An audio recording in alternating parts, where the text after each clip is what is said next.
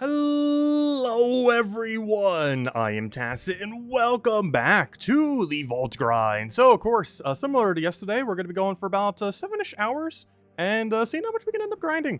Of course, it is a Vault weekend, so we want to try to getting as many keys as we possibly can, and that's pretty much the game plan for this entire stream, is just go hunt for a bunch more scrolls. With those scrolls, end up utilizing them so we could end up going and using a bunch of Paloozas, and then result having a bunch of keys that we'll be able to use at a later time, kind of like we have been with our previous stash of keys, except even bigger now.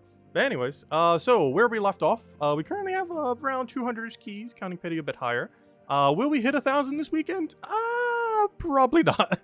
However, we're gonna try. We'll see where we are by the end of it. If nothing else, definitely at least gotta hit 500. But and we're gonna keep grinding. We will be kind of distracted with Super Bowl tomorrow, so we'll kind of just be doing a noon stream instead of anything else, probably just like an hour noon stream. So a little bit less tomorrow, but we'll make up for today by basically streaming for the rest of today. I already ate, so I shouldn't hopefully get hungry. If I do, I still have the last cookies, the last few. But yeah, I had a bunch of fish with potatoes, so. Actually, I went to the doctor. One of the things that I, the other day that mentioned, because I need like more fiber and like a few other things, because it was just like one cholesterol that was bad. And some recommendations for it was like more fish and like cut out some meats. And I was like, okay, perfectly fine. I don't even like most of those meats anyway. So it's like, okay, that works out. And a bunch of fibery fruits, which I ended up picking up. And mostly been eating apples and pears. So been working out. Anyways, also I got caffeine already, though I might need to go get another one. Because I could definitely use multiple. Well, we'll start off with one. And it'll help us keep going. Anyways, let's get into things. Let's just do some casual Dust Devils. Really chill, just killing a billion things over and over again. And this is actually probably my favorite part of Vault events. Not even the Palooza, just kind of relaxing while just like one-shotting things. Well, knowing we're making a lot of progress. Which is kind of funny that something like this makes a lot of progress, but it does. Not only is this the quickest EXP gain in the entire game, and by EXP I mean the bigger number, not class EXP, as this gives no class EXP, but it specifically gives hero level EXP, which is pretty nice. We've been grinding for 2 hours. Still need verses to get another Palooza. Yeah, you can get unlucky for a while. Sometimes you get multiple in an hour of the one you need. Sometimes you get none, which is the only slightly bad thing. Sometimes it's you know, it's pretty luck based, which is not ideal. And there's no way to trade them off either, so if you get like 20 too many of one verse, but not enough of another, well, there's no way to fix that. At least currently. That might change in the future. But as of currently, there's no way. Don't you run! Though, in all fairness, it's not too big a deal if he does. Unfortunately, he actually does have enough durability here. He does have enough if he replaces a legendary or a mythic. The Soul Gnome is the second tankiest gnome in the game, only behind that of the one with 0 attack, the new Dragonite gnome. But not counting Dragonite Gnome, which obviously is going to be the highest durability due to 0 attack, it is the tankiest non-Dragonite Gnome. Which means it actually survives if it overplaces a legendary or a mythic. Obviously, most things will survive if it's over a mythic, but it'll also survive, as you saw there, if it's over a legendary. It'll have 21 durability, and we currently do 20 with this build. But yeah, Tyrion mentioned the other day, which I didn't even think about with the Adana rework. I wonder if they're going to nerf Ironhawk, which would be really, really funny. Because you know the last time that we covered a Mythic tier list video, like about a month later, it was almost invalidated. Not like completely, but basically Ironhawk came into the game, which would have drastically changed the entire tier list. Now we're about to get another one up within the next week or so. And what might end up happening is in about a month or so, we end up getting an Adana rework that might nerf Ironhawk into the ground. Which I sure hope not. Because that would be very, very, very, very, very, very bad, but also very funny. Because that means every time I've covered tier lists, a Mythic tier list recently, there would have been a drastic change to Mythics, or at least like the meta. Because in the very first tier list that we did back in like 2019, 2020, whatever it was for the Mythics, it was like, oh yeah, Ferris Raw is pretty good at farming, stuff like that. Like the things that were good at farming were different.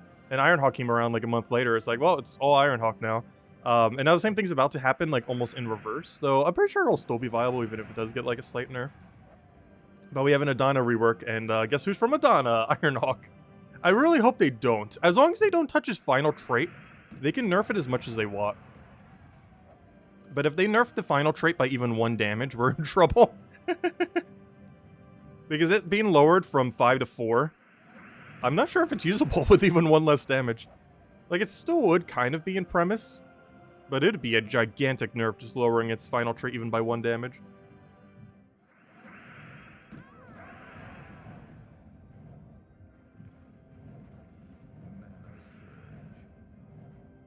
Because this team can no longer be used if that happens.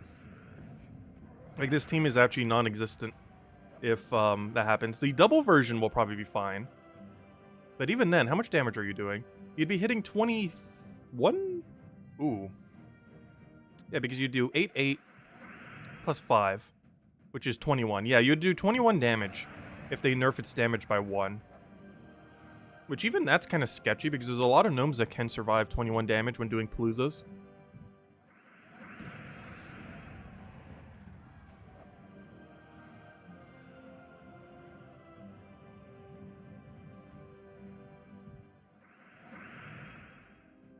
You don't have your 100 Volkies yet, you wanted 500. Well, we're probably going to hit 500. But you do have to keep in mind, the non-Ironhawk teams are a little bit slower. Like if you're running Rowan. Like, I think this team's about 50% quicker over the everything. Whereas, that would technically make the other one 50% slower. Because Rowan can win about 4 times per minute. This can win approximately 6 times per minute. Slightly less because all the animations every single time. Of the gnomes coming in and everything. But it's about a 6 win per minute team. Technically closer to 5.5 during a Vault event. Just because you have to wait through the animation of the gnomes whenever they come. Particularly during a Palooza. You have to wait for 4 gnome animations every single time. Which eats at least a second or 2 every single battle. But otherwise, as long as we don't get caught up by a gnome, what we're doing right now is 6 wins per minute. Rowan can get up to like 4.5 or so. I don't think it could break up to 5. Unless you get some really lucky boards, but it's more consistent at 4.5 than 5. Even though it can theoretically hit 5 in a minute. It just consistently won't hit 5 in a minute. Because you need multiple turns where you could take a 4 times green or blue from the board. Which does happen, but is not always there, of course. And I would say that only happens like 1 every 20-ish battles, maybe? Assuming you even notice it in time. Like right there, we got a 4 times green. Like that would be Rowan winning almost as quick. Not quite, but pretty close. Because you just take that extra turn, cast Rowan, win. It's comparable to the speed of running Sister Superior plus Dust Devil. When you get an extra turn green-blue Rowan hit. Because you run her in a way that has +2 green and +2 blue. With a 50% start, so regardless of which one you extra turn on, you will end up getting full mana. It works out quite nicely. How have you guys been doing this weekend? The grind have been treating you well? Any of you hyped for the Super Bowl? Who's playing anyways? It's like the Eagles and someone else. I guess I'm voting for the Eagles just because they're called the Eagles.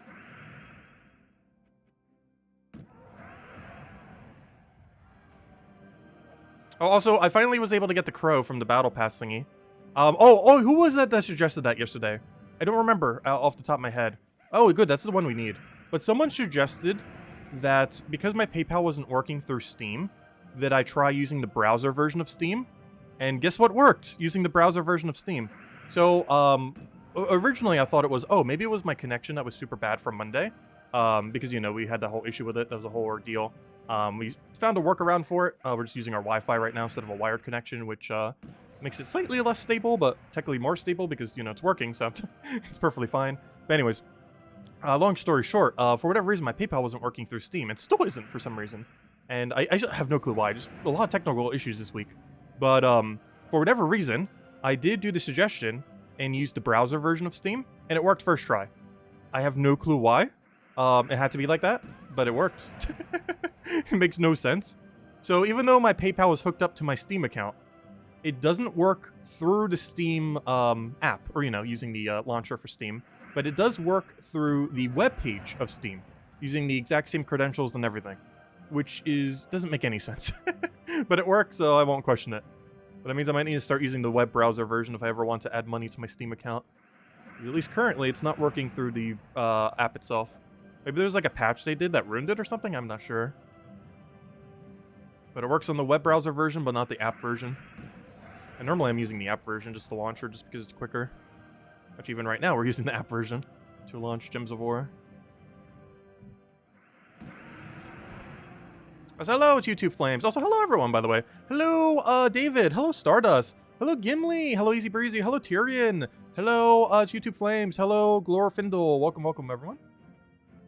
Oh, we've been having a wonderful weekend. You gotta love it when the Dragonite gnome summoned a Dragonite on death. Or Dragonite on death. Wait, does it? Wait, does it have that 25% Dragonite summon? I never noticed a single time. I've actually seen him so few times that I've never seen him trigger it. Though in all fairness, I generally run Explore on Explore 1, and I don't believe he has that trait on Explore 1.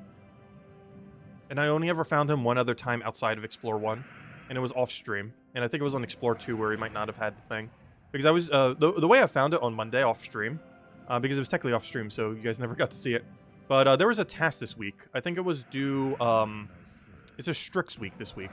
So that means it would have been an Explore task to do, like, Explore 2 or Explore 3 on, I think it was Explore 2, on Suncrest. So I was in Explore 2 doing Suncrest, you know, just quick killing it with, like, Rowan Quick Kill or something. And that's when I found the Dragonite gnome. And, okay, it's second trait. Okay, that's why I've probably never seen it trigger. Because the only two instances I've ever seen it is once on Explore 2 and every other time on Explore 1. And on Explore 1, I know for sure he doesn't have the trait. And on Explore 2, he might, but I've only ever found it once in that situation, so even if he did, you likely would not have triggered, and it didn't trigger. So yeah, I've never actually seen him trigger his revive. Just because I've always fallen him at too low of a level of Explore to ever have him revive, because he doesn't have the trait until higher level Explorers. Because that's one really nice thing about Explore 1. I'm not sure if they're ever going to nerf that, but almost no traits trigger on Explore 1. Like, here's what we have right now. 0 traits, 0 traits, 0 traits, and 1 trait's just the first one. There's basically no traits to have to deal with unless, like, a common or rare has a first trait summon. Which some of them do. But, generally speaking, that is not a majority. There's a very small few of them.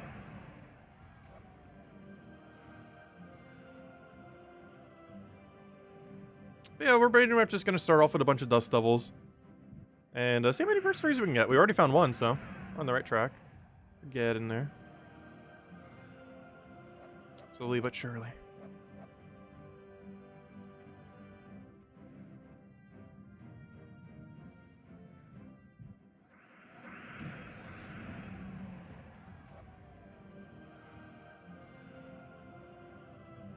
That's pretty much what we're going to be doing all day. So if any of you guys want some background noise or have any questions about anything, we'll be here for quite some time. The idea is probably to do about 7 hours again. Stop around 9:30. I go a little bit later tonight, we'll see. Who knows, maybe we'll go do some bounty hunter now. I'd rather just grind a little bit more.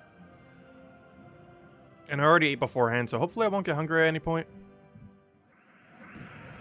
Had a pretty nice meal. One of the things I've really been liking is, there's this one, salmon on a, like a really well-seasoned salmon on, like, a wooden plank that you put in the stove. And it's already, like, fully prepped. You pretty much just have to cook it and put it in. And gosh, it is so low effort and tastes so amazing. Because they do all the work for you already. It's one of those pre-packaged ones, but, you know, it's fresh fish. It's, all seasoned already. And, all you have to do is just cook it. And gosh, is it amazing. So low effort as well. I forgot what brand it was, if it was even a brand. I assume it would have been a brand. I can't remember what it was called exactly brand-wise. I got them a couple times in the past, but after going to the doctors and they mentioning like some of the things I should probably start eating, it's like, oh, well, I've already eaten that, so let me just buy more of it. It's really low effort, too.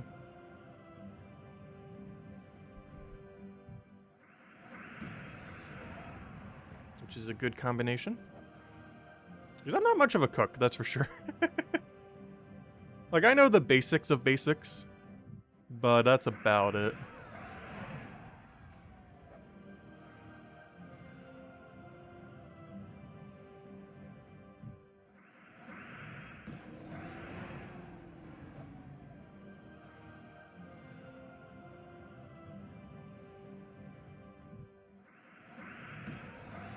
Waiting for a minor orb of pet rescue so you can max them.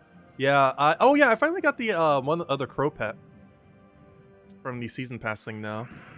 We haven't been getting that many orbs lately for pets. We keep getting small ones too. We haven't gotten a big drop from a major orb in like almost 3 weeks now. Like, this entire month, we have not gotten a single good major orb drop, I don't believe. And by good, I mean, like, one of the main three. Either the forging one, the pet one, or ideally a gold or silver. Particularly ideally a gold. Which in combination, that's like a 10% chance, I believe. In combination of all those, somewhere around there. You know, that's not a low chance, but it's not ideal.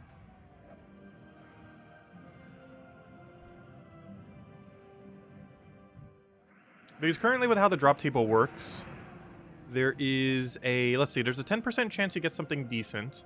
What was the reworked other percents? Wasn't it 15 and 20? Which means 35%, which means there's a 45% chance you get a drop that isn't horrible. And a 10% chance or so that you get a drop that you actually want. Because 45% puts into account Major Purple and Major Blue, which are not the ideal drops way later in the game, but, you know, they're not bad. They're still usable. And then the rest is, like, the other 10% spread across the very low rolls of the new orbs that are actually good. Which is not particularly good odds, but at least it's almost a 50-50 of not getting absolute trash. Because that's one nice thing about the tweak, is it ultimately made the amount of junk orbs technically slightly less. I think there was a displacement of 5% on junk orbs. Even though they added those very useless ingot ones, the amount of percent that they displaced for the other ones is actually a net positive. By, I think, 5%. Because it took 5% from the other two orbs. Even though they also took 5% from the purple and blue. You sent me a nostalgia pic last night? Oh yeah, I saw that. I didn't make any comment on it because I actually just saw it like literally before the stream as I was eating. Because I was just browsing through. I was also grabbing some redeem codes. Because I'm actually streaming completely off of one computer today instead of two. It was because the other computer was being too slow and I just completely shut it down for now. Let it rest some. So I shifted my whole interface. It's actually one of the reasons I was slightly later too. The main reason was because I was eating, but the second reason was because I was trying to get all my interface to fit on one screen. Because I don't have a multi-monitor setup yet. Which I probably should at some point. Because I have like a double laptop setup, but not a double monitor setup. So I only have one monitor that specifically takes the inputs from this computer. It's definitely something I should probably look into. The refresh rate is like so good on the monitor I already have for this computer that I feel like I don't want to get another one. Because I feel like the price range of a monitor that's about as good as what this laptop has is like in the $500 range or something. At least like definitely at least a couple hundred. It doesn't seem worth it compared to just trying to work with what we have.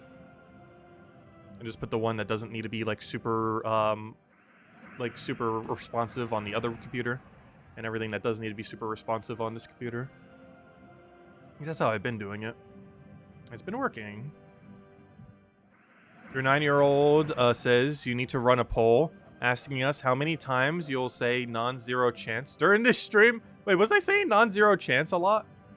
I don't feel like I ever say that phrase that often. There's a lot of things I say way too many times. Just because I don't really socialize that much, so I tend to repeat the same phrases over and over again. Out of habit. However, I don't feel like non-zero chance is one of those. Like, at most, I would probably say it, like, 2 or 3 times last stream.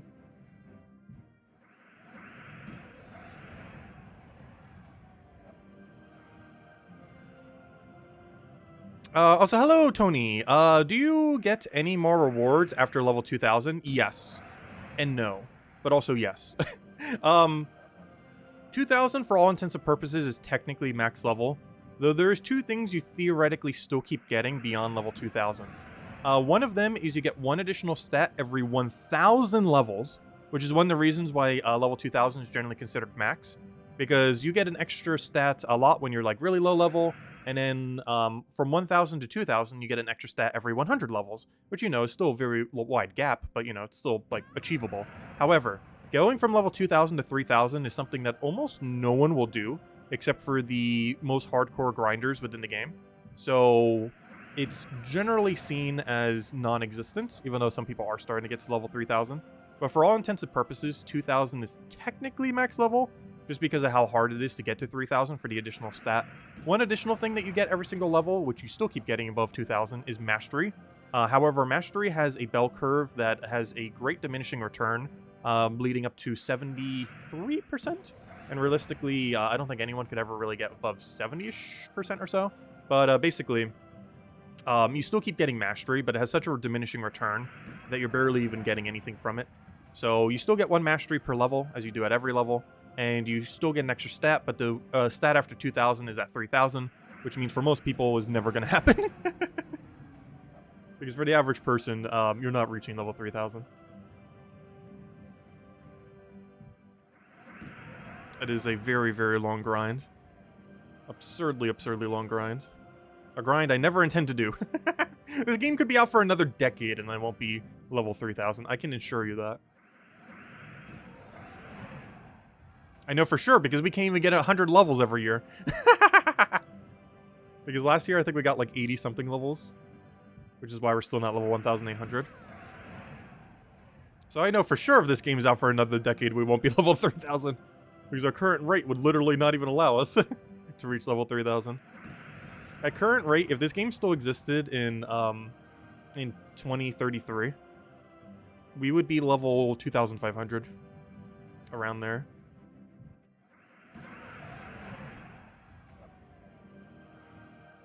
That is how hard the 3,000 grind is.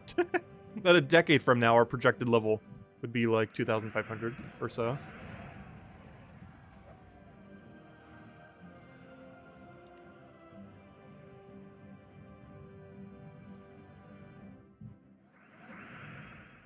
I have nowhere to put this. Gosh, I'm starting to get too much junk on this table. It's not even that much. All I have there is my Switch controller, one other peripheral for the Switch, a knife in case I need it for something, some candy because why not, some leftover from actually about a month ago. I just been eating it very slowly over time. It's that black licorice thing. I eat like one maybe like every several days. My backup for my computer, my several terabyte storage, the keyboard for the TV, and 3 cookies that I'll be eating sometime later this stream. Oh, and 2 orders. Speaking of which.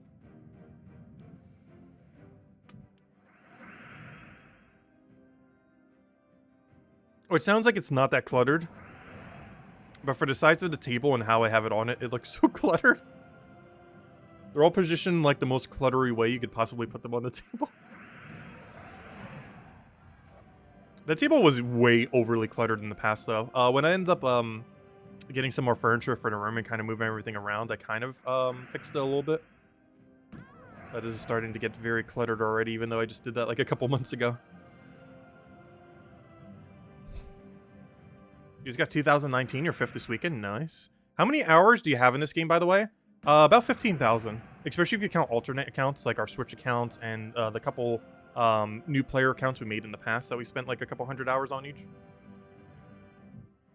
It's something I haven't done in a while. Maybe we might consider at some point. Starting a brand new account from scratch, just for the fun of it. We used to do that like every year, and we kind of stopped doing it. Mostly because there's a really big time investment. And people tend to lose interest in the account after like a few days. Like the first few days are like a lot of fun. But then once it starts getting really grindy, people tend to like barely watch it at all. Which kind of makes sense.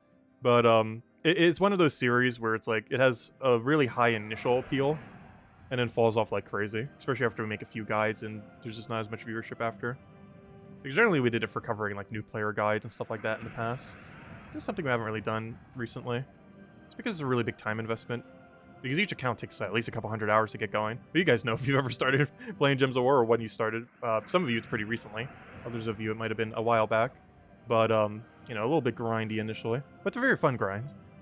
But yeah, I can actually show it on screen right here. We have played for 14,272 hours. Keep in mind, some of that might not track properly. Because I'm not sure if Steam tracks your time properly when playing multiple games at once. And while I am only currently playing one game, Gems of War, I am launching OBS through Steam. So I'm not sure if me doing OBS through Steam interferes with that at all. Also, in the last, not even year, we have streamed for 1,128 hours. How do I know this? Because OBS Studio says I have used it for 1,128 hours. that means in a little under a year, we have streamed over 1,000 hours of content. Also, that does count recording videos too. That's not all streams, actually. That's also counting setups of videos, streaming, recording of videos, all that. As well as the multi-takes of some videos.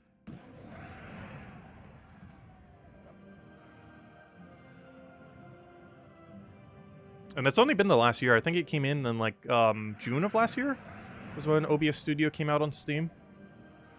And the main reason I do it there, if you're wondering like why on earth do I use OBS from Steam rather than from their website, is mostly because it auto-updates. OBS through Steam will always auto-update, but if you have it on your desktop, it will only... it never auto-updates. It only updates when you open it up, rather than automatically.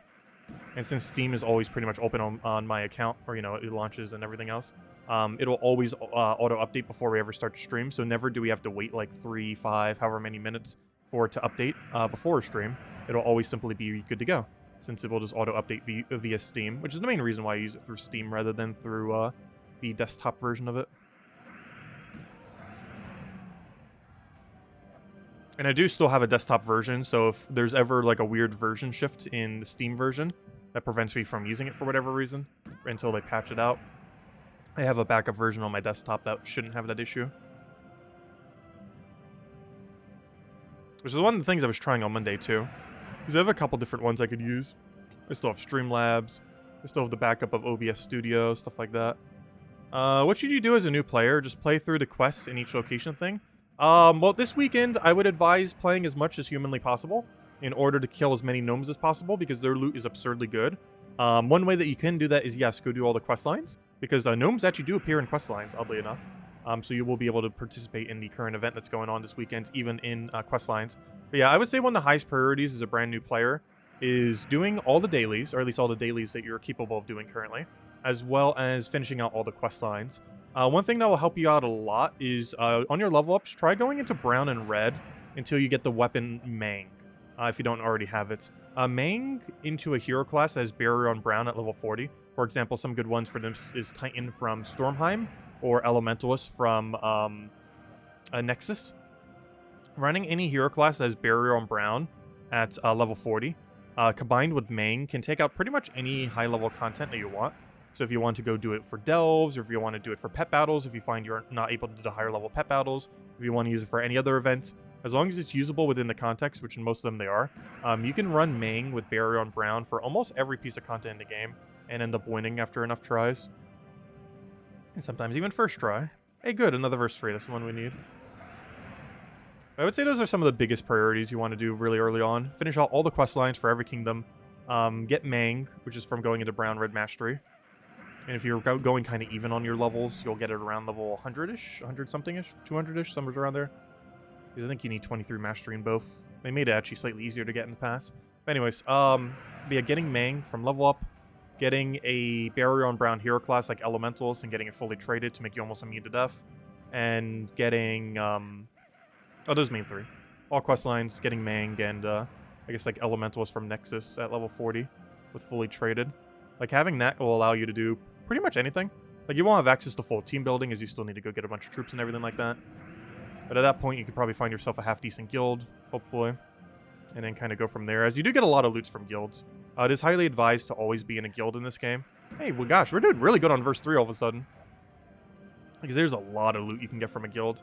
While many of them do have gold requirements, that's actually a good thing, not a bad thing. Because the higher a guild's gold requirement, the more free loot you're pretty much getting per week. So as long as you can end up keeping up with their minimums, or even going slightly beyond it, the higher the minimum, the more loot you just get for free automatically. So it's actually a good idea after certain points to, pretty much after level 10 all kingdoms, is when you really want to find yourself a decent guild. You can try doing so beforehand, but it is very important to get every single kingdom to level 10. Not the star level, but the actual level that it says underneath the kingdom. The reason for this is you get one whole additional stat for every single one of those. And that is a lot of stats. There's 36 kingdoms, right, currently in the game. Soon to be 37 in next month.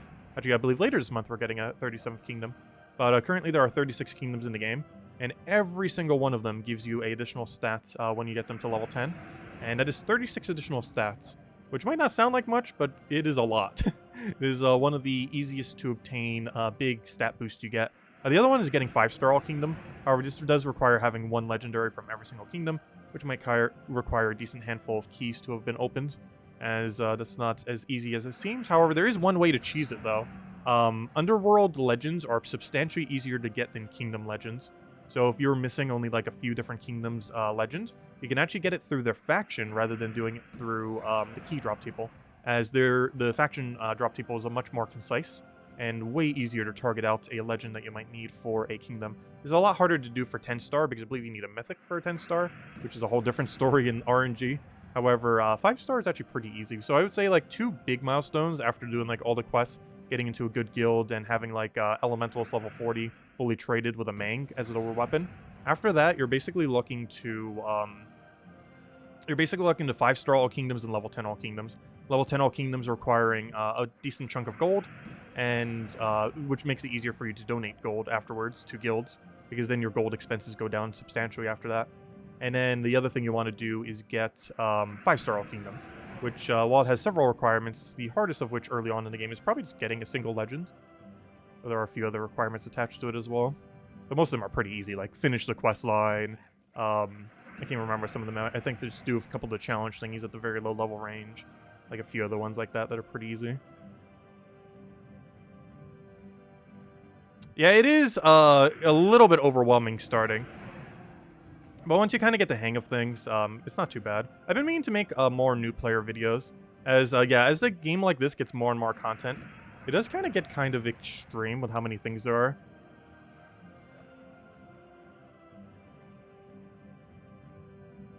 You got all kingdoms to 16 stars? Nice. Yeah, I did that several months ago, and I'm glad I did, because it allows you to do 10% chasing. You can start finally going for the 20% into the 10% bonus in any kingdom. Because the reason I stopped doing that for the longest time is it was more efficient to get a 10% bonus at one kingdom, rather than try to go around to get some kingdoms at 30% bonus. But now that every single kingdom can be taken for 30% bonus, now that you have 16 all-star, you can actually start getting slightly more shards when doing Explore 12, which is kind of nice. It's not too required, as you can still camp one single location if you really want to. But it does make it more viable to finally chase the 20% once again, once you hit 16 all-star. It's probably one of the biggest benefits from that. That, and it's required for one of the kingdom star levels. I think 26, 27, somewhere around there. It requires 16-star kingdom, which, if you have all of them done, well, then it'll be easier to get to that point. It's going to be annoying is when we start needing to get to the final few tiers. The final few tiers have some really hard requirements. We're still, like, at least a couple years away from the first kingdom ever having one. But gosh, the requirements are so absurdly high for, like, super endgame. You need to have, like, level 20 kingdom, which requires so many deeds that, realistically, you can only choose 6 of them until they add a better way to add, get deeds quicker, particularly, deed books. So you're basically only going to be able to do 6 kingdoms of the 37 that will exist soon, or even 38, 39, or 40 by the time you even reach that point. Or, you know, once the point of 30 stars even come into the game. But basically, you need level 20 kingdoms, and for 30 stars, which requires a absurd amount of deed books, like 30 deed books of the color, which is why you are only realistically going to get 6 of them anytime soon. And the other thing, for all the 30-star stuff, we'll need like 20 gold medal troops, which I guess is a little bit easier with all those orbs, but still, definitely quite a lot of expense to be able to do that. It also requires having the faction max, so that's kind of pretty easy. Most people would already have it done by now. It requires, I believe, 4 level 20 pets, if I'm not mistaken. Or 5, 4? I want to say 4. I believe it requires almost like 20 weapons being maxed, which some kingdoms obviously aren't even at that point yet. It's like 18 or 20. And what was the other hard requirement? It was mostly just maxing everything in the kingdom, but that's not hard. Yeah, I guess the main one that's kind of hard is like the 20 gold medals then. It's like 20 gold medals, 4 level 20 pets, and I think like 18 or 20 max weapons, I think are the hardest ones. Though no kingdom's at that point yet. I think the highest star is 27 currently. So nothing is currently 28, 29, or 30. It'll probably be a year or two before we hit that point. Particularly 30. Your goals in the game are quite ludicrous. What's your goal? Are you going for like full-blown ultra completion? Where you're trying to get like every pet fully maxed, every weapon fully maxed, everything in the entire game obtained. Like ultra complete. We technically are, just very slowly. Like, that's not an active goal of mine, but, you know, we are doing it, technically. Like, what we're doing right now is technically working towards it. even though it's not a direct goal. Because we are kind of at the point of doing that. Most weapons, the only thing we're really waiting on upgrades, other than the few that I deliberately don't have upgrade, is I'm just waiting on more forge scrolls. I already have some piled up, obviously. But I'm just waiting on slightly more. We only have, even though it looks like more than 15, but with the amount of resources we have, we only have to max out about 15 more of these weapons. And some of these I'm deliberately keeping unupgraded, like Mang, a few others, which I'll probably just upgrade eventually, but still. But as it currently stands, we only have like 15-ish Doom weapons left, even though I know that number is like almost 20-something. But counting all the resources we have, it's around 15-ish. So we're almost done with that. So we almost have every weapon in the game. If you click Unowned. Oh yeah, there's one thing in Unowned. I don't have Brown Dragon yet, so I'm still missing the Dragon weapons. But that'll be obtained soon. If you do the same for troops, once again, we're only missing the Dragon stuff. Literally the only thing we're missing is everything from that one Dragon update they did last summer. I don't have any of the weapons yet, even though I could craft one of them. And I don't have the Brown Dragon, which is basically preventing me from doing everything. Because without Brown Dragon, I can't get Diamantia, or I can't get these weapons to get Diamantia, which leading to both of those not be obtained. Banners, we have them all, which I think, do we have Unowned? Yeah, nothing for Unowned. Classes, obviously we have them all. And pets, we have them all, except for Infernus Imp, oddly enough. Infernus Imp is being very elusive. I'm actually surprised we haven't gotten it this week, and that was one thing I was hoping my guild would find. It is indeed in drop table. This is one of those mythic ones that is initially money locked, and then you have to find it in the future. And I didn't want to spend the $5, $10, whatever it was to get it. So we're just kind of waiting until we find it. And we just haven't found it yet. But we will at some point, obviously. Not too big a deal. Though Infernus upgrade is kind of nice. Definitely an upgrade that is not that bad. Definitely makes Infernus a bit more viable, that's for sure. It was already a pretty well-rounded, decent mythic. And having that definitely makes it even more so, which is nice. Did you see about the Steam and adding funds to it for your campaign pass? Oh yeah, Emanator, were you the one who suggested that? Because it worked. Were you the one who suggested that? I assume so, based on you commenting that. I was just mentioning that at the beginning of the stream, but it did indeed work. So for whatever reason, through the Steam app, to this day, even right now, my PayPal's not working. I'm not sure why. But I did it through the web browser, logged in, did all the same credentials, everything that's hooked up to my normal account, and it worked instantly. So I'm not sure... oh, Cookie was. Well, thank you, Cookie. Wait, is Cookie not here? Oh, no, Cookie's here. He didn't mention it when I was talking about it. But anyways. But yeah, it did indeed work. Like, we just used the browser version instead of the Steam launcher. Or the Steam app, or whatever you'd call it. But yep, doing it through the web browser version for whatever reason worked. And nothing was changed. Same exact credentials, same exact account, same exact PayPal, same exact everything. But for whatever reason, it did not work through the app, but it did work through the Chrome version, or, you know, the desktop version, whatever you call it. So strange. I'm not sure why, but... like, there's no reason it shouldn't be working right now, and to this day, it's still not. And I don't quite understand why. There's a lot of technical difficulties this week. But once again, we have found a workaround that works, so good enough. Even if it keeps not working, at least the workaround is fine. Same as right now for our connection. Like, what we're doing for our connection right now is not ideal. But honestly, it's having very few issues, so, you know, it's fine. We just have to use Wi-Fi instead of wired connection, not too big a deal. The only time that might be a problem is if we're in, like, a storm or something. It'd be a lot more problematic if we had a Wi-Fi connection compared to a wired one. But luckily, there hasn't really been any storms or anything recently. That might be one of the only few situations where Wi-Fi would be quite a bit worse compared to a wired connection.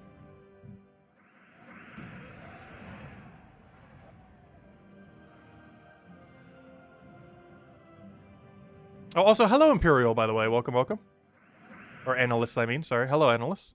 You notice when you are drunk, you repeat yourself? I'm never drunk, so I wouldn't know. Oh, he's making a joke, though. I see the rest of your comment. That's funny. What gnome is Red Verse and Verse 3?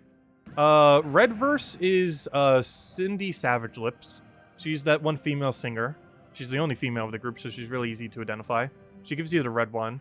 The Verse 3 is the blue one that you get from the guy that looks like Kiss. He has like that white face paint and the very ultra long tongue. And he plays the guitar or rock guitar or whatever you call that thing. Electric guitar. Some kind of guitar. But yeah, he looks like that guy. The guy with the white face paint and very long tongue.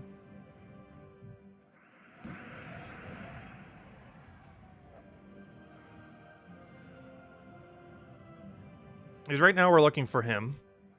The white face, pink, very long tongue guy. And he will drop his first 3. And so far we found 3 of him so far to stream, so honestly we're doing pretty good RNG on it. I'm actually really happy with how it's been going.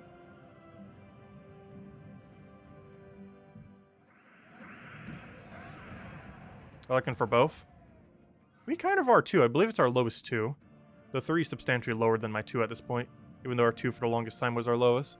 It's kind of come full circle though, because I keep just getting 2s. I'm not sure what happened with our 2 luck, but gosh, it is spiked up like crazy. Like, all of the lack of luck we were getting has, like, completely 180'd on it. I was like, hello, stats. Welcome, welcome. Hope all's been well. Yeah, this weekend's been going pretty good so far, especially this stream. We're getting pretty decent RNG. 3 versus 3s. A couple other knick-knack loots. No Dragonite gnome, though. I feel like between vaults, we are getting, on average, about 30 Dragonite per hour. Especially based on how much we got earlier. So, honestly, that's not bad. It's not as much as I hoped we would be getting. But on top of all the other loot that we're already getting... Seriously, what's with verse 2? It just loves dropping. But, what was I just saying? Gosh, my train of thought is so short.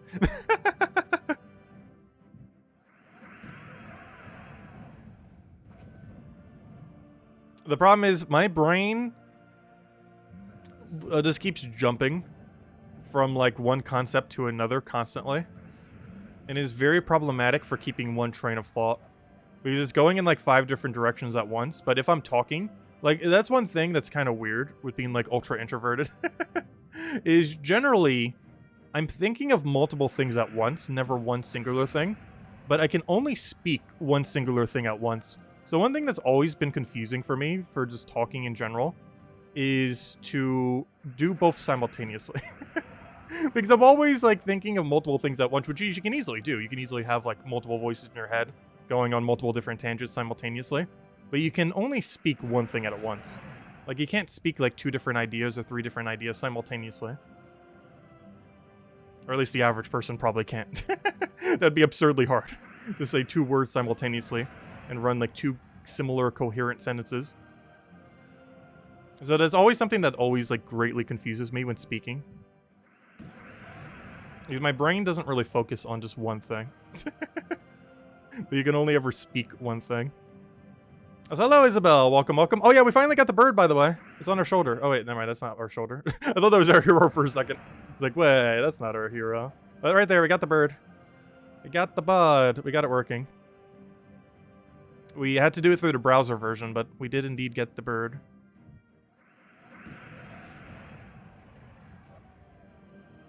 Ended up adding 100 to the account. Part of it for that, and the rest is going to Old School RuneScape membership. I figured I'd get a year membership for that account. We'll be playing that here and there over the year. Probably like a weekly update every single week, where you just kind of do a stream for it. And the rest of the time just AFK grinding it while doing other things. Because it's a very AFK game. It's basically an idle game. Structured as an MMO. Like, it pretends to be an MMO, but it's literally just an idle game for, like, 80% of things. It's so idle that I've been playing it this entire stream. It's probably very hard to even notice. But it's that much of an idle game, pretty much. But what's nice is it's technically an idle game when you're grinding, but you can do very active things when you're actually playing. So it kind of works well for streams. Because you do the more boring stuff off stream and then do the more engaging content on stream.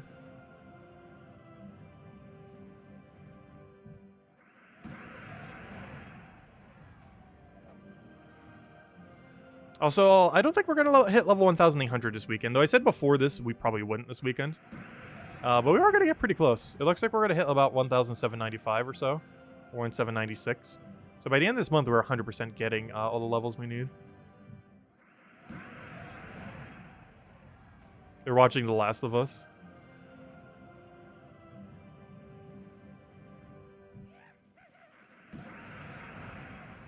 Yeah, there's so few series I've ever watched in recent times. There's probably like a whole backlog of like very popular things to watch that I could have like a backlog of like years if I ever tried to get around to them. Because I have not watched, like, any series over the last, like, decade and a half of, like, anything. Wasn't The Last of Us a video game? Did they make it into a TV series or something? Or a Netflix special or something? 'Cause I'm pretty sure some kind of company has it on their streaming service as an exclusive because money. Also, poor Netflix. Weren't they the one that kind of started the whole trend of, like, the streaming service, and now there's like a billion streaming services that are all better than it?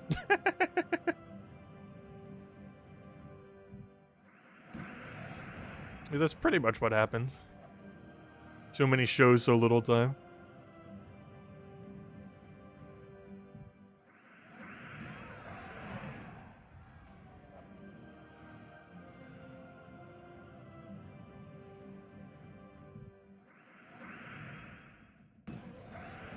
You said if there was a second Vault event, you'd have 1,800 by then. Well, I say that during the second Vault event, we'd easily get 1,800, because we're pretty much already going to have 1,800 by then, which is why I ended up mentioning. So yeah, we might have it by then, and if we don't, we're going to get it like literally the first day of next Vault event. What should you do if quests are becoming too hard? If you're starting to get content blocked slightly, I would say try doing treasure hunts. Treasure Hunt is actually a non-combat mode in Gems of War that gives you a decent amount of loot early on in the game. It gives you some gems. It gives you some like coins, glory, souls they can upgrade troops with, get new troops, stuff like that. But I would say do a little bit of treasure hunts. If you haven't already finished it, there's a troop called Tyree that you get for completing out Zolkiri.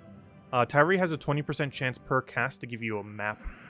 And with that map, you can end up going and doing treasure hunts. You can also buy them for 30 glory each, though you might want to use those on glory keys instead, rather than as well as whatever the new glory troop is every single week, rather than putting them into maps, as it's generally a little bit better to farm the maps than it is to spend the glory on the maps.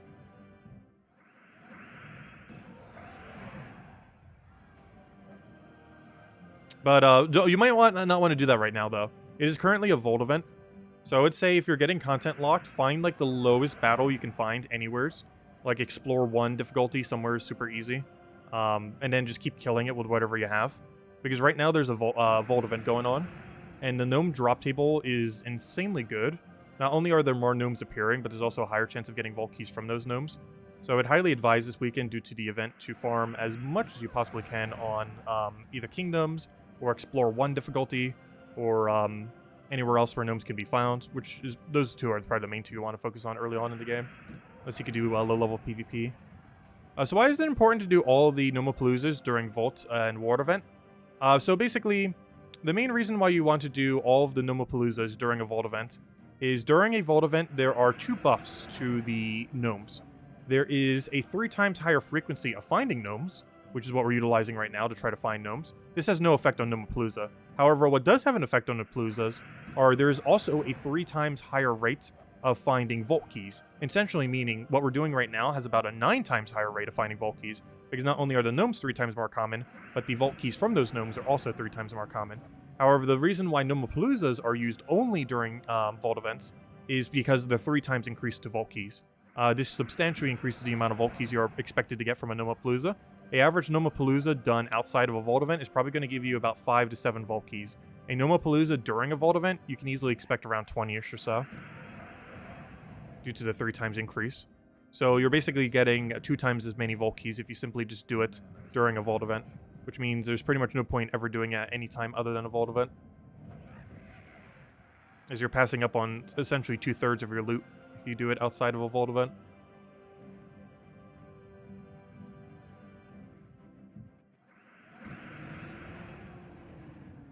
Yep, no problem. Also, sometimes they run special Vault events where the buff is even higher. But generally speaking, unless they mention it specifically, each Vault event is a 3 times buff to the rate of finding gnomes, as well as a 3 times buff to the chance of getting a Vault key from a gnome. Though they have done buffs in the past where it's like a 5 times buff. They haven't done one of those recently. I'm actually surprised the compensation one, for the one that we didn't have back in December. I'm surprised they didn't do a 5 times buff one for that or something. Because they haven't for about a year or 2 now done like a super buff Vault event. I think the main reason being is they added Paloozas. And normal Paloozas on themselves are just so strong that they really don't need to buff things even further. Also, what's going up with the chat? It keeps, like, stuttering. Let's see. Like, the one that's above my head. I keep seeing in my peripheral vision. And it looks like it keeps jumping from, like, not posting any comments to, like, posting 10 at a time. Did you name the pet Tacit? Oh, yeah, I didn't name the crow yet. Let me go do that. I did not name the crow. Pets. Still under unowned. It's like right here, wasn't it? Where is it? It's like right here. There it is. Rename pet. I'm gonna name it Tacit Bird. Just about we named our RuneScape account. Because Tacit was taken. I actually, on my old account, in old school RuneScape, had the name Tacit. But I believe some kind of game had a character named Tacit, so now, like, everyone's running the name Tacit on some things. So it's, like, always taken on everything. I can't remember what it was. But it looks like something that was, like, somewhat a kid game, like Roblox or something. Roblox kind of like being related. There's something really popular that used the term Tacit for one of the enemies in the game. And now, like, everyone uses it. So I can never get the name Tacit for anything. Tacit is already, like, a very uncommon name. But something in, like, a popular piece of, like, gaming ends up utilizing it. Or at least somewhat popular. Popular enough that people know the name. That, now it's harder to get the name Tacit in, like, anything. In any kind of game that has a static system. Actually, it's kind of funny because we got this name so early that our invite code in Gems of War is literally just Tacit. This is actually impossible in the current state of the game. If you try typing in a name that no one has in Gems of War, it'll still produce an underscore and a bunch of random numbers and letters. This is mostly to make sure that people can't just, like, easily put in your code, or for your invite code, just to make it a little bit more complicated. However, invite codes back in the day in Gems of War were literally just your name if you were the first person to ever claim that name. So we were the first person ever in Gems of War to claim the name Tacit, so we just have that. That's not the case anymore. Even if you type in something that is purely unique, you will still have a bunch of random letters and numbers after your name. But this is a leftover mechanic from way back when in the game, where if you were the first unique person to grab an invite code, or, you know, whatever your starting name was, you would claim the invite code name for it without any extra numbers or letters after it. Which is rather rare these days, because I think that was only for, like, the first 2 or 3 years of the game. Every account made after that always has the random numbers and letters.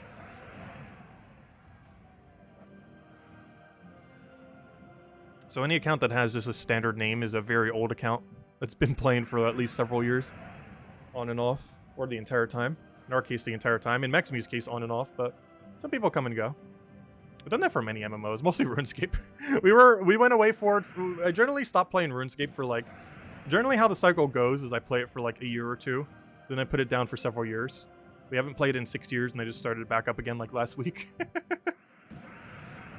This will be how it goes. Though, Gems of War we have played consistently the entire time. As well as been making content for the last 6 years now, I want to say. Somewhere around there. Yeah, we've been doing really lucky on verse 3. We've gotten, like, 3 or 4 verse 3s today. It's only been, like, what, an hour? Oh, there's only one bad thing about the format of how I'm streaming right now. I have no clue how long we've streamed. I can't even remember the exact time we started because I started a little bit late. Also because I was eating. But, yeah, I also can't see the viewer number, oddly enough. With how I have my screen set up right now. Which is kind of funny because I literally have a viewer number literally above my head. But I can't see it unless I move this over. Okay, it's 36. Hello, 36 people. Welcome. Hello, all the lurkers watching us in the background. We're probably grinding Vault Event or working. Welcome, welcome. Is the update Tuesday or next Tuesday? One of these next 3 Tuesdays is the update. My prediction is 2 Tuesdays from now, mostly due to when the beta occurred. So 2 Tuesdays from now is the most likely date. Not next week, but the week after next week. There is a non-zero chance. Oh, I do say that sometimes. Okay. But yeah, there is a non-zero chance that it is tomorrow. I mean, Tuesday. This week's Tuesday, I mean. But, the most realistic time is next week's Tuesday. Not the one in a few days, but the one in 10 days? 11 days? Whatever that is. 10 days, yeah. I was right the first time. I keep forgetting what day it is this weekend. I'm not sure why. Yesterday felt like Saturday. Today feels like Sunday. Even though today is Saturday. I'm not sure why. Not sure what time this week I felt like I lost a day. Maybe the day I went to the doctor. Because I was literally just running around doing errands pretty much all day. During that day. So it felt like a day that didn't actually occur.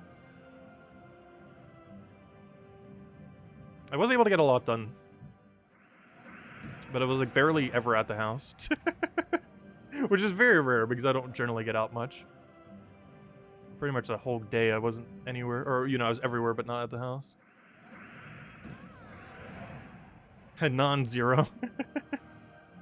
I don't know, do I say that a lot? I don't feel like I do. But it did come up just there. I'm not sure where that even came from.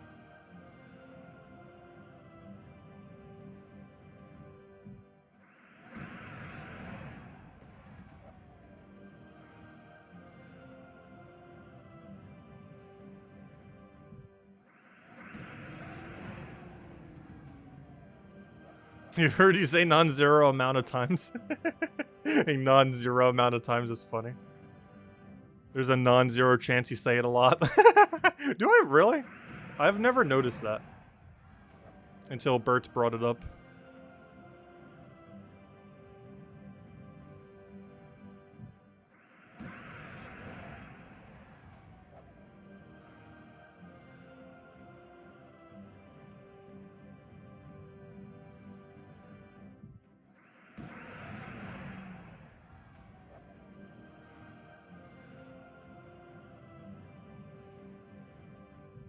Because it's basically like how I say there's a low probability of something, but it's still possible. But I just say non-zero, because it's less words. How else would you phrase that, then? Because I guess I do say it a pretty decent amount over the years, now that I think about it. I just never really noticed. But how else would you even rephrase that? I guess you could say low chance. Very unlikely. But non-zero sounds so much better.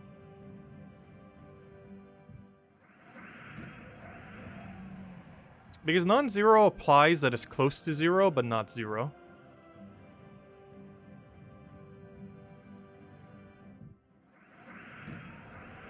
Kind of like how the difference between few and several is like the difference between non-zero and very unlikely.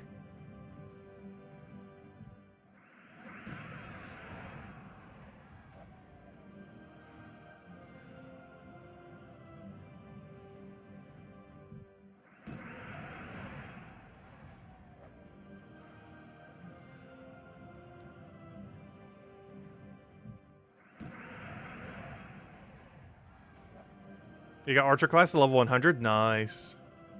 I was 100 on Bard. I remember when they ended up making classes a thing. Basically how it was before. Like classes used to exist, but then they got the EXP updates like 4 years ago or something. And basically got the level 100 system that we know today. But before then, it used to just count your kill count. And I think the only thing it worked towards was like some kind of weapon or something else. But it didn't do anything else. Like after a certain kill count, it was literally just keeping track of the number. However, at one point, every single one of your kills, with a, or you know, every single one of your wins with a hero class was converted over to 1 EXP in a new system. And it was very funny because Archer, due to how meta it was at the time, prior to like the 10 trait system for heroes, we had so much usage on. I think we had like 15,000 or 20,000 battles. And of course, you only need 5,050 EXP to max a hero class. So it was like 4 times over on being maxed. I do remember that. Because there was a few hero classes that we used like an absurdly high amount before the EXP shift, and how they changed it to this 10 trait system instead of the 3 trait system for heroes, the whole level 100 system. And Archer was one like the first ones to just get like auto maxed, since it brought over all your EXP from the previous system, which still was technically less EXP for some hero classes, because it only tracked 1 EXP per fight regardless of the fight. Whereas of course in the current state of the game there are ways to get 1 or 2 EXP per fight depending on the fight type.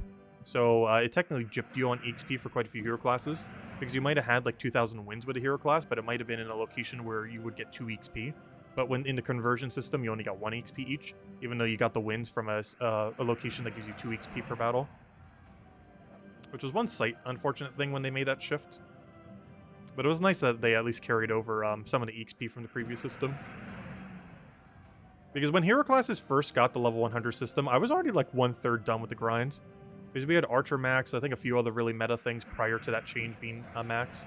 As well as, you know, just some EXP across every hero class, since we're doing videos and kind of doing some stuff for all of them. Yeah, I'm curious what the Warrior class will be like. I'm curious if it's going to get triple damage burning. Because if it has like triple damage burning and rage and becomes like the new triple damage burning and rager instead of Slayer, it could be kind of interesting. Ideally, it'll be better than whatever Warden was. Warden, while from a pretty war gear based kingdom, not only is it not a war gear, it's considered a beast, but it's also not even good for skulls. It's not really good for anything. Oddly enough, the only thing it's good for is Truffle, because it's the only hero. It's the only hero class in the game, at least currently, that has access to Green Storm plus Dispel. And this is really good for Truffle team in factions, because there's a faction buff that after you do the room, they gain Submerge very, very easily. And Truffle does not want the enemy team to be submerged, so you can easily get it off with Dispel. And Green Storm allows it to infinite loop easier. Not like it needs it for it, but it definitely makes it easier for it to infinite loop, as well as get started a bit quicker. But yeah, it has a purpose, but it's not like a war gear focused purpose. It just kind of exists. But I am curious to see what the war gear class will be like. Do we actually have spoilers on Terran's World yet for it? Last I checked, there wasn't. Do we actually know what it does? Because I'm actually really curious what this thing does. If I go over to Terran's World, do we actually have data on what on earth this thing does? Class. So it is very subject to change. No. We won't until next update. Next update, we'll know what this hero class does. But currently, there's no info on it. Hey, a Mimic. This is the third Mimic we found this weekend. We found one 5 times that was off stream, and 2 times. I know the 5 times did not drop a troop, unfortunately. Not like we need it, but it'd be cool to eventually get 4 for the sake of trolling people. As it is actually the hardest team, I would say, in the entire game to have. Even harder than 4 Diamantias is having 4 of this. Like, getting 1 Diamantia is probably harder than getting 1... Or at least, subjectively. But, potentially. Getting 1 Diamantia is, in theory, potentially harder than getting 1, of the RNG guy from Explore 12. However, getting 4 of him is substantially harder than getting 4 Diamantia. Like, getting 2 of him is harder than getting 4 Diamantia. Because the hardest part about getting Diamantia is getting your first one. After you get the first one, they're like 1,000 each. Like, they're super easy to obtain. More of them. Whereas that chest is still equally as hard every single time you want another copy. There's no point in having more than 1 copy, though. But some people like to troll with it on defend teams. Because it's theoretically the hardest team in the entire game to obtain. Is 4 Horde Mimics as your defend team. There's no reason you should ever set that as your defend team. Other than to troll people. But some people do it for that purpose. People who grind Explore 12 a lot. Oh, we have a good thingy today. Oh, we have a really good thingy today. Double Imperial with 10 browns. Nice, and a little bit of pet food. Anyways, I'm gonna go update my Mimic counter. I was like wondering, what am I doing right now? But I was stopping because I need to go get my Mimics. Alright, our Mimic counter is now at 142 and 23. You can see it right over there. 142 2 times and 23 5 times. There we go. Anyways, let's keep hunting. Yeah, let me move this over. I gotta keep moving this since I'm doing it all on one screen, so I can see chat. Anyways, what we're doing, let's keep dust leveling. We'll go to some Palooza soon. Hey, how long have we been streaming for? I forget what time we started. We've been going for 1 hour, so we started at... Oh gosh, I started 19 minutes late. I was eating for that long. Gosh, I eat slow. I wasn't even eating that much. It was just a plank of fish plus some potatoes. A little bit of broccoli on the side. Oh wait, I'm using the wrong team. That's the kill the other thing team. Oh, whoops. Okay, here I have a skull. That's not the team I'm looking for. A dark mode or nothing. I use dark mode on everything. But through the Steam browser, it defaults it every single time, so I don't generally click on dark mode. Because I would have to click it every single time I wanted to do such a thing. So I pretty much just never click on it then. That's pretty much the game plan. Let's see. Anyways, I need, where's my other team? I need Explorer 1. There we go.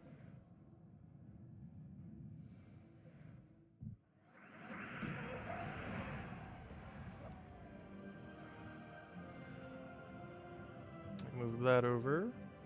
I'm trying to make this one screen setup work. Kind of clunky. There we go. Yeah, I use dark mode for everything. There is not a single thing I don't use dark mode for.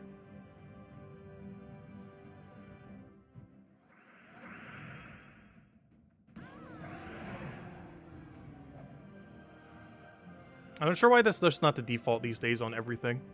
It's kind of weird that it isn't. Because I see no reason to not use dark mode for everything.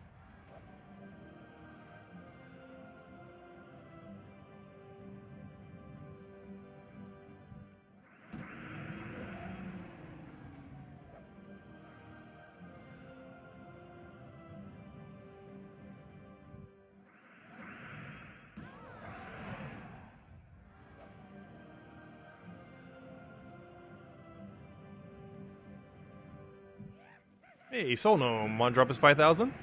Or Volky or anything? Aw, his worst drop. No, that wasn't anything, technically. Not the anything we're looking for. So tomorrow's plan is Gems, Food, and Super Bowl. Tomorrow's plan is we're doing like a 1-hour stream at noon, Eastern Standard Time. Which is like 3.5 hours prior to now tomorrow. If you don't know what time zone that is, just 3.5 hours prior to now tomorrow. But, yeah, we're just doing like in 1 hour, just kind of standard stream. We're just kind of wiping out the dailies, going over the weekly spoilers, and maybe doing like a Palooza or two. Just to end it out on. And just kind of concluding the event. I'm still going to be farming after that, obviously. But it's going to be off stream, not on stream. But tomorrow's basically just going to be a pretty standard 1-hour stream, just done at noon rather than later at 8. Because at 8, we'll be watching Super Bowl while grinding with one hand and grinding with the other hand. Well, technically eating with the other hand.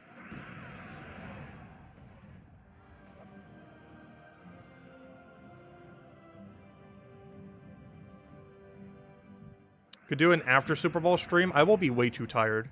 Doesn't the Super Bowl end at like 11? Yeah, I'll be way too tired by then.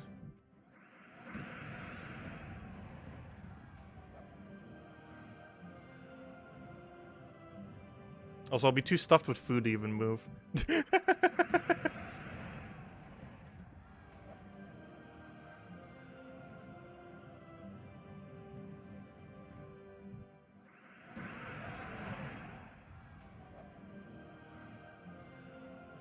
It came out so bad the last time.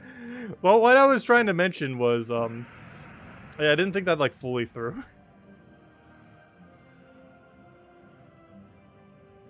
It does sound kind of funny. But no, I do actually like one-handed grinding games. Because it does allow you to do something else with that other hand. And I don't mean that. But I mean it multitasking-wise. I know it sounds like that. But it's not what I'm referring to. Like, it sounds so much like that. But that's not the thing being referenced. Just referencing multitasking. Because Gems of War is definitely a very one-handed game. Unless you're, like, ultra min-maxing with, like, mouse plus controller or, like, super tapping on phone.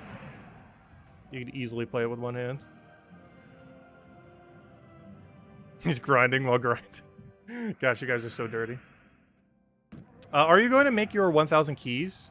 I'm not sure we're going to reach 1,000 keys this weekend. The math we did earlier projects around 600 or 700 by the end of this weekend. Though it's somewhat dependent on how much we farm on Super Bowl day. Like, by the time we do the 1-hour stream tomorrow, we're going to be at like 600 or 700 keys, basically. So it really comes down to how much do I grind during Super Bowl, of which I will be, but probably not that many. It's probably not going to be enough to cover the distance. Like, realistically, it's probably going to be like 100, maybe 200. Between after the stream and the end of the event.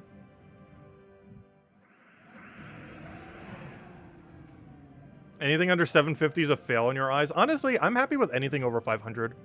If I hit over 500 in a vault weekend, I feel like it was a good vault weekend.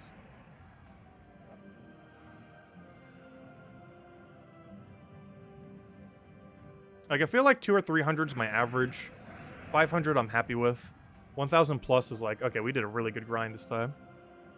That's certainly how I see vault weekends.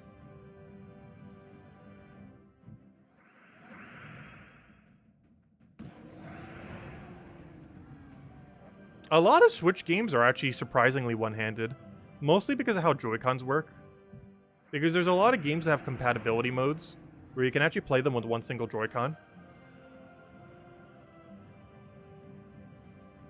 And one thing that's kind of funny is you technically only need half a hand to use a Joy-Con a lot of times. So it's kind of hard to multitask with the other fingers. But you technically can. Because you can still move a mouse while playing a Switch game with a one-handed mode on compatibility. So you could theoretically be playing a PC game with one hand, playing Switch with that same hand by controlling both the mouse and the Joy-Con, and then with your other hand just be like eating or something. Which is one really cool thing about Joy-Cons.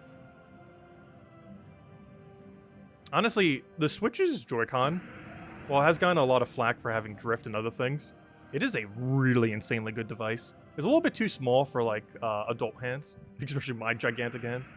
But, I hope if they ever make, like, a Switch 2 or whatever the sequel is to Switch, that they keep the premise of a Joy-Con. Because I personally feel like it's the best controller they've ever made. It's not a perfect controller, but it's a very versatile one. It even has that infrared scanner and a few other things. There's a lot of gimmicky things you can do with it, too. I think one of the funniest ones that I really liked is... Well, it's not really funny, but it's just really useful. During Ring Fit Adventure, you can use the infrared scanner to get a decently accurate heartbeat for yourself. So you can check it while you're doing exercise, which is a really cool feature for it. And end up doing it for quite a few other gimmicks as well. I feel like most games don't utilize it, obviously. But the ones that do, it's pretty creative the way that they end up implementing it. And of course, there's motion control and everything else as well. It's quite a lot fit in such a small little controller. And you can use it on PC too, for a lot of various things. The only problem is a lot of its bindings are kind of weird onto PC. Because obviously when you hook it up to a Switch, it already knows it and identifies it and everything.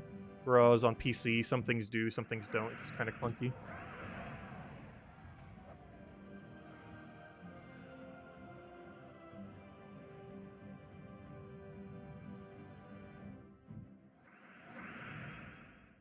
Only 3 times Ironhawk to go, yeah. I'm actually really curious ever since Tyrone brought it up if they are going to nerf Ironhawk now. I'm actually kind of scared for the Adana event now. I was like, ooh, maybe mechs will finally be viable. And now it's like, ooh, maybe they're going to nerf the only good mech. Which isn't true. Tina 9000 is also good.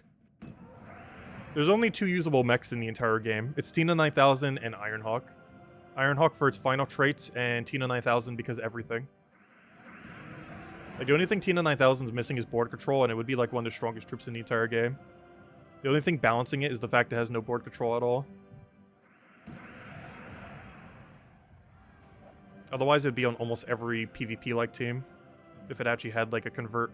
Like, if it converted, like, all of a gem to brown or something on cast, it would probably be one of the most used mythics in the entire game. Because if you could, like, double cast Tina 9000 off of one cast, kind of like how you can with, like, double Yagway or something, it'd be so absurdly strong.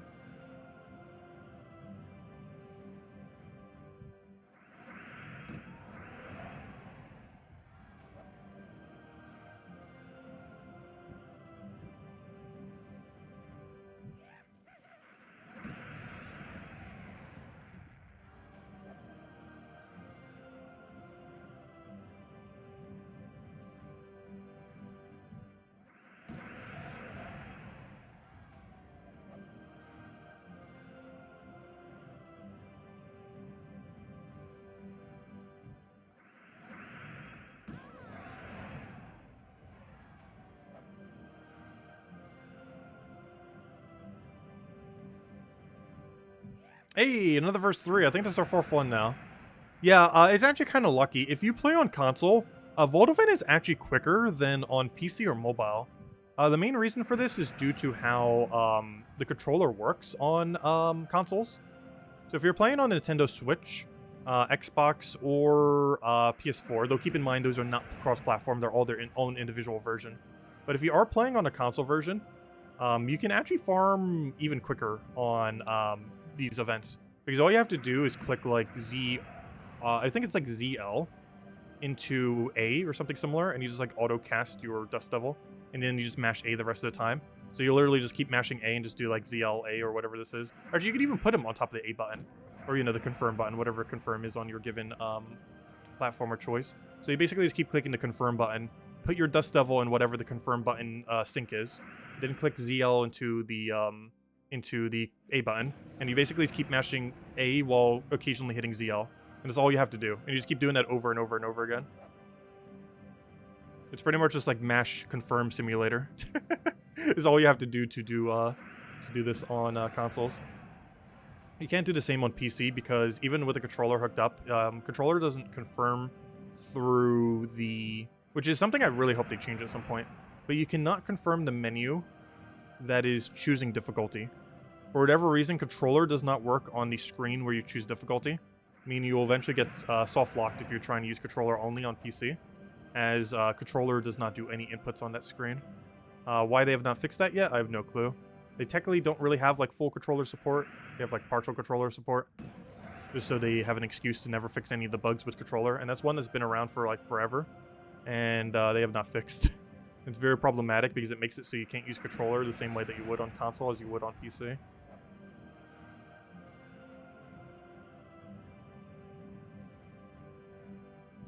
You do need to press down every 5 to 6 matches, true. Because you still need to get to the difficulty screen. But for whatever reason, every directional input and everything doesn't work on PC when using it. Does it work on that screen? I can go test real quick. I could have always sworn it didn't. Maybe I wasn't clicking down. I was always clicking right. Do you actually have to click down and then it works? Hold up. Is it that easy? Should I go get a Joy-Con controller right now and go test it? And see how easy it is to just mash spam A?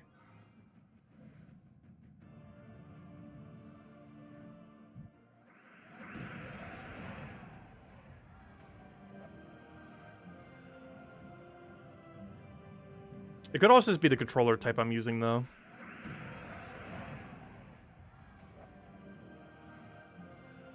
You have a Steam controller? Oh, interesting. I've always wanted to get one. I never bothered doing. Do they still produce them, or did they stop producing them? Didn't they stop producing them? It's kind of funny, because I was, like, considering getting one, and I believe they actually quite literally stopped producing them. Right? I'm pretty sure they did, didn't they? And used ones are probably too much money these days.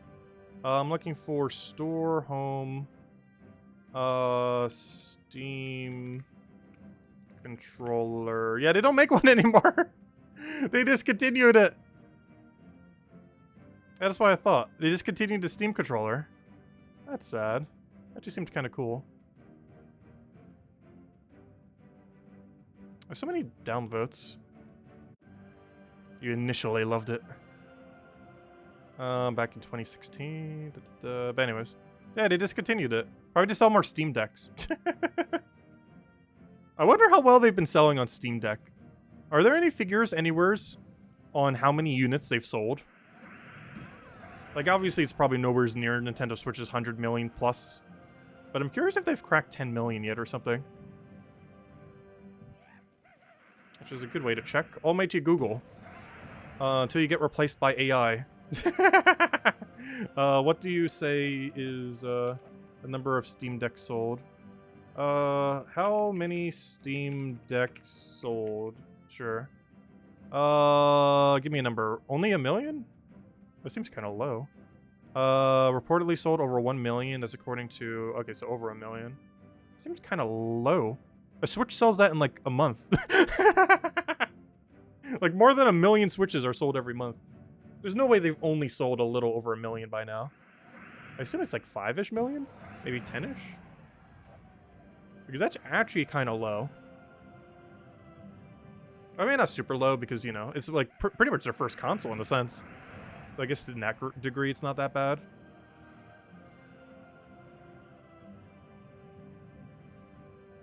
But compared to their main competitor, which would technically be Nintendo Switch, as well as other people who make computer-like handhelds, What's the point of attack stats on cards? The attack stat is how much damage a troop will do when it hits a skull. So it only takes the value from the first slot of your team.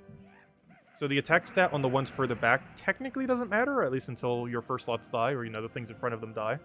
But it just determines how much damage you will do when you take a skull.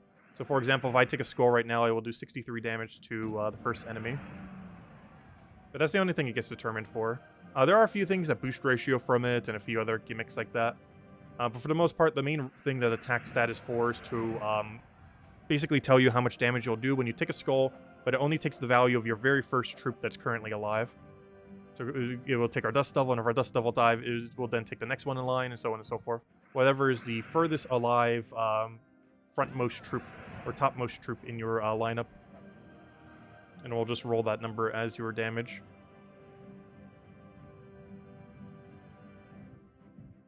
Should you always take a weapon? I'm not sure what you mean by always take a weapon.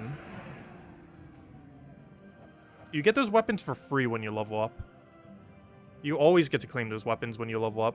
You're not actually claiming one, you're just getting them automatically. Like, you're not choosing one to take, you get every single one of them automatically.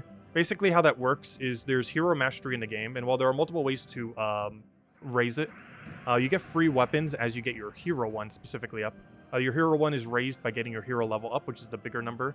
Not your hero class level, which is different, it's per class. But your larger number, like for ours, is like that 1,000 something. Yours is probably like a level 100 or 200 or so. But when this number goes up, every single level you get a mastery. And at certain mastery goals, you'll end up getting a bunch of free weapons. And one of them that I was mentioning earlier is, I believe at 23 brown and red, you get Mech, which is one of the best early game weapons in the entire game. And by one of the best, I mean literally the best. It can run you through the entire game. It is so strong. Oh, does he mean always use hero? Yes, you should pretty much always be using hero as you're progressing through the game. Realistically, until you get a bunch of mythics, or just some really good legends, hero is almost always going to be better than everything else you have. Sometimes he might even be better than your whole team combined, especially early on in the game. So yes, you should always be leading with hero early on in the game, with very few exceptions. And it's mostly because hero is so absurdly strong. It never stops being absurdly strong. No, my gnome ran away. I think that's the first time this happened all weekend, when the gnome's actually escaping. That's unfortunate. Got a lot of red. Hey, 5 times! Our second 5 times this weekend. Is this the one? Could you imagine if we actually get the mythic off of a 1x chest? Unless they tweak the numbers, to my understanding, I believe a level 1 chest still has the same chance of giving you a mythic as a higher one. The only difference is you're a lot less likely to actually get the chest to begin with. But unless there's some kind of weird numbers behind the scene, I believe it's the same odds of finding the mythic. Unless people have data mined otherwise. Oh, let's see if we actually get it here. Because this will be our 3rd mythic if we end up getting it here. He's a pretty useless mythic, but we're going to be only 1 step away from... If we get one right here, we're only going to be 1 step away from setting a defend team of 4 horde mimics. Let's see, do we get one? Come on. No, we only got guards again. That's the same thing we got from the other one, too. It was just 5 guard. Unfortunate. Let me go update the number, though. 1 second. Where's the number? Mimic counter. All right, that's now 24, 2 of which were this weekend, oddly enough. All right, there we go. 24 5x horde mimics have been found. I mean, you know what I mean. 24 5x chests, only 2 horde mimics from those chests currently. Ah, there we go. Anyways, let's keep grinding. And unfortunately, we're on Explore 1, so the 5x boost is almost nothing. It's mostly just for the mythic roll, of which we missed. It's like a 10% chance you get the mythic, unless it's lower at the lower areas, but I'm not sure if it is or not. I don't think it is. Oh, I need to move this over so I can actually see chat.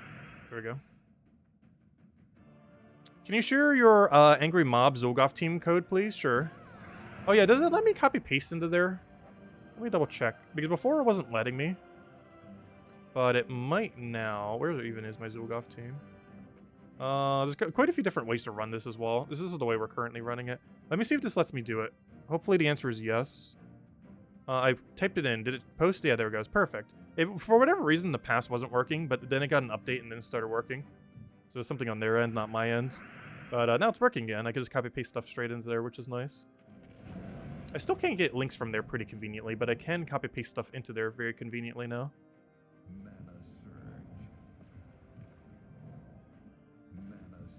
Speaking of which, we should probably give out the first redeem code soon. Yeah, that's the Zoogoth team right there. I probably should have put next to it what it was. Oh, also, I'm accidentally using it.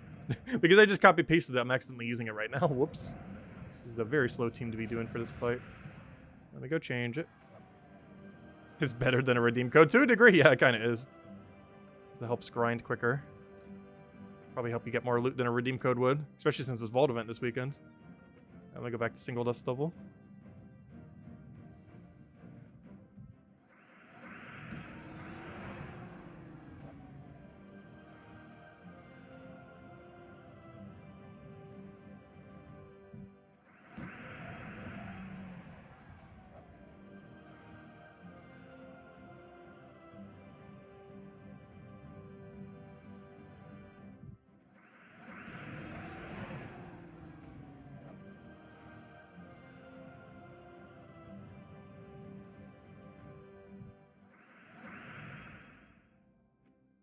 You feel like Horde Mimics are more common during a Vault event? Honestly, they might be. Because we've gotten some pretty good odds on it. We found like 3 2-times and 2 5-times this weekend. I'm not sure if it actually is or it's just purely coincidence. But, yeah, it does kind of feel higher. The mechanic has only been around for a year, and we've only had like 5 or 6 Vault events, so we haven't really been able to like see it that often in that time. But there is a non-zero chance that Mimics are also a higher chance. I have not seen anything that has confirmed that, though. But I definitely feel like I've gotten a lot of Mimics this weekend compared to normal. But it's also because we're grinding a lot more than normal, which could also be the case. Because if you're grinding more, you're obviously going to find more as well. Just naturally. So even if the rate is completely untouched, you're still finding more during a Vault weekend. Not because they're actually more common necessarily, but because, you know, you're just grinding more than you normally would be. How many codes are planned to stream? 3. We'll be handing out one soon, one at some point, and the other one around the 8 p.m. Eastern Standard Time for all the 8 p.m. crowd.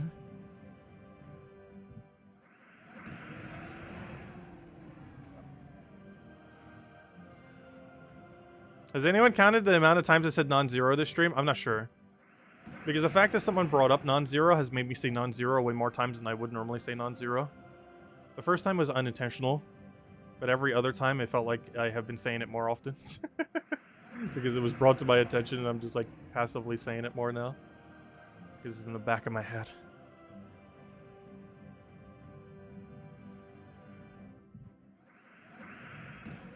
You don't want to post during your Paloozas? Oh, true. Well, on the next one soonish then.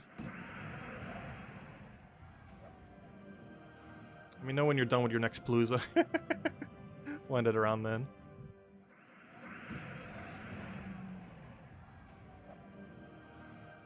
And then we're probably going to shift into Paloozas. We've found about 5 of them so far. Which is a lot of vault keys to go grind.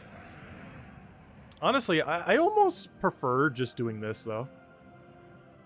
Just very casually one-shotting over and over again. With a single dust devil. Because even though this is less loot than a Palooza, it's a lot more relaxing than doing Palooza. Paloozas are kind of stressful. Because it's 15 minutes of super concentrated grind. You have to be like ultra focused if you want to min-max it. Whereas this, well, it is more loot if we are like slightly more efficient. It's like, it doesn't punish you for being inefficient. Like, I feel like I'm actively losing loot if I'm not like max efficiency running a Palooza. But I don't feel like I'm losing loot if I just like casually just use this team. Because even though theoretically we're getting less loot by the concept of going slightly slower, we're not, it doesn't feel like we're actively losing loot. Whereas when that 15-minute timer is ticking down for 4 Paloozas, while we're theoretically not in a direct sense losing loot, we kind of are. It's a lot more stressful. And a lot more click intensive as well.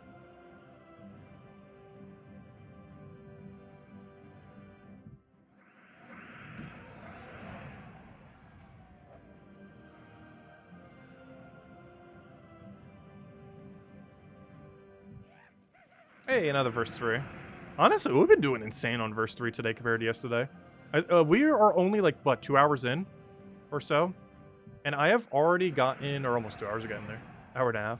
But we have already gotten more verse 3s than I think we did the entirety of yesterday. It hasn't even been 2 hours yet. And we're already more than like 9 hours of grind yesterday. 7 on stream, 2 before stream.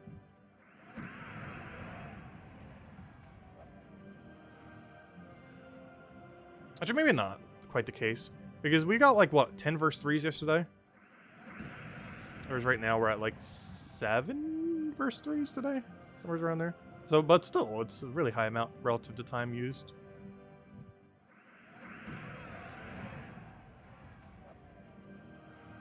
You know what? We'll hand out the next redeem code when we hit a level. How about that? No, we'll probably shift over to Paloozas, just so the level doesn't get in the way of our Paloozas. I like it wastes that much time, but I think that's the game plan. We'll keep doing what we're doing right now until we gain a level, the hero level. And then after that, we'll hand out a code and then start running the first Paloozas of the stream. And then probably do that for probably almost an hour. Because we got a great reserve of Paloozas right now. Either an hour until I get tired of it and want to go back to dust levels.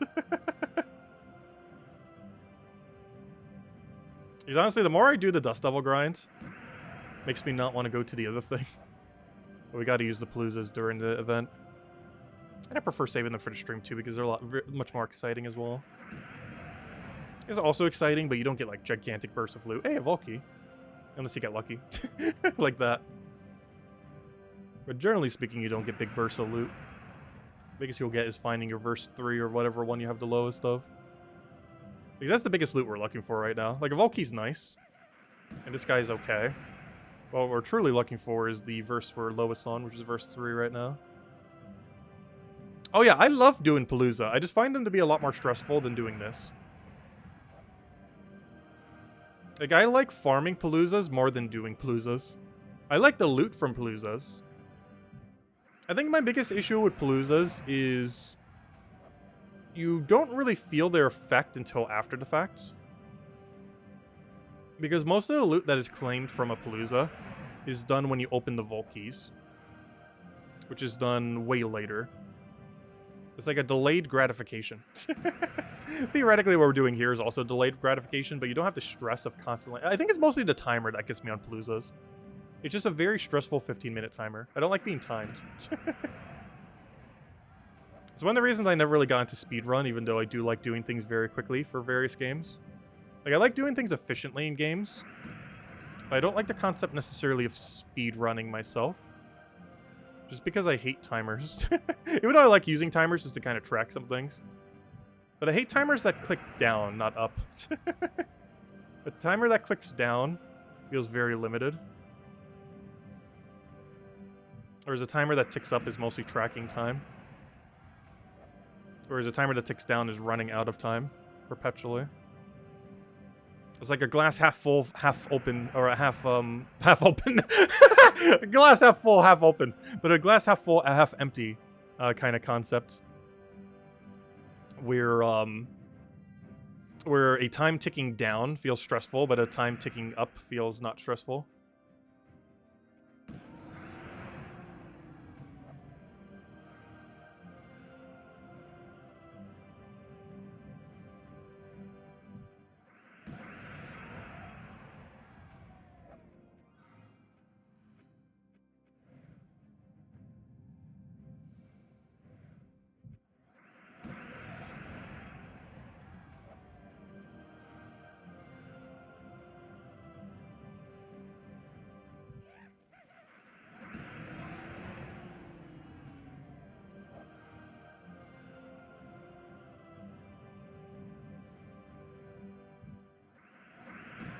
That reminds me, we haven't played Fall Guys in forever. I probably missed like 10 cosmetics recently.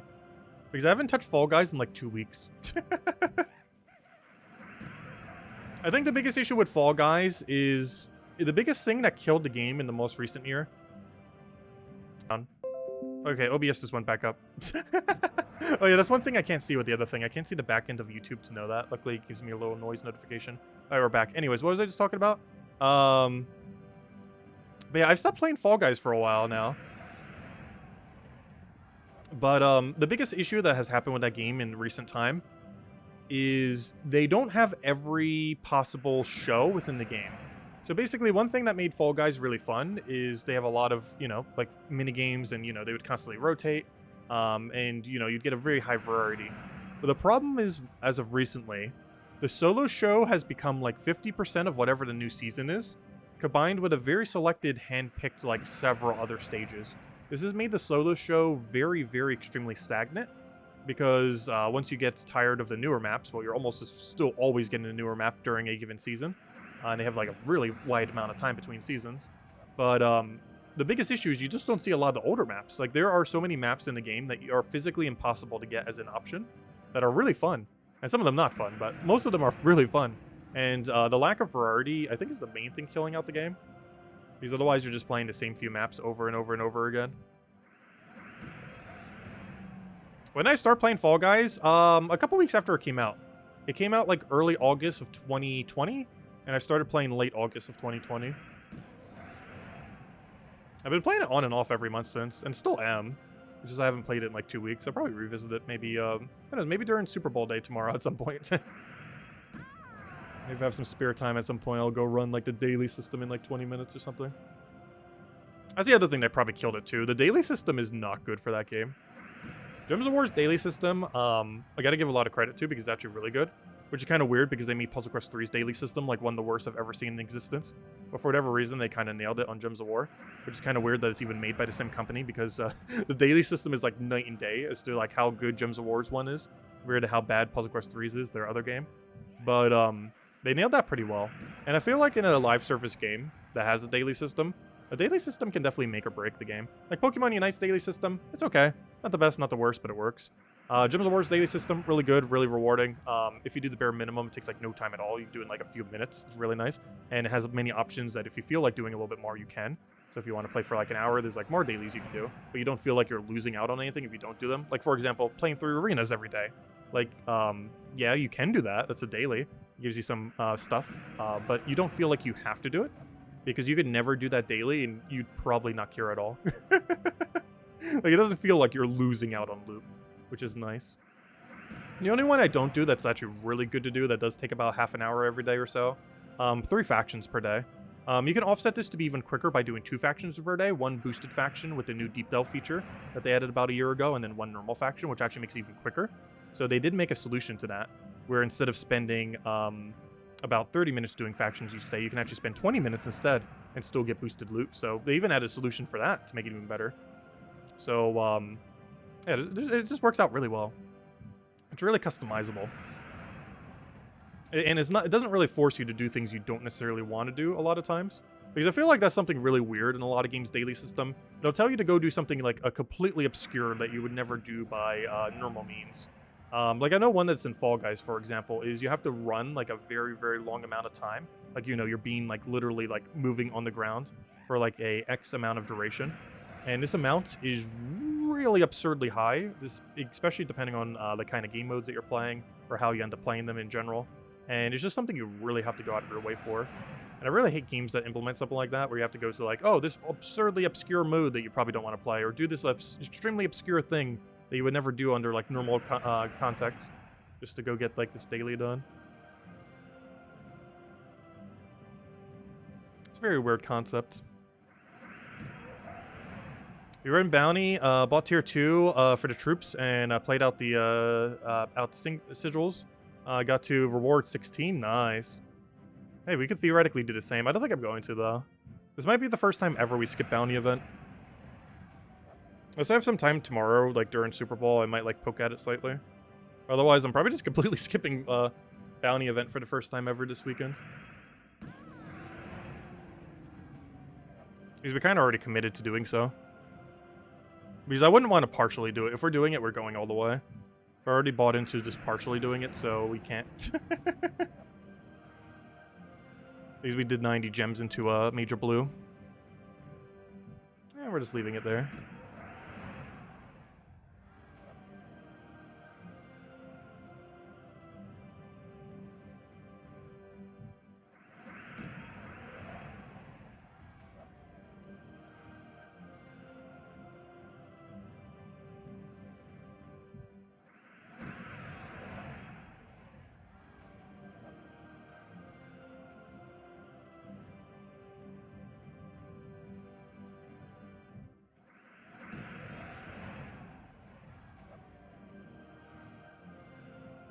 632 Volt Keys, 70 Epic Volt Keys, 56 Pity so far. Nice. That's pretty good. And I assume you mean no gaps when you started, instead of even on gaps. Yeah, we started at no more Paloozas as well. We're currently at like 200, but you also have to keep in mind we have like 8 or so queued up to go use. Which easily like we have almost a couple hundred more Volt Keys we can easily claim from the Paloozas we have accumulated today. But we'll hand out a redeem code when we get this level, and then we'll start running some Paloozas. So our Volt Key number can actually move upwards. And like currently we're just kind of sitting there. I've not updated all stream. We've updated the Mimic number twice today. Yet the number's just kind of chilling there. Gosh, you still have 66 on reserve? I only have 10 on reserve. Well, technically we have almost like 20 right now, but you know, 10 spares I always want to keep. That tends to be my base number.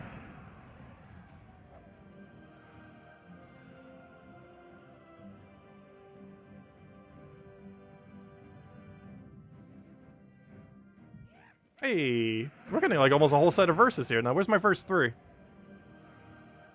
We got a 1, we got a 2, we got a 4. Where's our 3? We're doing so good on 3s earlier.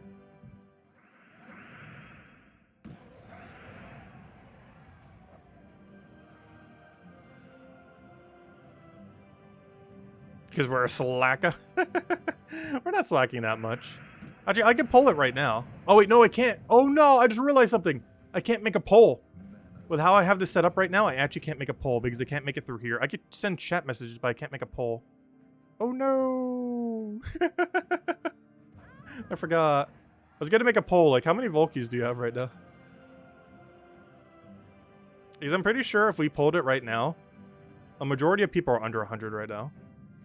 So us being at 200, like, it's not horrible. It's about to shoot up like crazy as soon as we start using these Paloozas.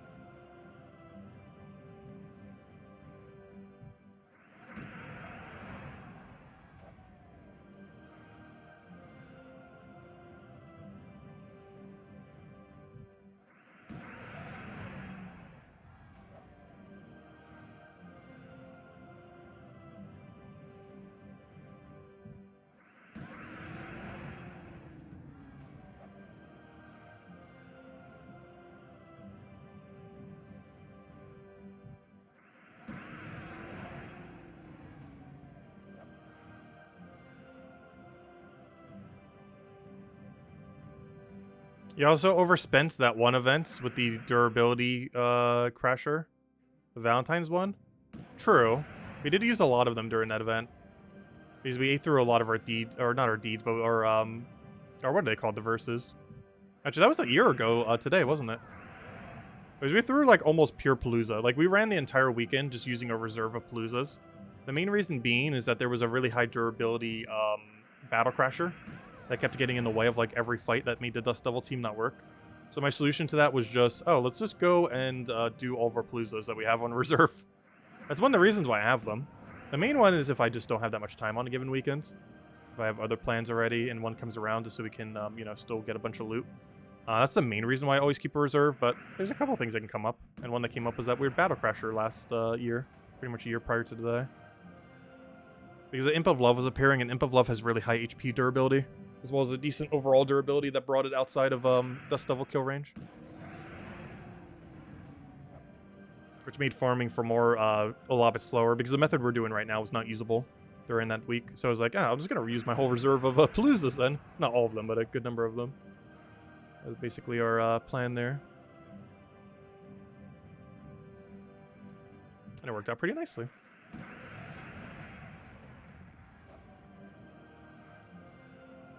Hello, Cookie Man. 1,417 volts and 312 epic. This weekend or in general?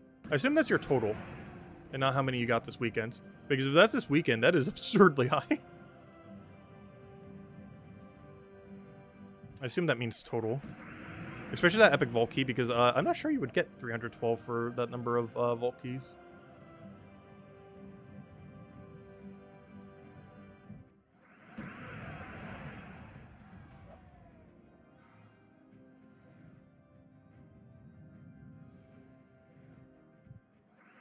Still pretty nice totals to have, though.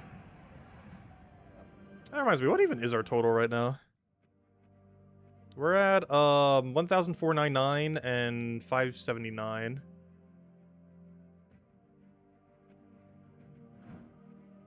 We'll get in there. My hope for this weekend was to hit about 2,000 Volkeys total. Not in us getting 2,000, but us at least hitting 2,000. Which at this point is more of a realistic goal than trying to get 1,000 this weekend.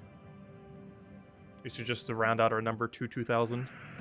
Which I think means we have to get like 800-ish? What did we start at? I think it was 1,300. I have it written down over here. Oh, where did I write it down at? I think it was right here. We started at 1,300. So yeah, I would have to get at least 700 this weekend. So I think that's like our minimum goal. Is counting pity to get 700 Volkeys. So that our number by the end of it all will say 2,000. I hope to do that before the end of next stream. So we can at least have the 2,000 number. If that's what we achieved this weekend, I'd be happy with how much we grinded. And then we'll have 2,000 Volkeys to go open later over the next couple weeks. So they might have another Vault event before we even consume through too many of them. Because supposedly we're getting 3 Vault events over the next 6 weeks. One of them's happening right now. Another one's probably in like 2 or 3 weeks. Probably a little bit after the patch, like the weekend after the patch or something. And then the other one will be like probably like 6 weeks from today. What Dragonite have you earned this weekend? I'm not sure on the exact number. Because we were also buying some of that Dragonite. But I want to say like 300. Because we've been averaging around 30 per hour. Roughly. Which is not bad. It's not as high as I would have hoped for. But it's not bad at all. It really comes down to... The rate comes heavily down to... Can you find some Dragonite gnomes to hold near the end of using a Palooza? Because if you can get quite a bit of a burst to it. Because I think his minimum roll is like 20 Dragonite within 15 minutes. So that's kind of nice when that does occur. But I feel like our overall average per hour, counting all the grind, including what we're doing right now, and the fact that we haven't found a single one in the wild, you know, naturally, as in not through a Palooza, I feel like our average has been roughly 30 per hour. Though you could definitely do way more than that.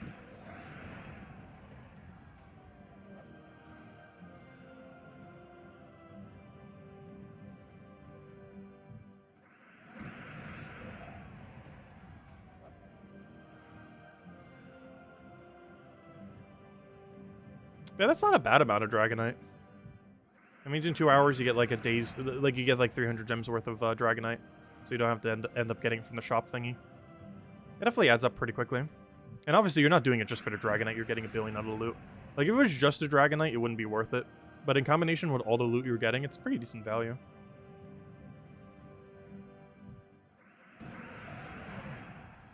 How's that little bit, Chris? It has been a while. Hope everything's been well with you as well. Currently just farming a Vault event and Gems of War, getting a bunch of loot. Best times to be grinding in the game. So I've been just doing some big streams trying to get as much done as we possibly can with it. You did an all-nighter? Nice. That explain your big numbers then. Oh, do I have that cat maxed? I don't remember. I think we do. This is from one of those old events. Yeah, oh yeah, this was the Carmina one!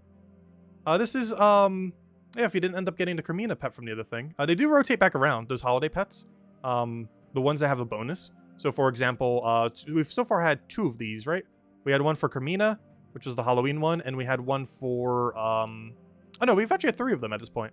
We had one for the winter one, which was Chris Crinkle, which I almost forgot about because he got nerfed into the ground because of the bug. I hope they revert him back. I really want him to have his treasure hunt spam again. And then the third one was, so the second one was Chris Crinkle Sack. And third was, actually, what was the third one again? It was for the bunny. Yeah, it was that weird bunny one. That was completely useless. Yeah, they do rotate back around. Which we already knew, but that's the first one I've actually seen one rotate back around.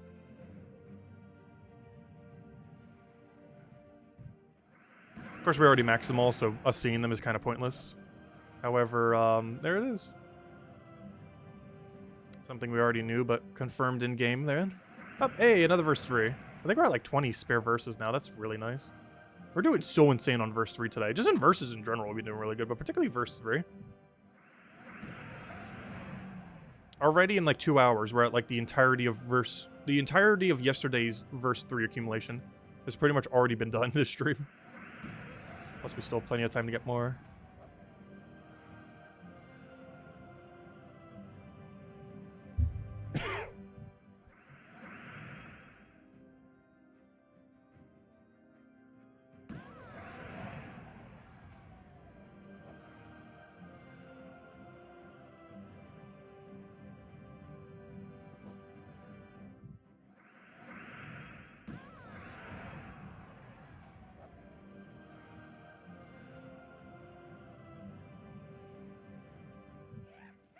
Another verse 4. Trying to balance out our verses. I'm actually really curious. I'm going to check once we get our level what on earth our verse numbers are at. We should be in a pretty good position.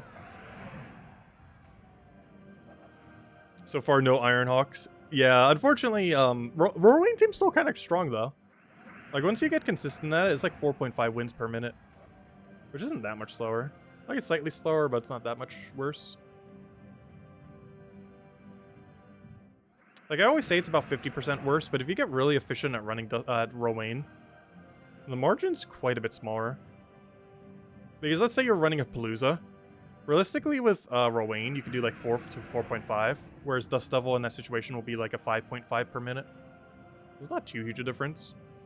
It's like a 1 or 1.5 more battles per minute. Which, you know, that adds up to be a lot of battles, but still. Not that big a difference, so it is a difference. I'm just scared to see what will happen if they actually do nerf Ironhawk. Because what will the meta shift to? Will it go back to using Rowan, or are we going to find like some kind of new broken thing? Because the problem is, if there's no Empower that can one-shot, we kind of have to go back to like Rowan or something similar. Because what on earth could possibly be quicker than instantly winning with an Empowered single cast? Like, it's physically impossible to win quicker unless they added a Mythic that like literally does damage on turn 1. Like, its trait is, like, literally do 5 damage to all enemies upon entry. Or, you know, as soon as the game starts. It's, like, the only way they can make this team any quicker. So they can easily make it slower by lowering damage. Which hopefully will not happen. Because it would eventually reach a point where, if they nerfed Ironhawk in a way that this doesn't kill, or the double version doesn't kill, no one will use Ironhawk anymore. They'll just get shifted to something else. Where you run, like, an Empower into a one-shotter. Unless we eventually get a double Empower kill option. Theoretically, double Dust Devil could do that. Double Dust Devil does enough damage to do... Let's say, for example, theoretically, they nerf Ironhawk's damage to do 3 damage to all enemies per cast rather than 5. This means for every cast, you would do 6 additional damage. If you double casted Dust Devil, which would give them 1 turn, but if you double cast Dust Devil, you would end up doing 22 damage in that context, right? Because you're doing 6 and then 6 again, which would be 12. Oh, sorry, 24. So yeah, you'd be doing 24 damage if you double cast Dust Devil with double Ironhawk on your team. That is maybe quicker than Rowan, though it's about the same speed as Rowan. People would still want to use Rowan in that situation, though, because you get Classic XP. So anyone who still needs Classic XP would be way better to still run Rowan. But double Dust Devil, double Ironhawk. Hey! We finally found one! Oh no, he's gonna run away! No! Place your bets now. Does our first on-stream wild Dragonite gnome run away with 30% chance? There's no poll. Just type it in chat. Oh, no. Oh, that's going to be so sad. That is so sad. There's a 30% chance we lose however much Dragonite he has. And you know he has like a 1,000 something drop right now because he's about to run. He doesn't even have that in his drop table. But he'll somehow find a way. Don't do it. Okay, good. Good. That's fine. That's fine. That could be the most dangerous dragon in the game. We don't actually care. I just need a little bit of mana. Oh, good. It's blocking on red. That's actually huge. Oh, that's really good for us. Could you give me mana, though? Please? Any amount of mana? I need to win this match. Dragonite's on the line. Alright, now we just gotta poke him. Alright, we won. Because this thing's obviously gonna die very easily. And there we go. Alright, let's see what we got. We got 40 from the first one. 30, not bad. And our level up. Okay, that's definitely a redeem code time right there. That is 100% a redeem code time. Let's screenshot that. Our first ever on-stream wild gnome. Dragonite gnome. Though it wasn't full odds like the one that we got on Monday off stream. Because it does have the 3 times boost from the current Vault event that's going on. So he is slightly more likely to be found right now. We've been unlucky, and this is the first one we found. Kind of funny they dropped this 30, because I was saying we're getting about 30 Dragonite per hour, roughly. And there he is, dropping a bunch of Dragonite. Though most of that Dragonite won't be realized until we start doing the Paloozas, which we're about to go do right now. I'll start using some of them. Let me go restart the game, though. But, yeah, there we go. All right, let's go ahead to the code. I'll go into Blue Mastery. Oh, there we go. And right at the same time as a level. How convenient. Okay, let me go get you guys a code. Give me one moment. So I'll grab this code, cut, paste. And there you guys go. There's the redeem code you use on jumpsboard.com underneath the game code section. Your invite code you can find in your settings menu. Whatever game says in the bottom left corner of settings over there. Our redeem code's right over there in chat. It's copy paste of random numbers and letters starting with, I actually can't see it right now because I'm trying to reopen the game. And it gives the same word as always. 2 treasure maps, 1 gem key, 2 order souls, and 2,500 gold. Enjoy, everyone. All right, there we go. All right, let's go restart and start running some Paloozas. And see how our Paloozas go. Loading. What's happening? There we go. Okay. So let me go move everything over. Move that back there. Move this over here. Oh, yeah, let me go get timer up. I don't have timer. Where's my timer? Timer. Live split. Open that up. Close it out. Unless it doesn't want to launch. Hello, please launch. I clicked on you. I don't want to click it again, otherwise I'll open 2 instances. Alright, there we go. We opened up exactly 1 instance of it. Move that back over there so we can see chat. Yep, no problem for the code. Everyone enjoy. And we'll have 2 more to stream as well. 1 more in some amount of time and the other one around 8. Alright, let's see. We did that. Is everything set up? Is the timer working? Good. Alright, let's go do it. Let's go head over to, let's see. Head over to games, head over to Soul. Oh, wait. One thing I forgot to set up. I need to set up my team to be the correct one. I want this one. I was forgetting something. You've learned to do better without a timer and just going not thinking. Oh yeah, the only reason why I time the Vault event is you actually get full loot for the very last kill. So the way that it works is during the duration of the Palooza, it'll always spawn 4 units. But those 4 units have a reduced rate of loot, which they ended up adding to try to nerf Palooza from giving way too much loot. And in doing so, also hello Demidor, by the way. But in doing so, it only reduces your loot for the duration of the Palooza. So one weird mechanic in this game that I assume is a mechanic, as they have not patched it out in like the year it has existed, or year and a half at this point. But one thing that is a mechanic question mark is that if you start a Palooza, you will get 4 gnomes. But if you end a Palooza after the timer, you will get the full amount of loot for your 4 units that are there. So what you can end up doing is getting a really good gnome that drops really good loot, like let's say Curse Gnome or Dragonite Gnome or any other gnome, like Glory Gnome potentially. And you can kill them after the timer. Like you start the battle before the 15-minute timer ends, but then you end the battle after the 15-minute timer ends. I generally want to do this right at the end on like the last minute or so. And then after the timer ends, you will get the full loot from all 4 of the gnomes. And that's what we've been doing on most of them. Some of them I forgot or just wasn't paying attention. Or some of them were just so much bad loot it wasn't even worth it. But for the most part, you do want to do that, is you do get the full amount of loot for the 4 gnomes that you find on your very last battle. There's also one of multiple reasons why you generally want to run 1 Palooza at a time rather than using multiple at once. As doing it 15 minutes at a time allows you to do every 15 minutes, whereas use multiple at once, you can only do it at the end of whenever that time ends. So if you do like 3 of them for 45 minutes, you can only do it once after 45 minutes, whereas doing 1 at a time, you can do it every single time. So apparently we have 19, which means we found 7 of them. We have found 7 versus 3 so far this stream. That's actually kind of good. Also, look at our Dragonite pile now. Maybe we should go open some eggs. No. But there we go. Yeah, look at our verse 2 just shoot straight up. It's still our 2nd lowest. But gosh, there's like a 20 gap between verse 2 and 3 now. Technically 18, but it's getting there. Anyways, let's go run some Paloozas. The first Paloozas of the stream. First of many. And let's also make our Vault key numbers shoot up like crazy. But we're going to update it after a few. And then go back to run the Dust Devil. Good old Dust Devil grind. Anyways, let's go run it. Click here. Click yes, start timer, and start seeing what we get. The first Palooza of the stream. Like 2 hours in. Wait, we've been streaming for like 2 hours and we're just now doing our first Palooza. Well, we're still farming a bunch of other needed loot. Particularly 9 Paloozas, basically. We farmed 9 Paloozas, or sorry, 7 Paloozas in, because we already had 2, or 12 total. So we farmed 7 Paloozas in 2 hours. That's not bad at all. That's ideal numbers you want to see. Like, I feel like realistically you find about 2 to 3 sets per hour. But theoretically, we found 7 sets in 2 hours.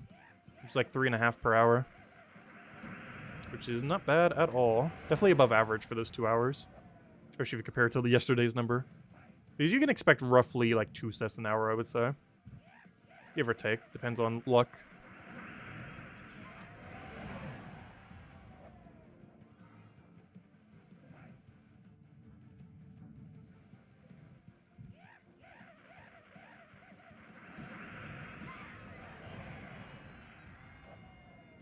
Hey, Epic Volkey. First Epic Volkey to stream as well. Which Epic Volkey, they used to be a lot more epic. At least in the sense that they used to be a lot more rare. I still feel like their drop table needs a buff. They are on average about 3 times better than a normal Volkey. But they are way rarer than 3 times rarer than a normal Volkey. Like, they're on average about 10 times rarer, even slightly more so. But as far as like their actual drop rate compared to most things in the game. Like, it's about 10 times rarer than a normal Volkey, even though even rarer because you get them through other means. Normal Volkeys, that is. But they're about 10 times rarer, but they only count as, like, the value of 3 Volkeys, essentially. Approximately. Which is just a weird value conversion. Because they're worth, like, ever so slightly less than 3 Volkeys. But are slightly higher than 10 times rarer than a normal Volkey. Which is a weird combination. Yeah, opening one very rarely feels epic. Especially when you get, like, 4 copies of a common troop or something.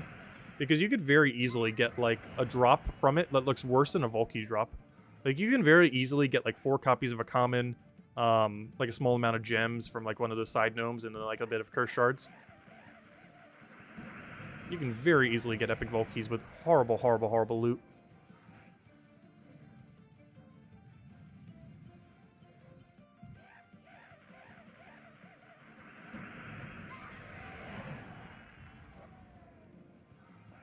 Come on, let me click.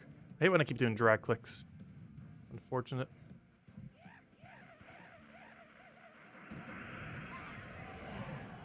Hello, Logic Slayer! Welcome, welcome. Hope all's been well.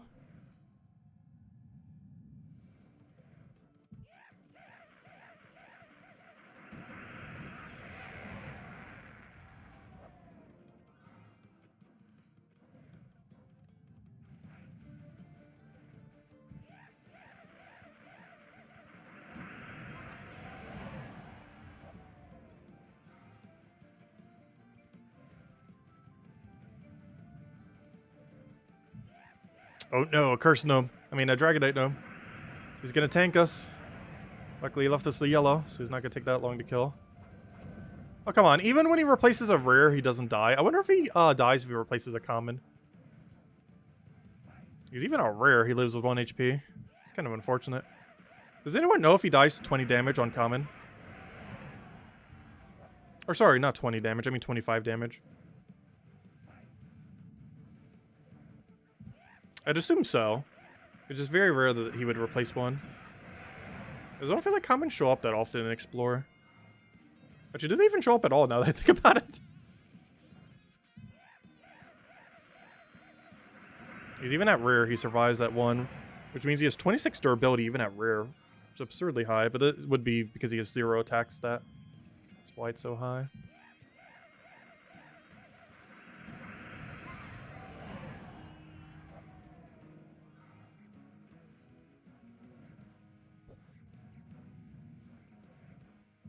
Oh yeah, I can't actually see the viewer number or the like number.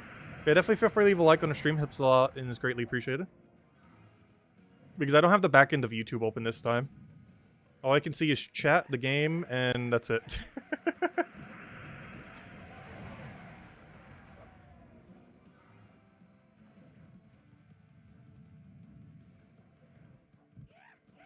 I really should get a side monitor at some point.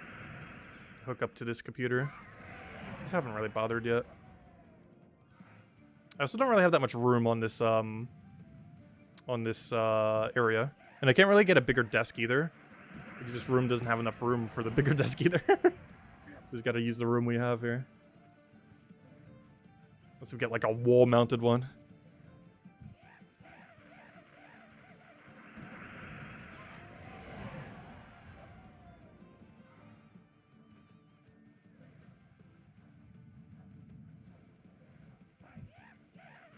Yeah, you don't need a good one for a secondary display.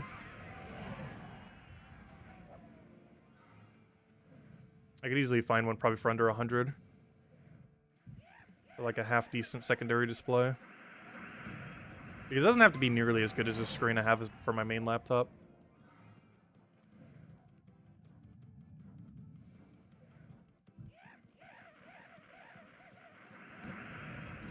I believe my main one is 1080p, 240 hertz. Just for the very quick refresh rate.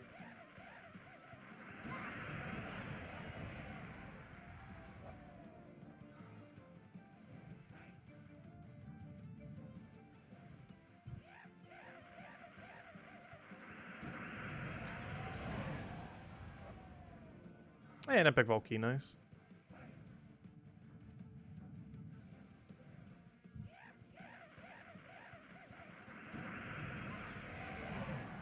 If I was to ever invest in a really good monitor, though, I kind of want a 4K monitor. Because the laptop I have can process 4K. But the default screen it has is 1080p locked.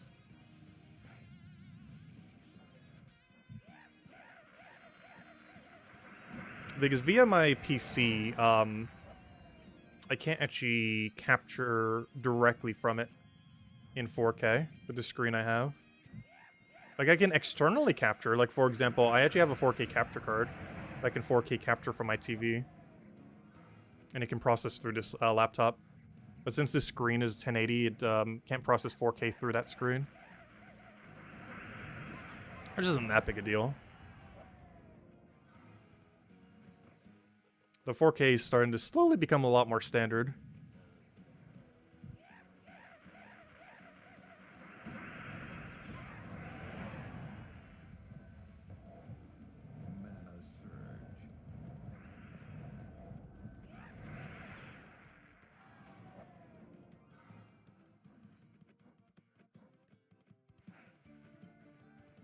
Especially with how cheap TVs are getting, gosh. Like, the 4K TV I just most recently picked up was effectively like $150 after tax and everything. Which is kind of insane.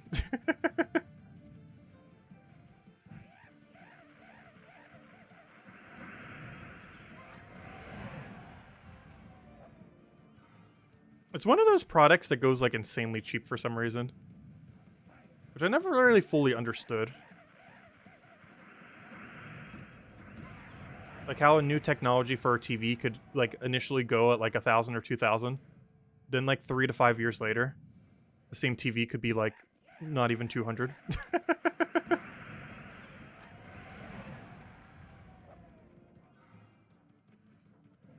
TV technology is moving quick.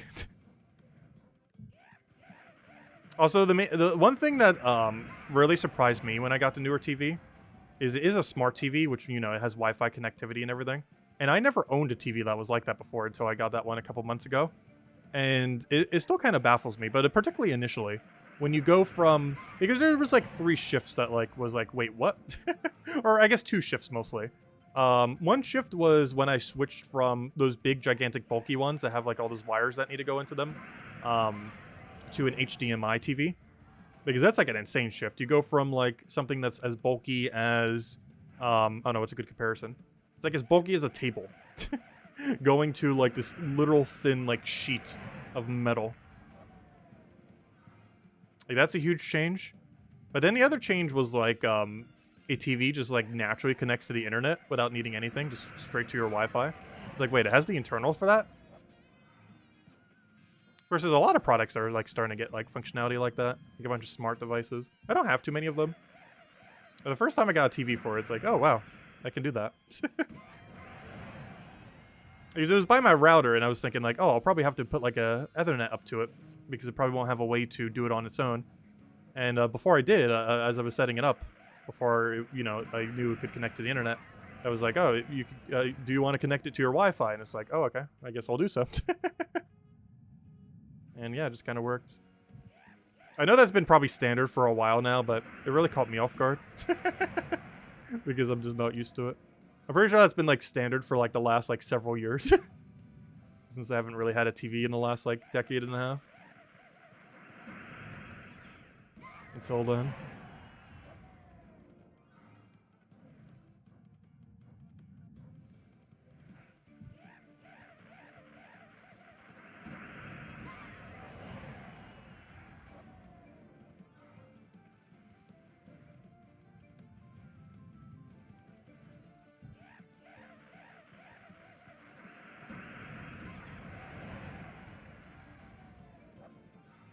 Nice double Volkey there.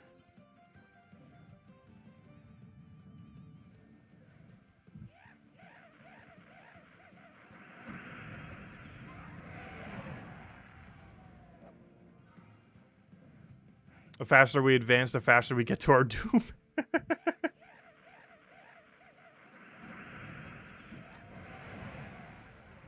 I do feel like resource usage on Earth is eventually going to be problematic. Like, unless we start to really minimize what we need for technology, we're going to have a problem with overusing resources. Because we're eventually going to run out of almost everything. Unless we start getting into that space exploration stage of development. Because there are plenty finite or limited timed resources that are consumed way quicker than the rate at which they are reproduced. That realistically, we will eventually run out of. Unless we find a really good way to just keep recycling old material of it. Or start finding other ways of accumulating it. Which would mostly just be other planets. Or technically asteroids or other thing. There's some precious metals in asteroids and stuff. There's a whole premise of, like, you know, like mining rocks out in space.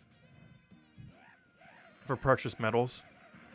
Where you don't necessarily need to even necessarily go to, another planet to do it. You could, you know, just do it in the rocks that are around space. The biggest controversy that will happen with that, though, is probably, will mining eventually cause people to, like, shoot a rock at Earth? Because you know that's eventually going to happen. Like, there will be a controversy in, like, 50 years from now. Maybe even less than that, because of how quickly technology advances. Oh, we get a nice quick kill here. No, I should have taken the yellow first. I did that in the wrong order. Fail. I could have already killed him. But, whoops. Oh, wait, you know what? I'm actually going to delay on him. But, because this is Dragonite now, I'm going to waste 2 minutes here. But there will eventually be a point in, like, 50 years from now, probably even less, where there will be, like, a huge controversy of, like, people mining rocks, and that resulting in it, like, being shot towards Earth, and then causing damage to some area with a gigantic impact. You know, maybe not gigantic, but, you know, it could easily hit, like, a building, or something similar, because it'll probably burn out quite a bit before it actually hits Earth. But, like, there will be some kind of huge controversy of that within, like, the next 10 to 50 years. Because I think it's, like, already, like, almost possible to do such a thing. It's just not really financially viable yet. But eventually will be. Especially if material keeps getting more and more scarce. Let's see. Take the brown. We're kind of just delaying a minute at this point. I know that Sister Superior is not enough damage to kill. That's why I got Dust Devil. And now we wait another minute. And we'll just wait it out.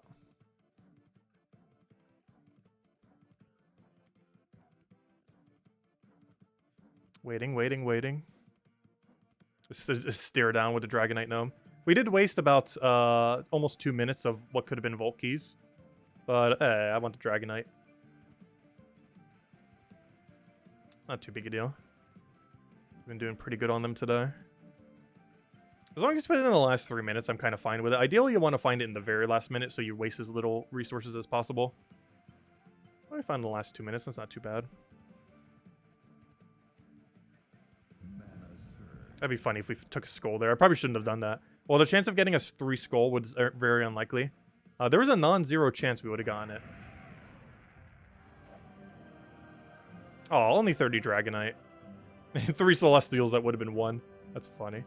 But hey, 30 Dragonite. That's more than like the 3 or 4 or 5 it would have given us otherwise.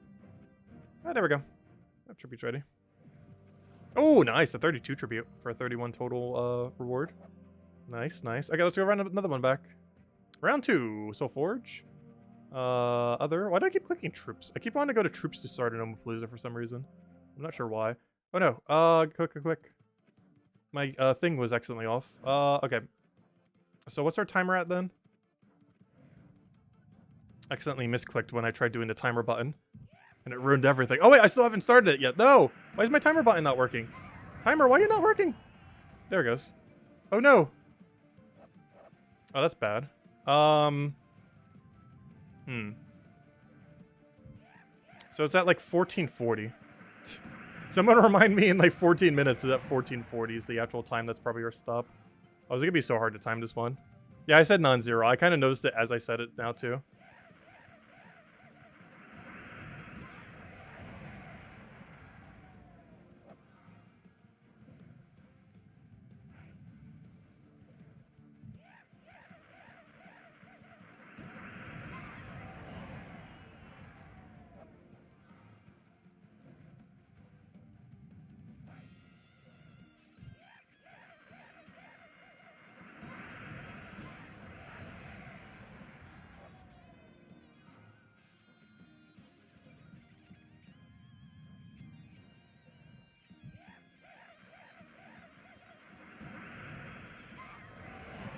Yeah, I guess I do kind of say it a lot, don't I? Because I probably unintentionally said it like 3 times this stream. The whole non-zero thing.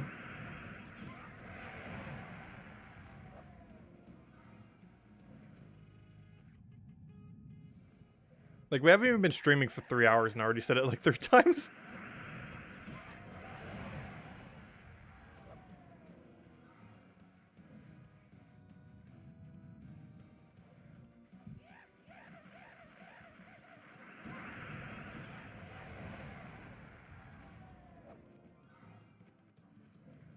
You got a 60 drop? Nice.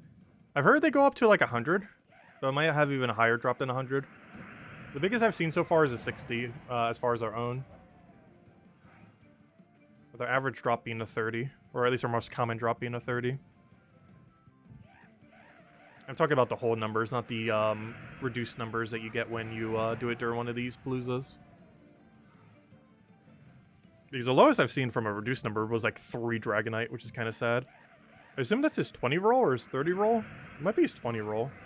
Whenever we get 3. Because I'm pretty sure he does have a 20 roll, though I feel like I'm getting 30 a lot more often than his 20. Most he got was an 80? Ooh.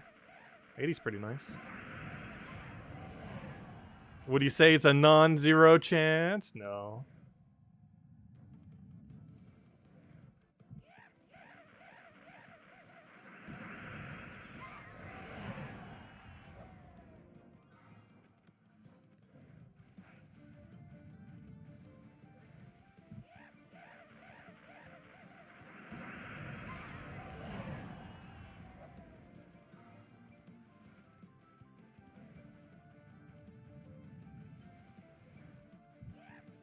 Yeah, I've not seen an 80 this weekend, or ever. We have gotten like 2 or 3 60s, though. I think it was 2 60s. I redeem code every time we say it. I'll have the next redeem code in a little bit. Not sure what the parameter will be for it. I could say it's accidental non-zero instance. But, that could take forever. Because we don't say it that often. Though there is a non-zero chance we would. That one's deliberate, though.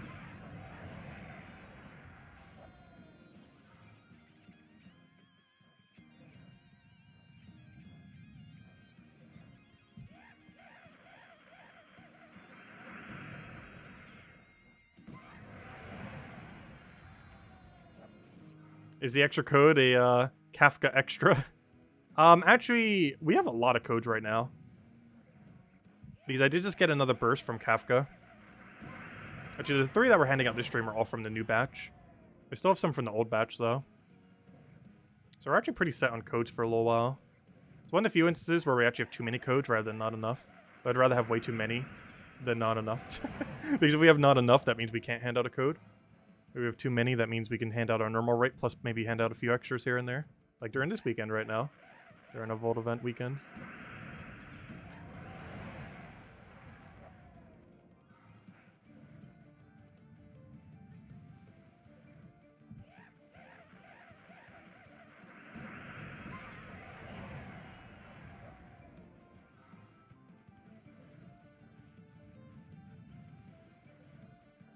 The non-zero prequel.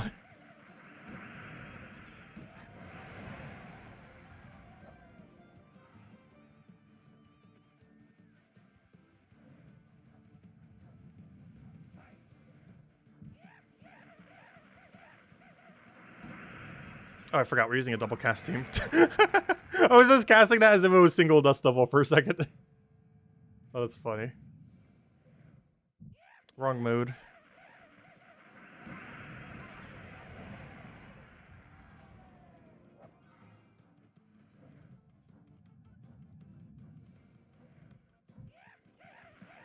I'll catch you later, Stardust. Have a good weekend. Thanks for stopping by. But we're still gonna go for like another 4.5, 5 hours or so. We'll be here for quite a while. Unfortunately, the one on Sunday will just be an hour-long standard stream, just at noon. Yesterday and today will be a nice long stream.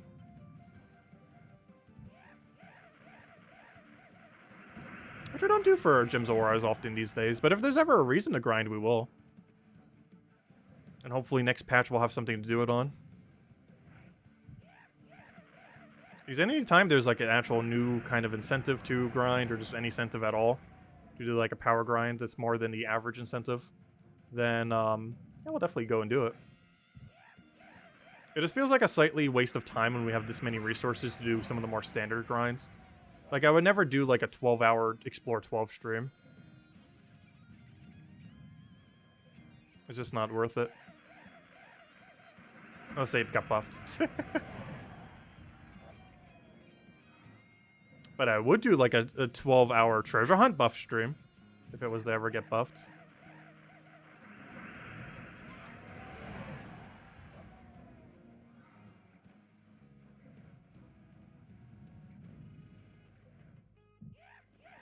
If you haven't already left a like, there's a non-zero chance that'll increase your luck finding gnomes. It is kind of funny. That is only one way to find out. If you guys leave a like on the stream, you can let me know if it increases your luck by a non-zero chance. Or a non-zero amount. Because technically, if you're finding more gnomes, it did indeed work.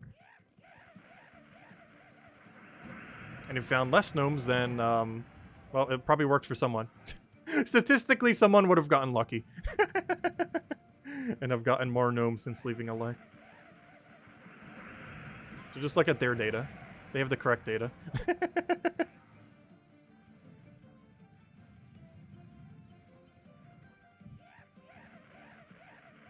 I do intend to do a 12-hour treasure hunt stream whenever it finally gets buffed. It's something we joked about a lot in the past, and we've never been able to because they haven't buffed it in like 5 years, even though they said they've been doing they would like almost every year since then.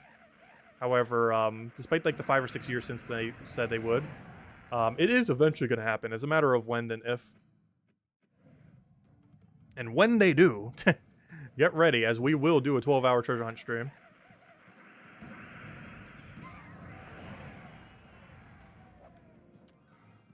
So for any of you that like treasure hunt, all 3 of you, get ready for the, I'm very sure there's way more than that like treasure hunt. Honestly, I kind of enjoy treasure hunt.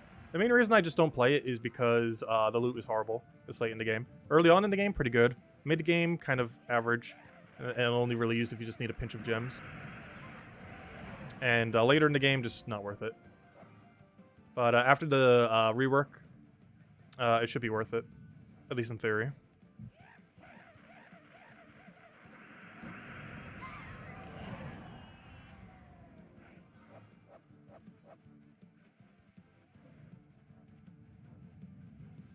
Hello, Andrew. Welcome, welcome.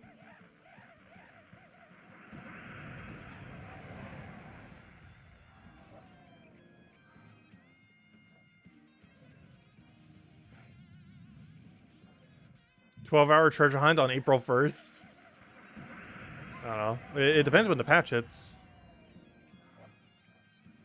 Who knows? It might be this month. As there's a non-zero chance that the next patch is a treasure hunt rework.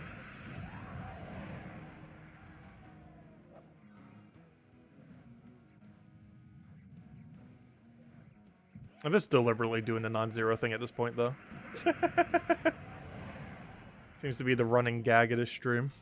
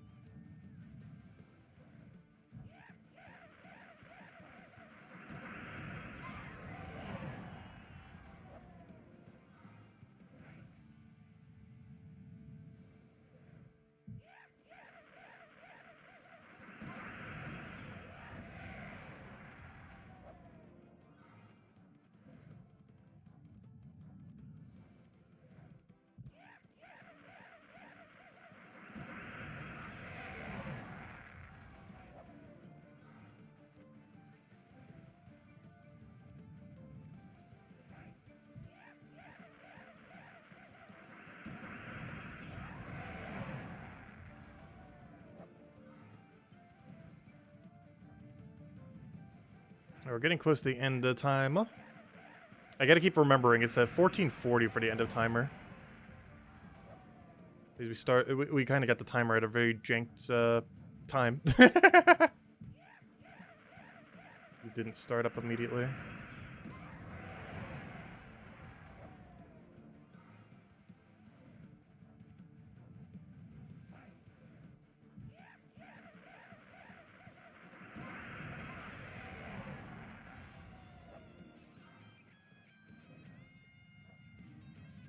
Can anyone see your comments? Oh, I don't know what that is. I saw the conversation. I'm not sure what's about. That's why I didn't comment. I'm not sure.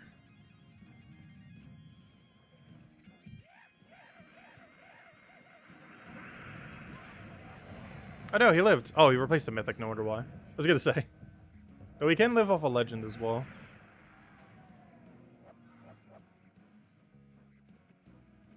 Hello, Mason! Welcome, welcome. Hope all's been well.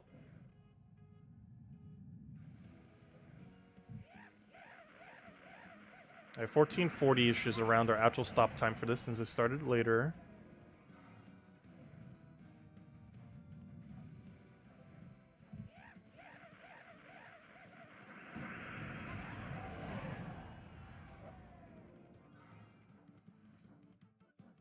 Wait, oh no, the click didn't go. I was like waiting on the loading screen. It's like, nope, no loading screen for you. How's the grind been going today? Pretty good. We have found a lot of verse 3, which is the one we need. We're getting like 3.5 of them per hour, and now we're just running some of the Paloozas from it. We'll do one more Palooza, then probably update our number, then go back to hunting for more. Dude, we're getting some really good luck on it earlier. Which is great to see.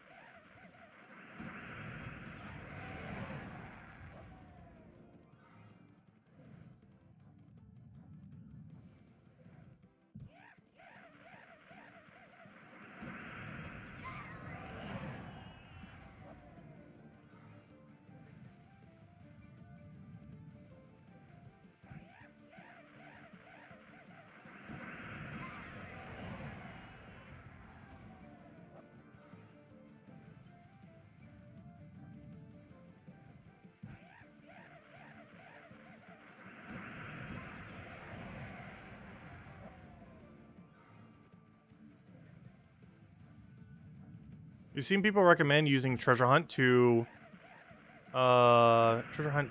catch with some resource. Wait, what? Oh no, I forgot to do the thing. I was reading the comment too. Did we actually get a boost on our final one? Actually not sure if we did. Oh no. What was your comment? I've seen people recommend using treasure hunt to catch with some rescues.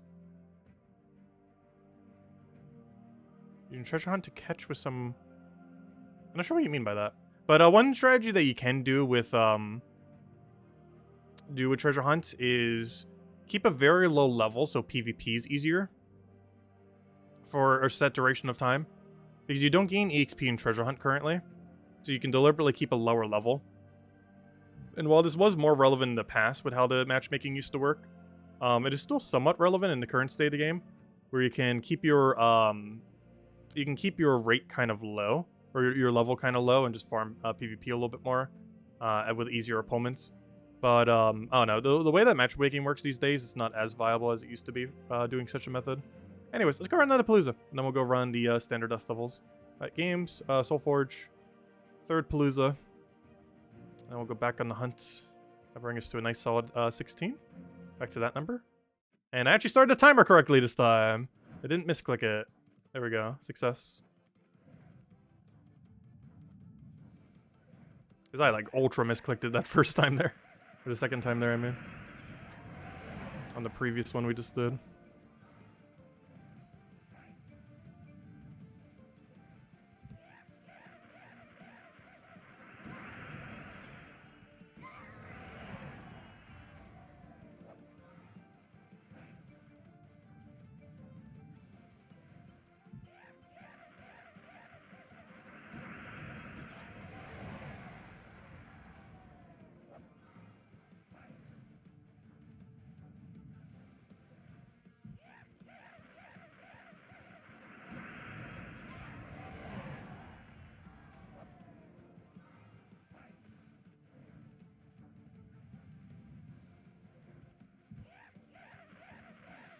Hello, Trilogy. Welcome, welcome.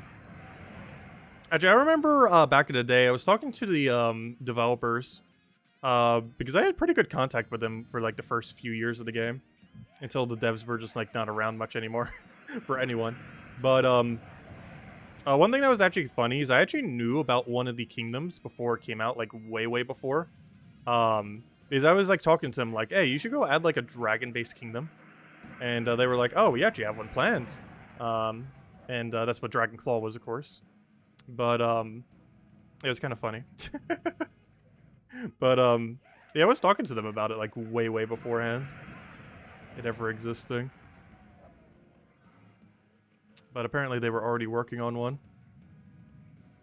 See, I'm talking about it. I'm not talking about it. That's not what that was. I just bring it up because it's somewhat similar to what you're mentioning. That's not what that was, though.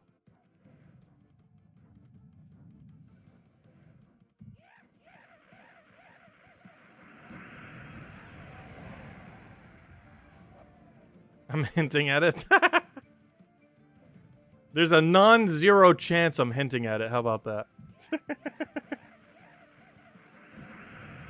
But no such thing exists.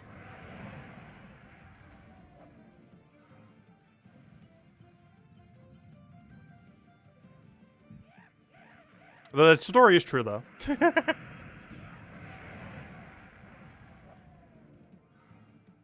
Because I knew Dragon's Claw would exist before anyone else did. And they talked about that pretty early, too. It didn't come in until like 7 months later or something. But of course, they make most content for the game like 6 months to a year in advance. They've always have throughout the entire history of the game. Like, the troop we're getting next Monday was probably conceptualized like 2011, 21 or something. Maybe not that far back. But like early 2022. The troop we're getting next week was probably already like set in stone.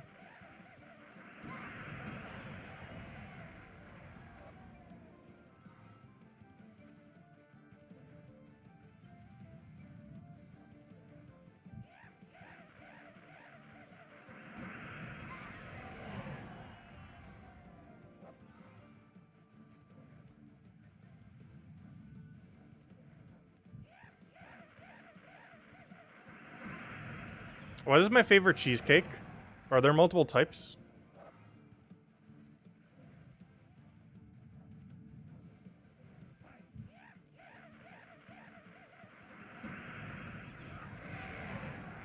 Because cheesecake's pretty much just cheesecake. It's more so what you put on it that changes. Because ingredient-wise, unless you're making like some kind of like weird like pumpkin cheesecake or some kind of spiced cheesecake or something, like cheesecake's pretty standard as far as like the base cheesecake. It's more so what you put on it that changes, like the fruit that you put on it, the amount of whipped cream that you smother it in until you can't even see it anymore, which is the correct way, as well as other similar things. But the actual ingredients itself generally does not change much from cheesecake to cheesecake. Unless you're going and making some kind of like off-standard cheesecake. And getting creative with it.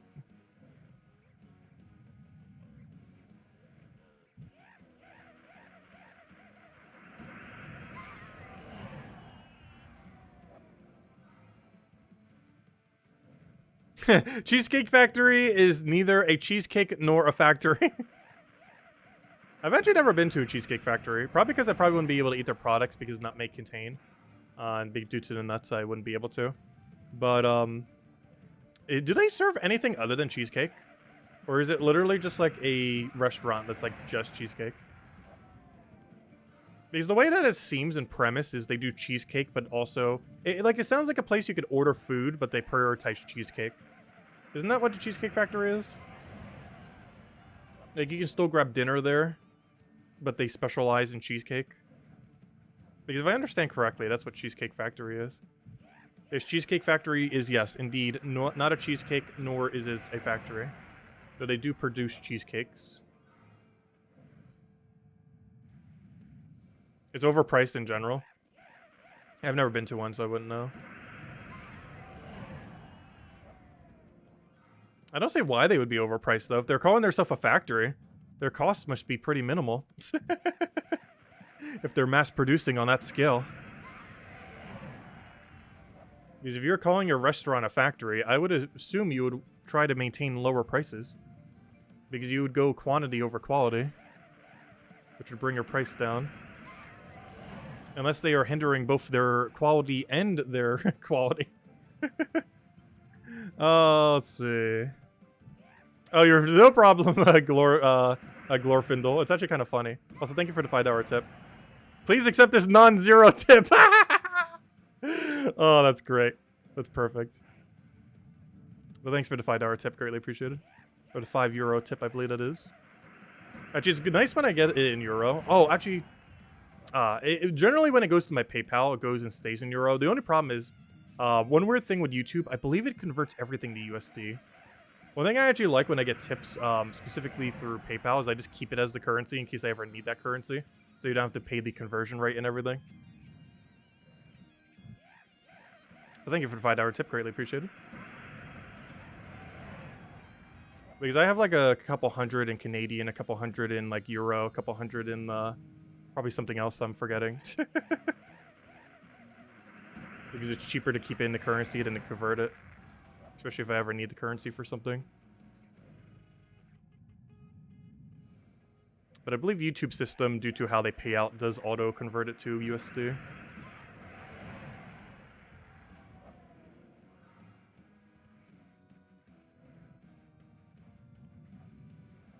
Euro is actually worth more than the dollar, if I'm not mistaken. So technically €5 is more than $5. But YouTube still takes 30%. You still have to do the conversion rate of whatever it is. Because I believe you still lose like some when you convert or something. I forget how it works. Whatever it is. Where exactly am I using euros at? I don't know. I have friends from Europe. So in those kind of situations. He's one of the friends that are probably visiting me sometime this year. Hopefully in the next few months. He's from a Europe area.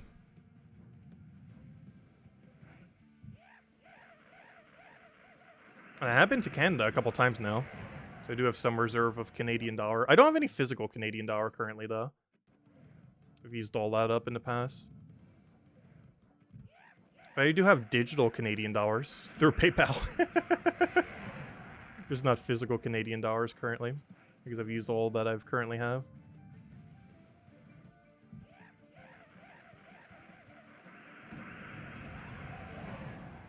Which is kind of funny to think about.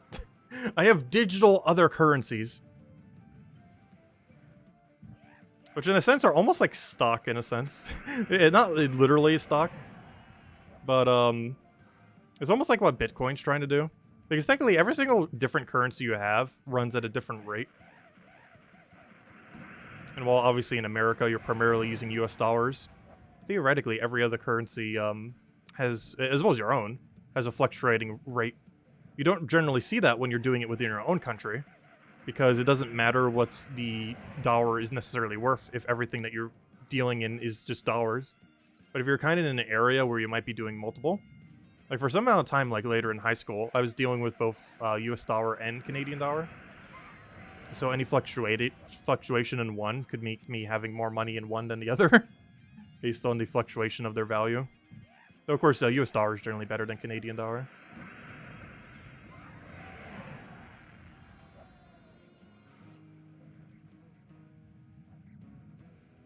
Though euro is generally better than United States dollar.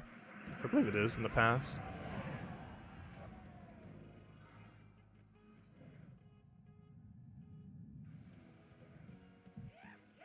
Ah, you found a wild Dragonite with 30 on it. Nice.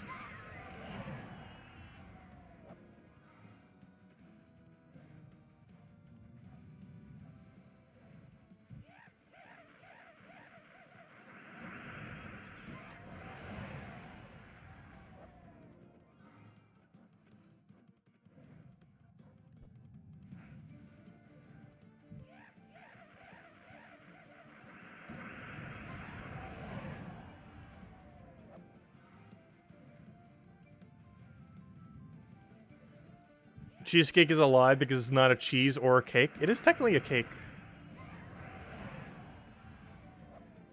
It's just a different form of cake. Though theoretically, it is not cheese. At least in the traditional sense of what cheese is considered. But it is indeed a cake. Like, cheesecake is a subcategory of cake. Whereas cheesecake isn't really a subcategory of cheese. But it is a subcategory of cake.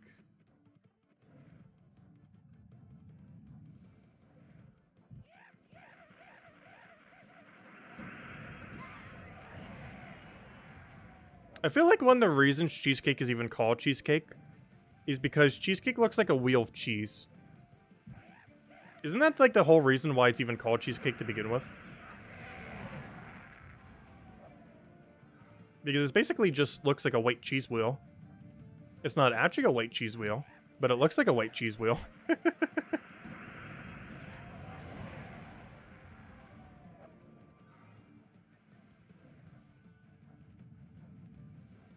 You don't think you've ever fast-clicked your mouse this fast in your life? Yeah, that's what I was talking about with Noma Paloozas.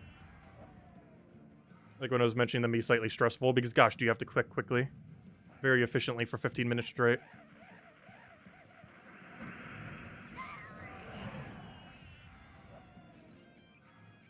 Which makes the actual grind for the Paloozas quite a bit more relaxing than actually using them. Though you get way more loot from actually using them, of course.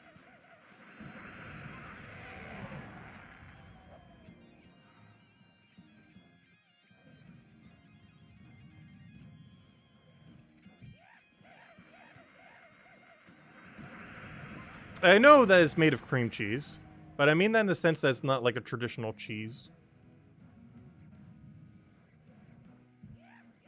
And it's not used like a traditional cheese is used. Like, you would never eat any other cheese like the way you would eat cheesecake.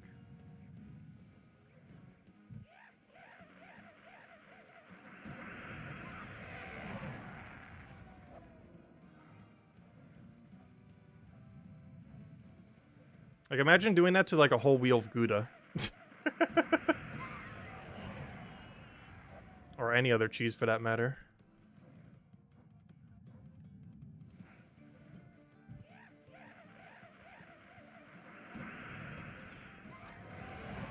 Order a sharp cheddar cheesecake.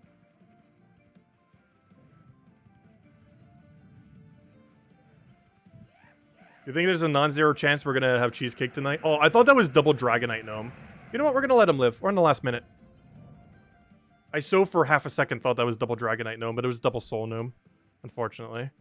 But well, yeah, we're just gonna wait a minute just to let his loot get all nice and ripe, and then we'll pluck it. Let's wait out the minute timer though. The waiting game.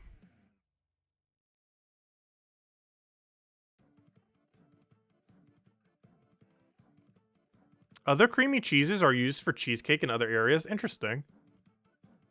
I don't think I've ever had a cheesecake made of, like, an actual cheese product. Because I don't count cream cheese under that category. But a creamy cheese would be kind of interesting. I wonder what that would taste like. I feel like it wouldn't be as good as normal cheesecake. Also, I shouldn't have done that. There was a non-zero chance. There was a non-zero chance we could have gotten triple skull. Well, luckily we only got one. But it could have happened. Okay, let's just wait a few more seconds just in case. And we kill him. Let's see how much Dragonite we get from this guy.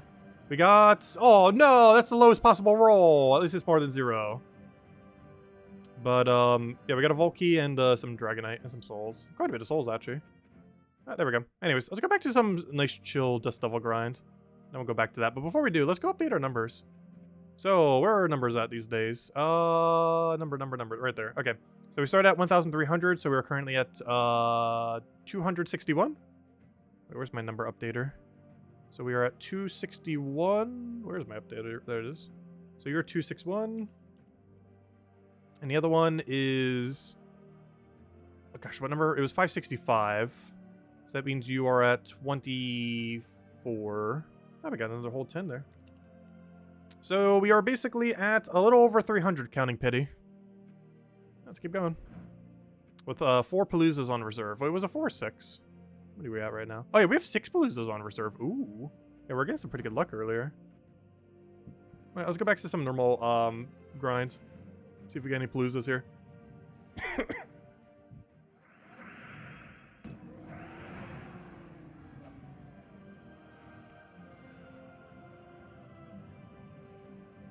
See what we get.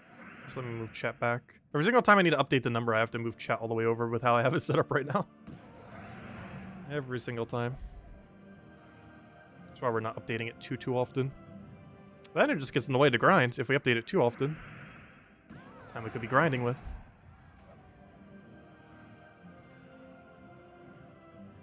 Also, I feel like in the setup I have it right now, it's actually kind of easier to see chat.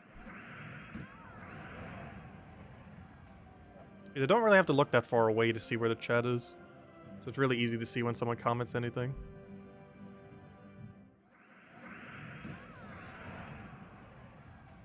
Do you have a Gouda cheesecake? I wonder what that would taste like. I feel like it's too hard of a cheese to ever make into such a product. It also has a very distinct taste that wouldn't really work in that form factor. Gouda, smoked Gouda is probably one of my favorite cheeses, though. It has to be a really specific type of smoked Gouda, though. Because I've definitely tried smoked Goudas that weren't good before.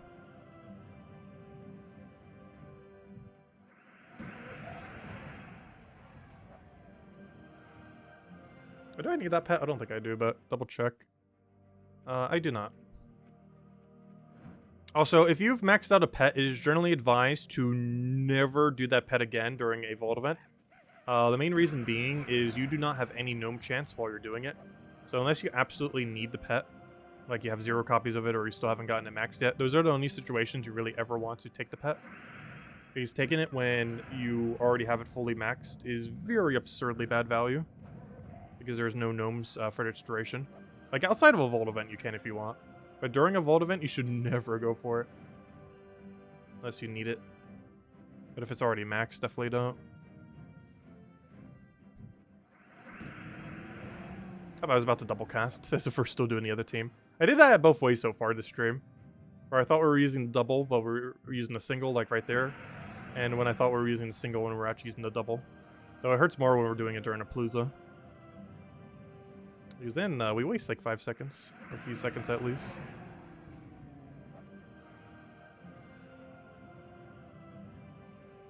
Bounty this week was insanely easy. Yeah, someone did mention the final team earlier, and it did sound like a pretty easy one.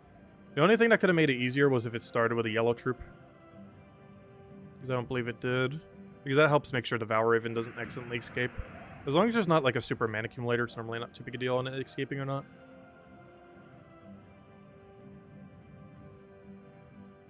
Your pet rescue was between Paloozas. Nice. No code until you return. No worries. I'm not sure when we're heading out the next code. Definitely within the next 2 hours. Just not sure when. Not sure what the next parameter is. However, there's a non-zero chance we will hand out a redeem code in the next 2 hours.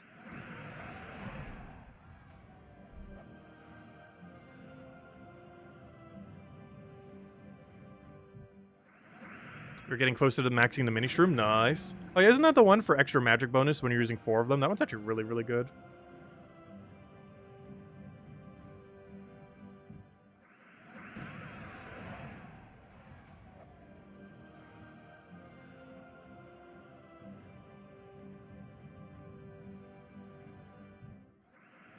We should make there's a non-zero chance t-shirt. We have never actually done merch before. We've had a lot of recommendations.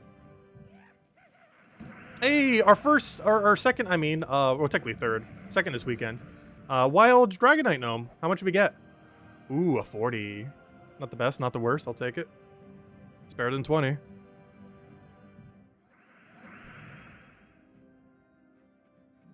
Oh yeah, I still have the cookies over here. I should probably start nibbling on them. We're gonna have to make a new batch for tomorrow.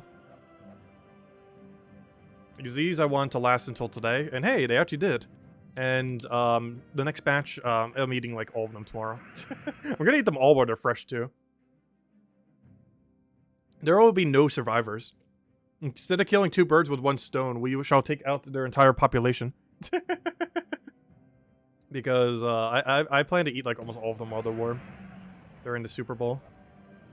For the next batch of them. And then probably not make them for a while, because gosh, these are probably way too high on sugar. But gosh, they're good. They are very, very good.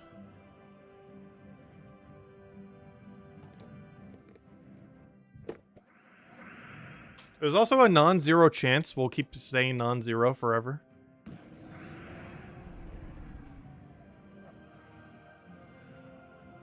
I wonder how much I actually do say it, though.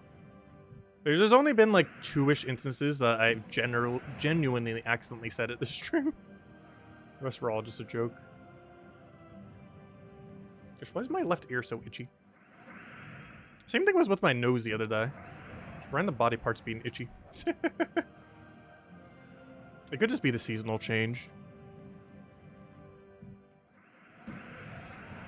It's also probably more so from the temperature. My body really does not like shifts in temperature. When it starts going from like warm to slightly colder to slightly warmer to slightly colder to slightly warmer constantly.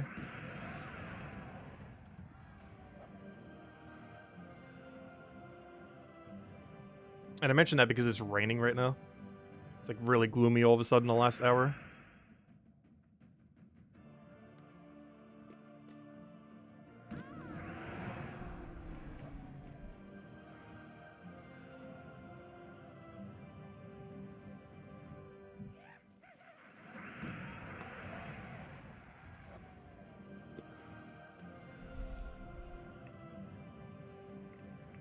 Your left ear has been itchy too.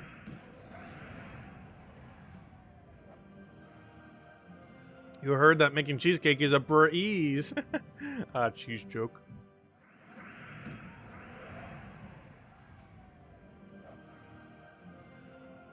I don't feel like I eat that many cheeses. Generally, dairy products in general, I don't tend to eat that often. Guess I'm choking on a little crumb. Is that even possible? It's a very hard crumb, though. These gotten really hard very quick. You gotta eat them, like, right out of the oven. Because, gosh, did these harden after, like, 2 days already. Like, even after, like, 8 hours. They were almost rocks. And shaped the birds.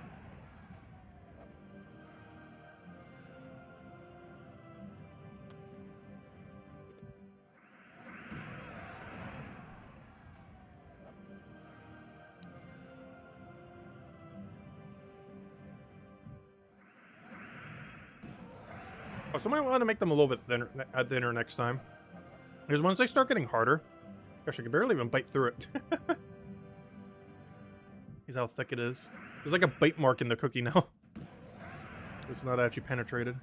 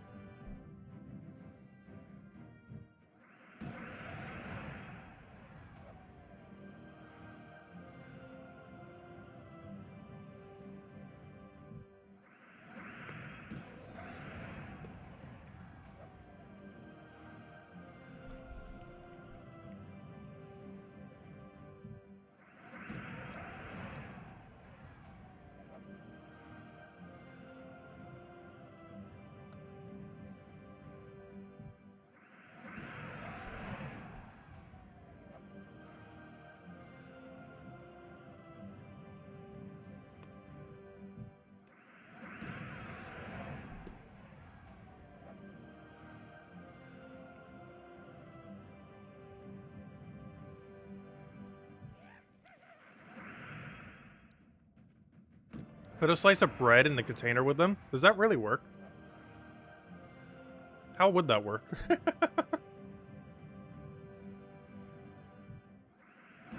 What is the physics on that?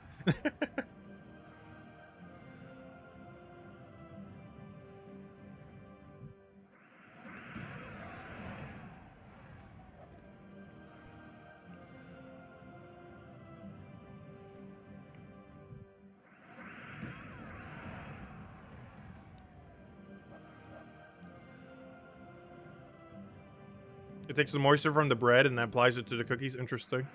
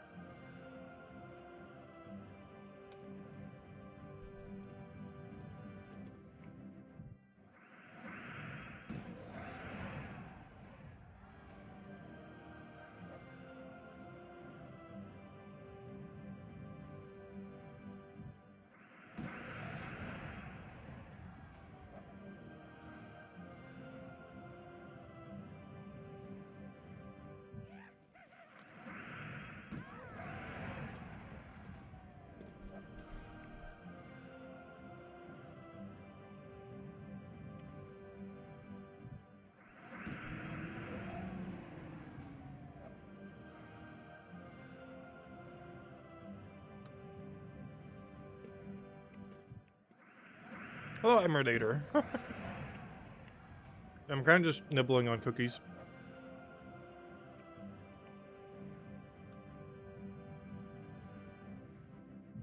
Luckily, I ate before the stream, so I'm not, like, particularly hungry. But I am nibbling on some cookies, because why not? It's the last 3 from the last batch.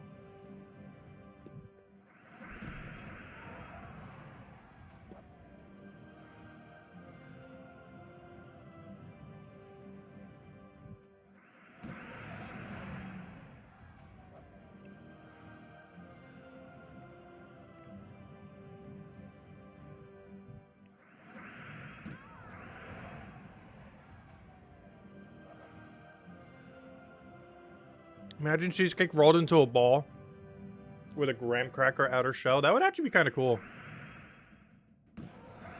Almost like cheesecake bites. That'd be a really good product.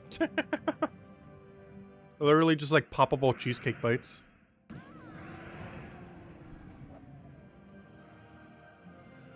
That has to exist. Someone's done it already. I don't think anything mass produces it, but someone has definitely made such a thing already.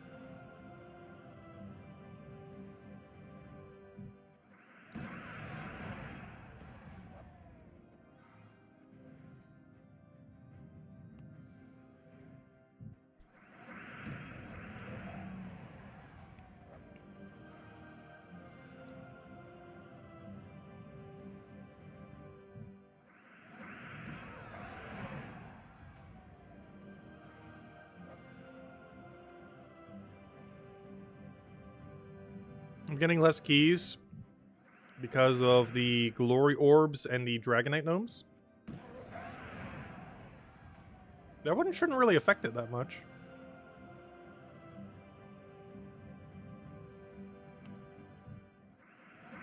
But yes, theoretically, the presence of Dragonite gnome does ever so very slightly reduce the rate of Volkeys, but not by much. I'm not even talking about the slowdown. I'm talking about the fact that I'm pretty sure he cannot get a Volkey as his drop. Is always only Dragonite.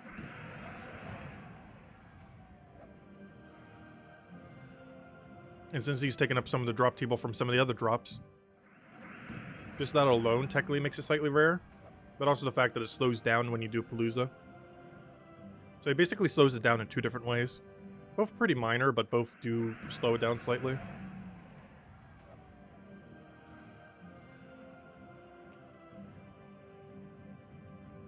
Little mini nerf. Micro nerfing.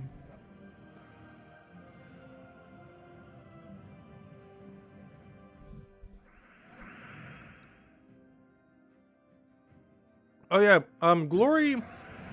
Justice used to be used on a free Skull Spam team.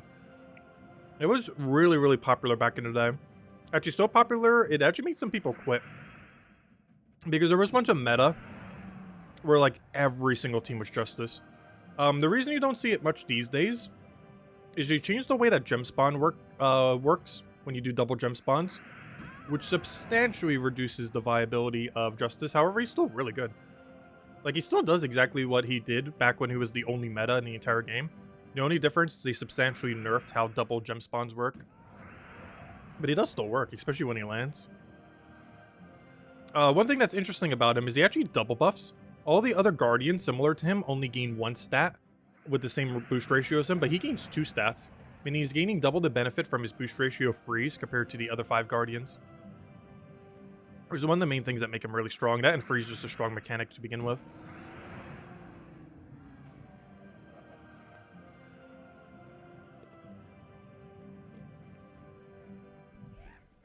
Oh, another... Gosh, we're doing so good on these all of a sudden. What happened? What made all the Dragonite gnomes come out? No! Round 2. Fight.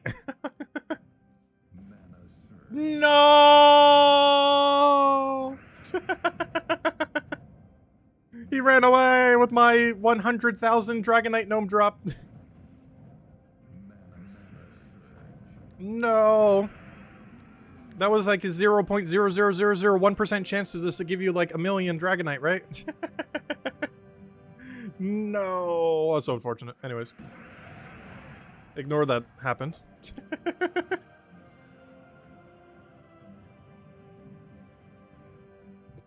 Oh yeah, I'm eating the bird. I'm eating the last bird. We are now birdless.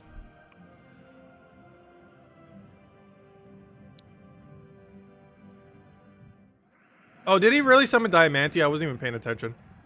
I was too worried about him leaving to even notice that he summoned Diamantia. That's kind of funny.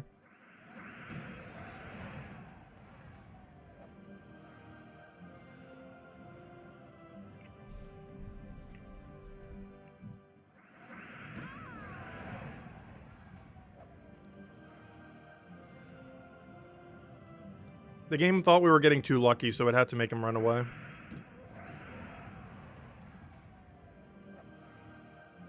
There was a non-zero chance to kill. I know, right?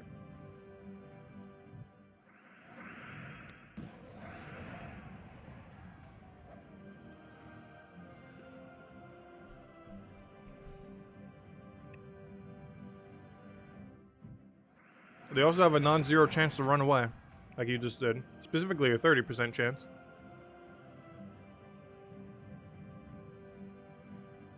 Which is more like a 99% chance. Because you know, if they cast it even once, they're pretty much gone. If they cast it twice, they're like guarantee gone.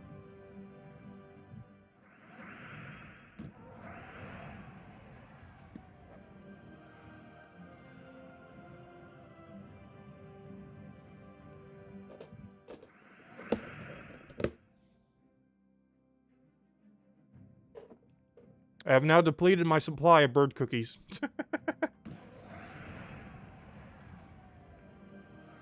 That lasted a couple of days. Making a new batch for tomorrow. Might not have them by the time we do the stream, though. We'll probably making them a little bit closer to Super Bowl, so they're nice and warm. And then probably not using them for a while. Because that'll be too many cookies. And too short a duration. Bet I will for tomorrow, just because it's kind of special event. Probably doing that and just ordering a bunch of stuff from Domino's. I believe they have some kind of new item right now, too. I saw a random advertisement. I don't remember what it even was, though. Hey, we got a Mimic.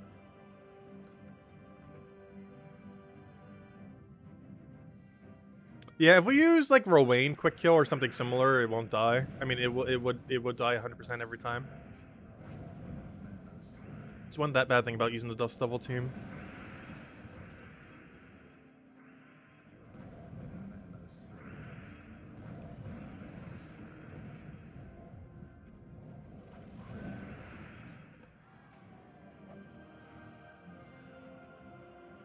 Alright, let me go update our tokens, or mimics, I mean. As we have another mimic in the fray. What does that bring us to? Mimic counter, where are you at? Where's the mimic counter higher? Oh gosh, it's blocked by everything, but it's 143. Actually, the number that is relevant is not blocked. There we go. Excuse me. There we go. Yeah, 2 times mimic is 143. The only number not obfuscated by other numbers is 2 times 143. There we go. Anyways.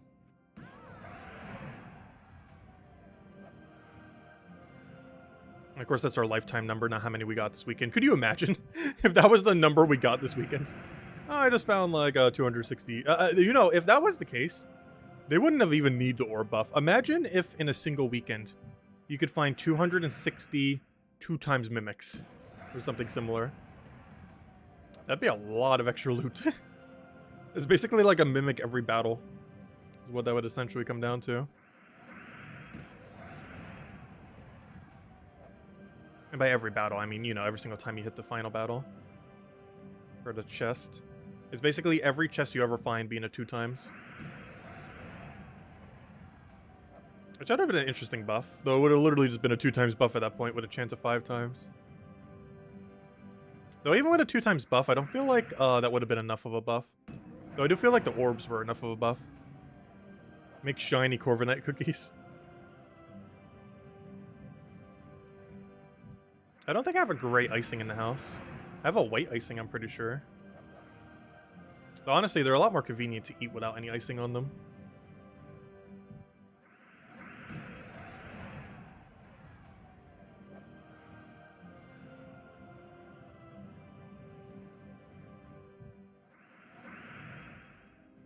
Do you think the Dust Devil era has passed? No.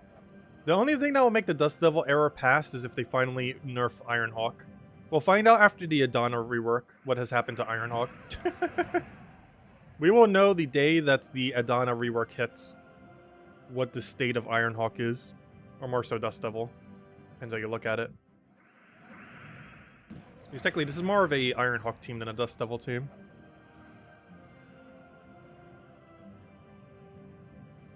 That depends how you look at it. Because it's both. It's an Ironhawk team and it's a Dust Devil just literally click button to win team. Dust Devil back in the day actually used to boost ratio from his magic and used to be able to do this with no assistance. Where you just cast Dust Devil then win. But you didn't need any kind of setup. You just literally cast it and then won.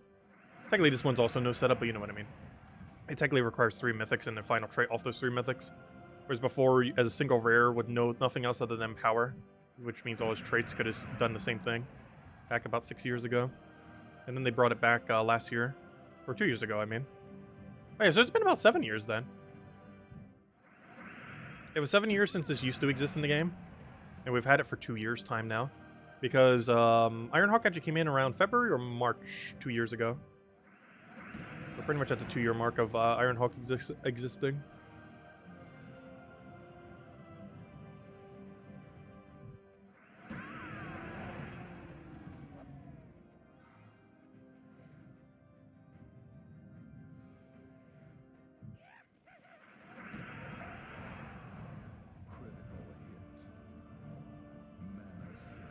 Gosh, is this guy gonna run away as well? You never know. He might. Thinking about it. Ooh, 5,000 souls. Nice.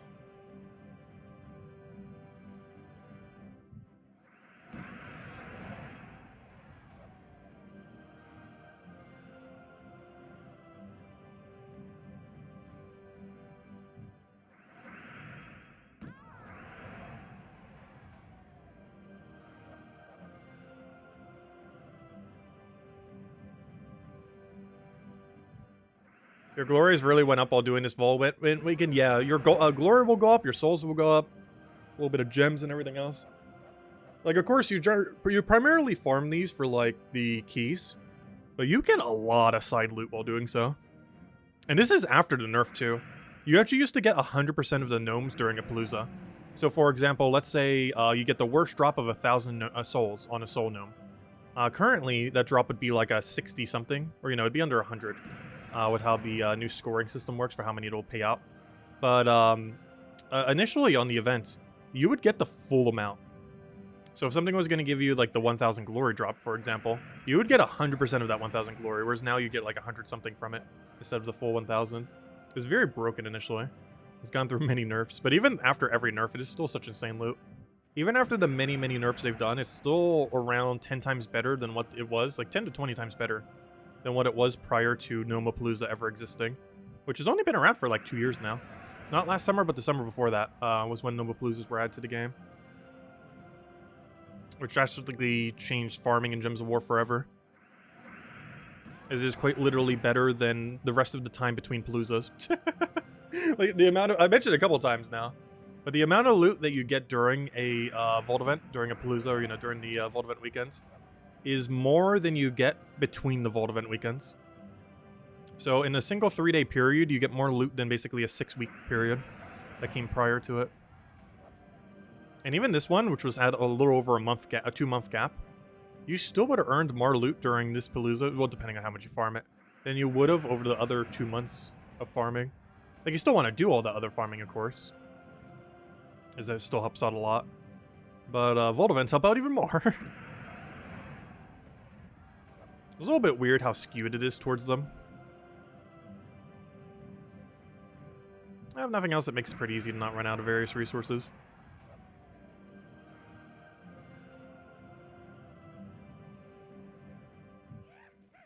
First 2, not what we're looking for. Though it is still our second lowest, so I guess we kind of need it. Definitely don't ever want to run out, that's for sure.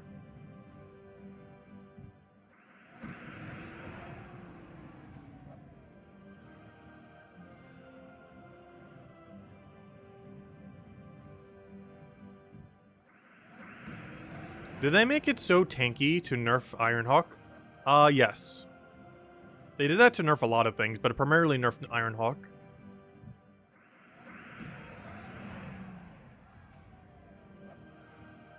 Yes, that's pretty much the whole reason why Dragonite has 0 attack. Just so it's bulky enough to survive Ironhawk. It's a way that they could nerf it without nerfing it.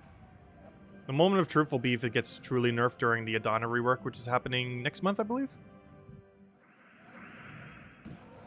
Is it next month or April? I can't remember. But it's pretty soon. Maybe it was April. We are getting Adana rework in the near future. And that'll be the moment of truth on if Ironhawk's gonna get nerfed.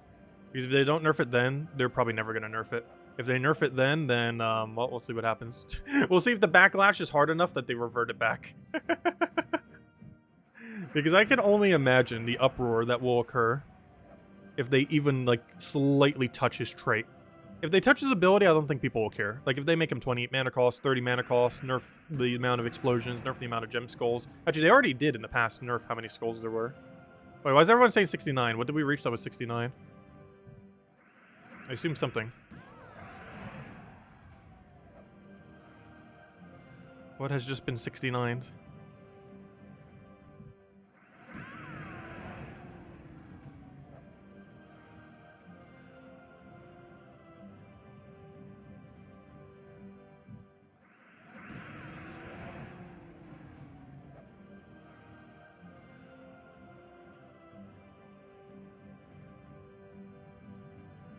You got 250 Dragonite so far? Nice. Yeah, the amount of gem saving is kind of crazy on it. Because a Dragonite is worth, like, what? 5 gems? 6 gems? It's worth 5 gems. Each Dragonite is worth 5 gems. So let's say, hypothetically, over the course of the weekend, you get 1,000 Dragonite. You just saved 5,000 gems. For 1,000 Dragonite in a weekend. Which is definitely very doable. Yeah, basically, every Dragonite you get is 5. So even if you get a drop of, let's say, 40, you just save 200 gems. It's a lot of savings. Especially earlier on in the game when you might not even be buying them every single day. That gives a good alternative to be able to get more. You don't have to pay a single cent to get them. Nor do you have to the other way either, but you know. Gems are a pretty precious resource even though they are free.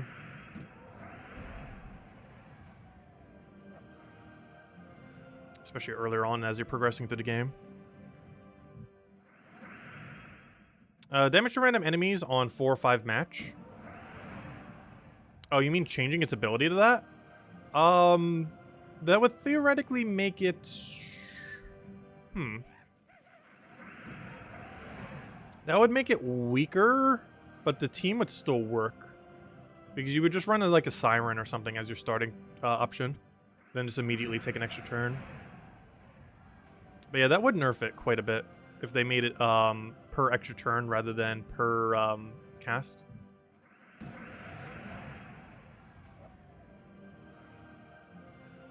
Because you would have to use an Empower option capable of landing extra turns easily.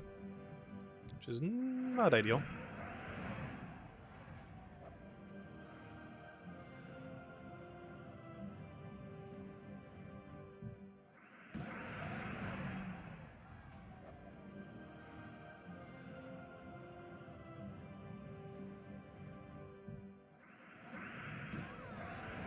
Oh, we still have global chat disabled, right?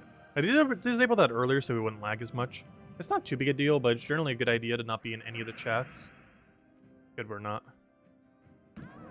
Because it can cause some small amount of lag. More than you would normally be getting. You generally want to avoid as much as that you can as when you're farming vault events. Not too big a deal, but it does help. Assuming you don't plan on using it at all.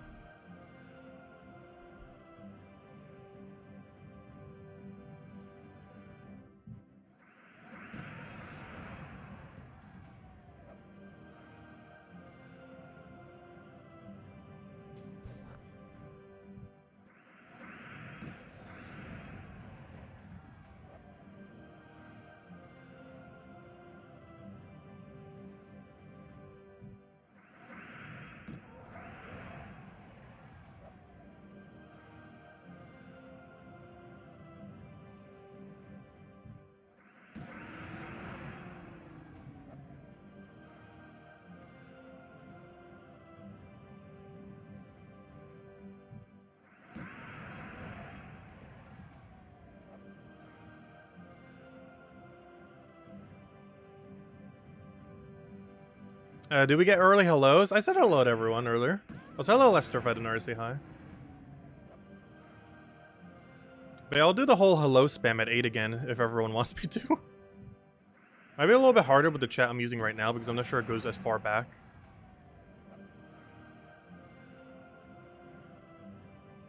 The devs have to be careful about needing things with all the buffing options, like true pets and meddling. Wait, what?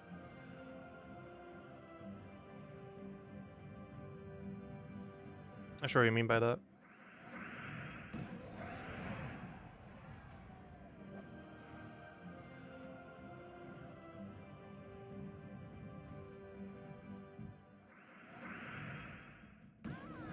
But yeah, stats do constantly keep going up in this game.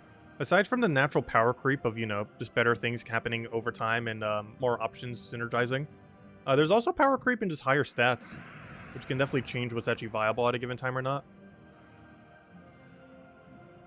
One of the bigger ones that'll be doing that in endgame will be once 30-star kingdoms start to come into the game, as well as whenever they make deed books more accessible, which will allow 20-star kingdoms to start to appear.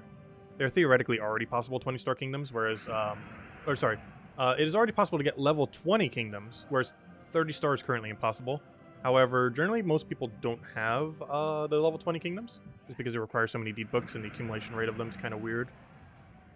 Even if you bought every single one, every deed book that has ever existed, not only is that hundreds of hours, but also I think you would barely be able to max 6 at this point, approximately. Like 6 kingdoms, that is. And there's currently 36, soon to be 37. And that's after, like, what, 3 years of deed books existing? For the whole deed system. Or particularly deed books, because deed books came after deeds. Deeds came like a year or 2 beforehand or something. Maybe even 3. Whereas deed books is a somewhat more recent occurrence. They happened like, what, 2.5, 3 years ago or so? And they never really got a good way of being accumulated since. Something they've never actually added for them. At some point they probably will, though.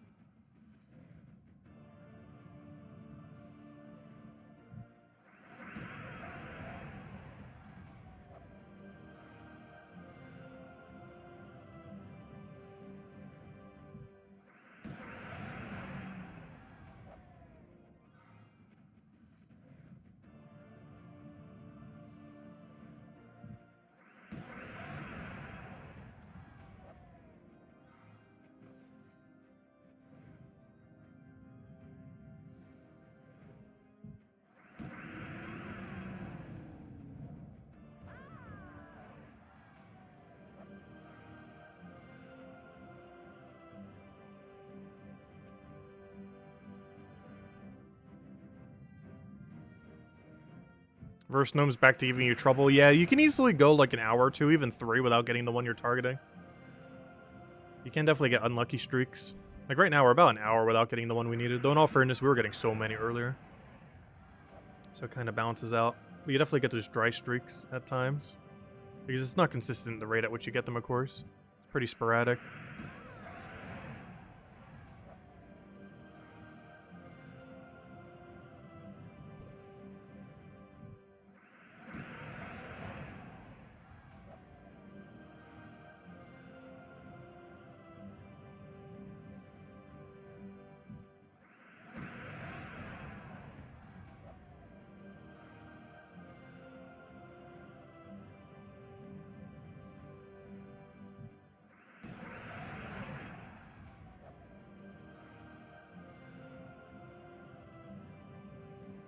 You're definitely typing on an invisible keyboard.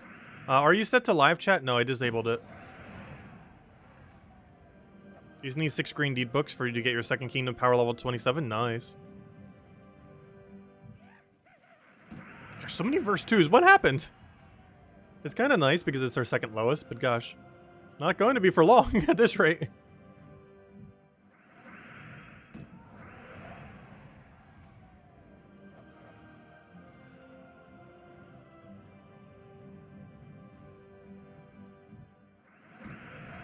Hello, Paul. Welcome, welcome.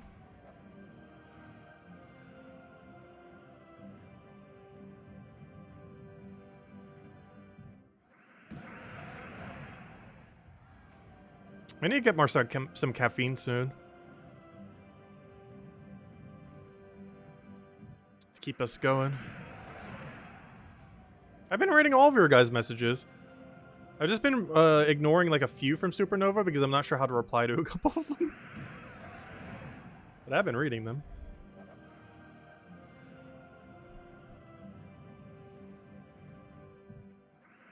Hello, Roman. Welcome, welcome.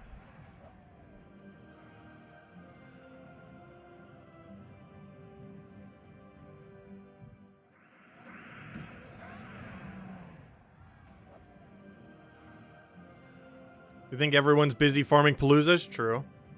I'm pretty sure most people in chat are farming right now. Or at work wishing they could farm.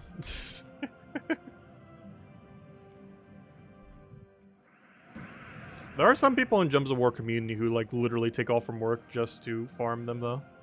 The Vault event. As if you're someone who actually spends money on Gems of War, unless you make a lot from your job, it is actually more cost efficient to grind a Vault event like crazy than to work your job during the weekend.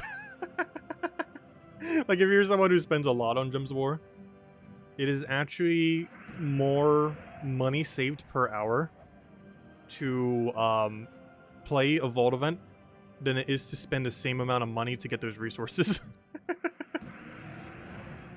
Which is kind of funny. Very few games are like that, where you can actually earn the in-game currency that quick. Also, why does the chat above me keep like going like crazy? Maybe that's why I'm missing some of the chat.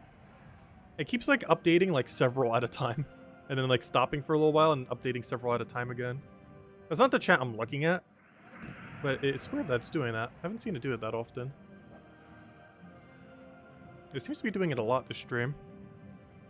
Or like stops for a little while and then like updates like 5-6 messages at a time. Yeah, Volky. You're at 620 Dragonite, 567 Volkeys, and 72 Epic Volkeys. Nice, and 55 Pity. Oh, yeah, what's our Pity at right now? It's a good way to determine like your average currently. Yeah, we're at like 38 right now. It's a good way to determine about how much progress you have, even if you weren't keeping track of the exact number. And luckily, that number keeps track of it for you, unless you accidentally click claim all. You were really thinking about a free day from work on Friday? Or work was a good boy. Or you worked and was a good boy. Yeah, I generally wouldn't advise doing that. Though I know there are people that have done it.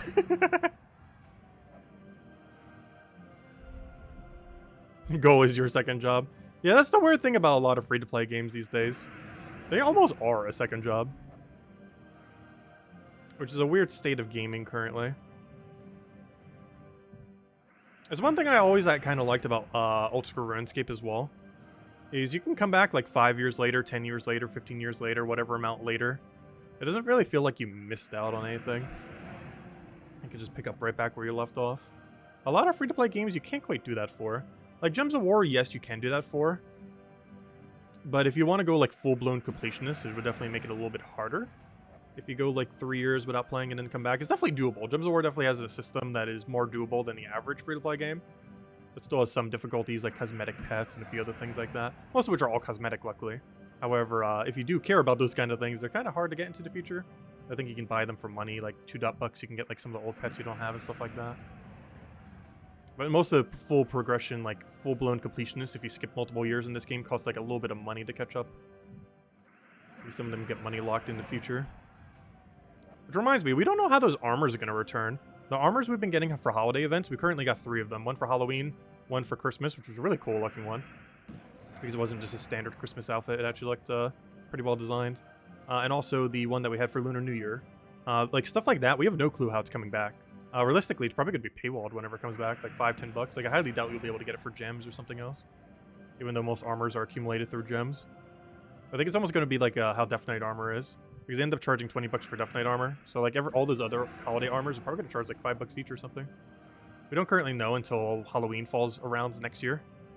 But if we start to see a calendar thingy, like we do for Valentine's right now, I'm willing to make a bet right now that there will be an option like this. And one of these days will be like, almost like this. Hey, for $10, you'll get 500 gems and this holiday armor. And that's definitely going to be like a thing. It'll probably be closer to $5 than 10, but you never know.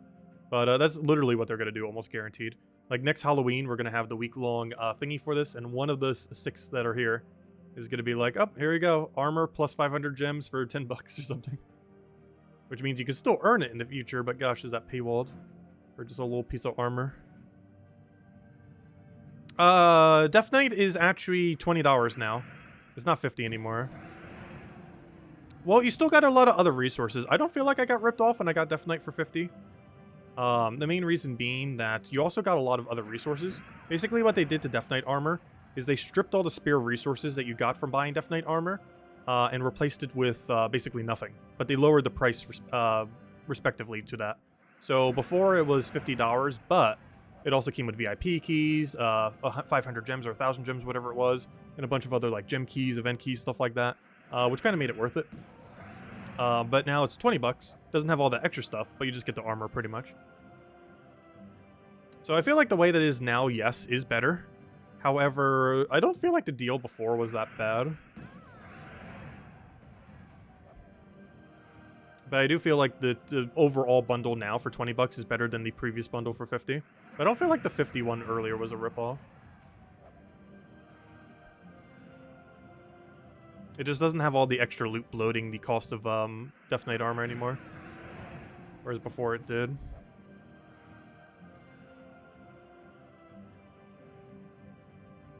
I'm actually surprised they reduced the price of that. I feel like Death Knight armor is bought probably more than any one thing in the entire game. Other than season passes. Like, if there's anything that, like, almost every player buys who spends any amount of money on the game, who isn't just playing it completely free to play, it's probably Death Knight armor. It's, like, the thing to get. It just helps you so much over long term.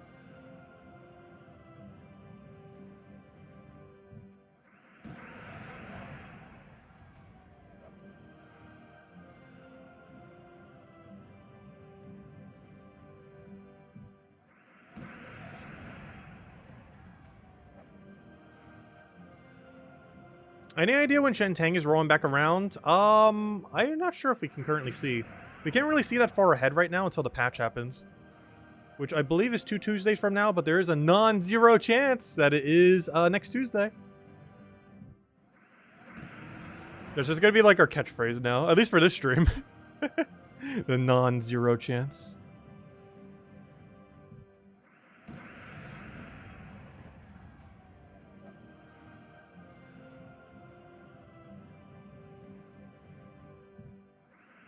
Oh, there we go. Never mind. It is Invisible Sight. Thank you, Andrew. Yeah, March 6, 2023. I assume that is correct. Because we don't know that far ahead, but apparently that one is with Invisible Sight. Perfect. Yeah, Terran's World's not updated that far ahead just because it's waiting on the patch.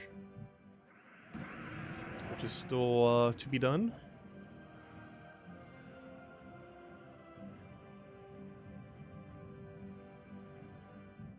Oh, you forgot to get the pet. You cannot get the pet during Shentang event. That is one of the few things you cannot get on a weekly event. You can get the old weapons, you can get the old troops, but you cannot get the old pets. The pets are completely RNG. Actually, the best time to get the old pet is actually right now, through the Vault event that's going on right now. Because your guild is likely getting a pet gnome every single hour, and if they're not, well, you can help them do that and get it pretty quickly. And it's complete RNG if you find it or not. There's no way to target a pet during a Shentang event. There's a chance they'll run it as the Wednesday pet, potentially the one you need. But you can't get the old pets targeted during the week of its event. It's one of the only things you can't target during in a Kingdom event week. Will they ever change that? I kind of wish they would, especially as we keep getting more and more pets. However, there's currently no implementation of such. So despite being able to catch up on pretty much everything related to a kingdom, the pets are generally not one of them that you can. Unless it happens to be the Wednesday pet. In which case you can, but that's very unlikely that the one you exactly need is going to be the Wednesday pet that week.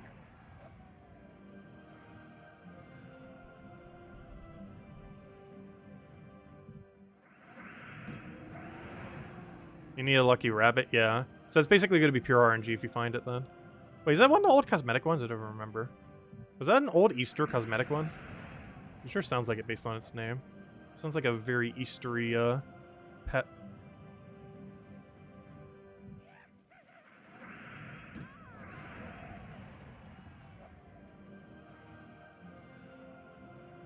Because unless they run a weekend event for it around Easter time, if it is one of those, I believe one of the only ways to get most of the old holiday pets, unless they happen to run it again, is like $2 when it rotates.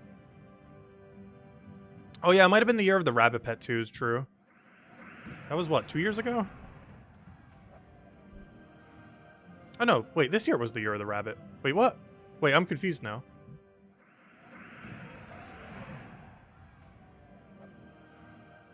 Wait, you mean you missed the one from last month?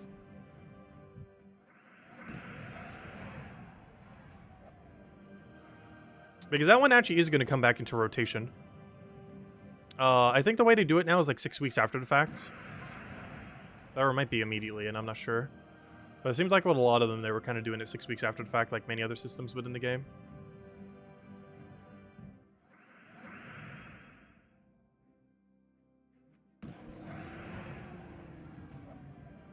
But yeah, it's going to be pure RNG if you find it.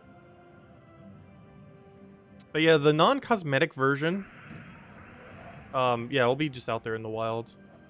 Have to find it through the pet gnomes out of pure RNG. Which I really wish they would make a better system for that. It really needs one.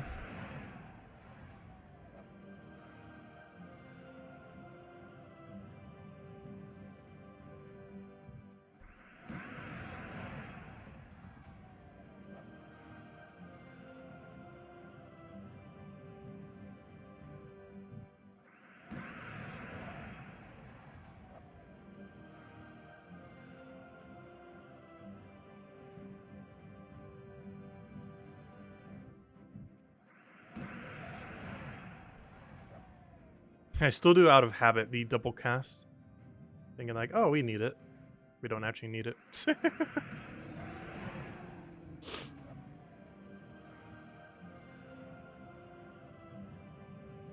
Oh yeah, I probably should go hand the second code soon. Let's go hand it out right now, might as well. I see no reason not to. Because I don't really have a particular condition to hand it out on at this point. Might as well just do it now. And the other one will be closer to 8. Here you guys go. 1 second. Where did my chat go? It's hidden by my code. There it is. There you guys go. There is the redeem code. Use on gemsofwar.com underneath the game code section. Your invite code you can find if your settings menu. Redeem code's right over there in chat. And copy paste random numbers and letters. And to give you the same word as always, 2 treasure maps, 1 gem key, 200 souls, and 2,500 gold. And definitely feel free to leave a like on the stream if you haven't already, as it helps out a lot and is greatly appreciated, especially for these longer streams. Also, I can't actually see how many we have because I'm not at the back end of YouTube, so I assume all of you have, right? Just kidding. Because I actually can't see the viewer number or the like number currently. With how I have it set up right now. I can just see the chat, the game, and that's pretty much it. And the timer, though. The timer's currently not going.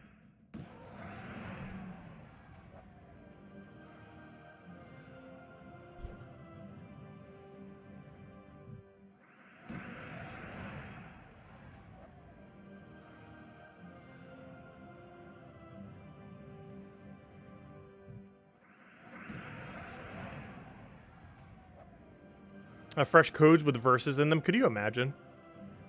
I don't think they would ever do that. Though with the inflation of the game, I do wish they would like increase the loot that's in a default code slightly.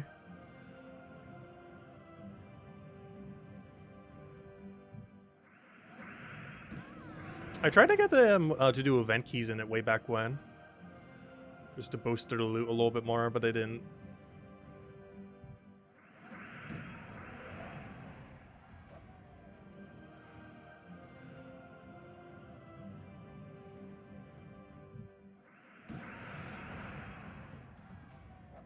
Because it still has some pretty dated loot in them. Most notably, 2 treasure maps. AKA 2 more stacks of paper in the useless pile. In the endless library of spare treasure maps. Yeah, we did get the rare pet code for Christmas. That wasn't the first time actually, was that the first time that pet was distributed like that? I can't remember. I know they've done it a couple times for the holidays around then. But yeah, that'd be cool if we could get rare pet codes for people that might not have gotten them in the past. Like, we have all of them, but a lot of people might not.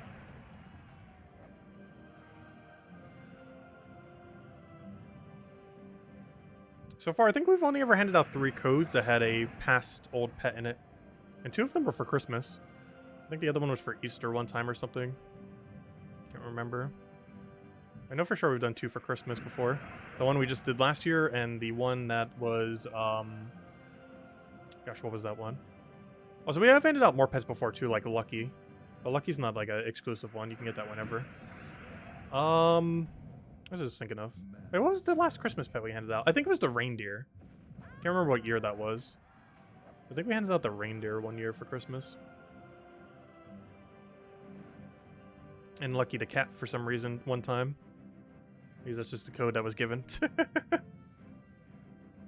don't know, I can see if I can get one for Easter. Might as well ask. Hey, can I get a special Easter pet code? So I wonder if I could choose what one it has in it too. I'm not even sure which one I would choose. Like, it's kind of funny that the Shelf on the Elf was the one for the Christmas one. Because if I was to choose any one, it would definitely be that one. This is a really funny joke. Actually, out of any pets, it's probably the funniest of any of the joke pets. The Shelf on an Elf instead of a elf on a shelf.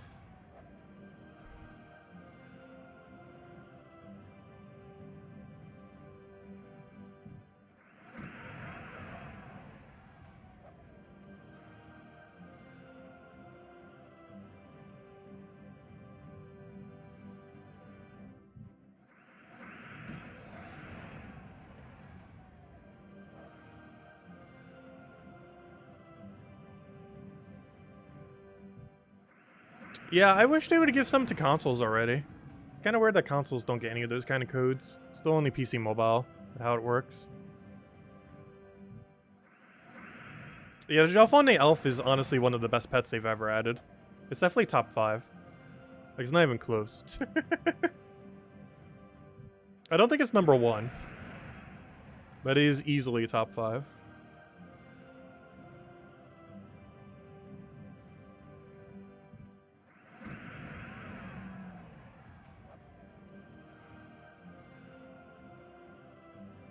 One of my favorite pets in the entire game is the rejected design for the Dragon Kitty pet that they eventually added as a separate pet for something else. Like, that one is among one of my favorite, which is this one right over here. Let's see if I could find it in all this mess. Because basically there was 2 designs that ultimately were at the end.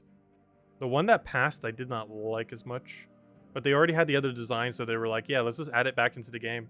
But yeah, the Kobold Kitty is probably one of my favorite pet designs in the entire game. It was actually from the community poll, but it was the one that lost the community poll, so it didn't actually get added at that. It instead got added as Emperor's pet, but it basically did like a slight redesign to it and made it into its a separate thing. Because the one that actually won, I don't feel is as good. It's not a bad design, I just don't like it as much. Is where's the one that actually won? It wasn't the Revered Dragon Kitty. It wasn't this one. Where was the one that actually won? Somewhere's in here. Show in a second. I could find it. Where's the dragon that won? Okay, apparently I passed it. Where's the dragon that won? Gosh, I don't like its design so much. My brain is like deleting it from my vision. Wait, Spike still doesn't have an image? That's funny. How's that still broken? That was like almost a month ago at this point, right? Where on earth is this dragon? Oh, there's a Shelf on an Elf. Amazing. Where on earth is... Oh yeah, that's the one I think I handed out one copy of one year. Prancer. It was the 2018 pet. I think we handed out in like 2019 or 2020. Let's see. Wait, am I blind? Where on earth is this kitty? I know he's in here. Not you. You're the one that looks good. Where's the kitty? Am I going crazy? Where on earth is this cat? There it is. This was the one that actually won. And I don't like its design as much. So this was the one that won the community design. It even says it here. Designed by the community 2018. This was the one that won. And this was similar to the one that lost, so it's not the exact design. But yeah, I love this one's design so much more. But that was originally what it was from, but then they just kind of reused the art for something else. So it still got into the game, which is pretty cool. But I always like this one way, way more than the one that actually won. Which was this little guy. Anyways.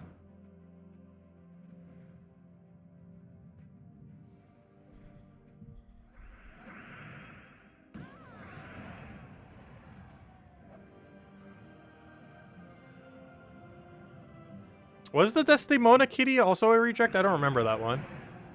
I know it was like a two-way runoff between the two that I showed. But there might have been a few other designs I just kind of completely forgot about that they also did for it. So I know that one for the one cat for reaching max renown was not part of that. That was just a different design they made after the fact. It wasn't one of the concept designs for the Dragon Kitty. Or if it was internal and not posted publicly. Because I don't recall that ever being on the ones that were pulled.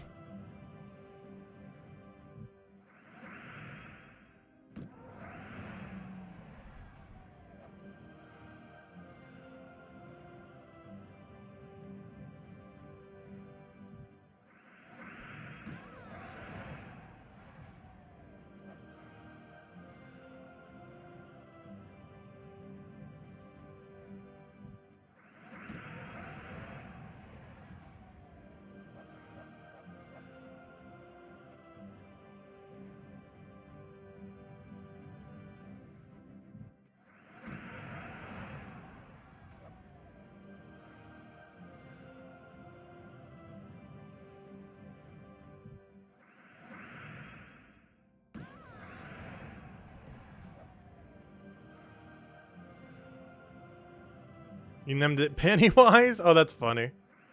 That's really funny.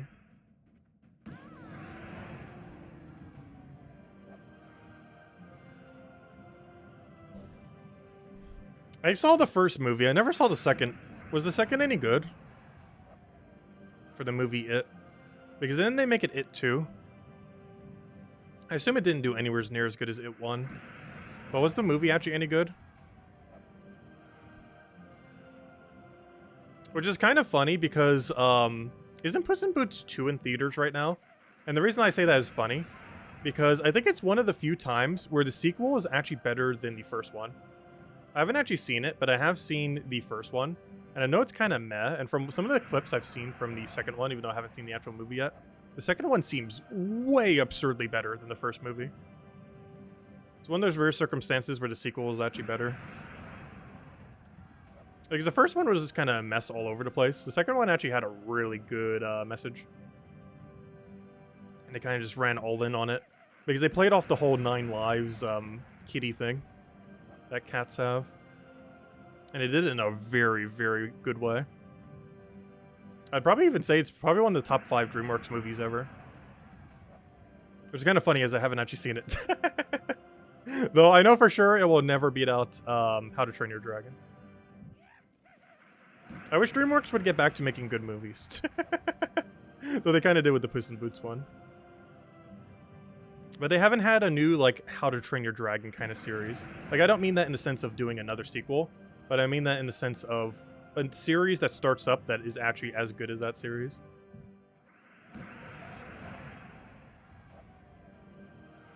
Because Pixar's been falling off in recent years, so DreamWorks needs to pick up the slack.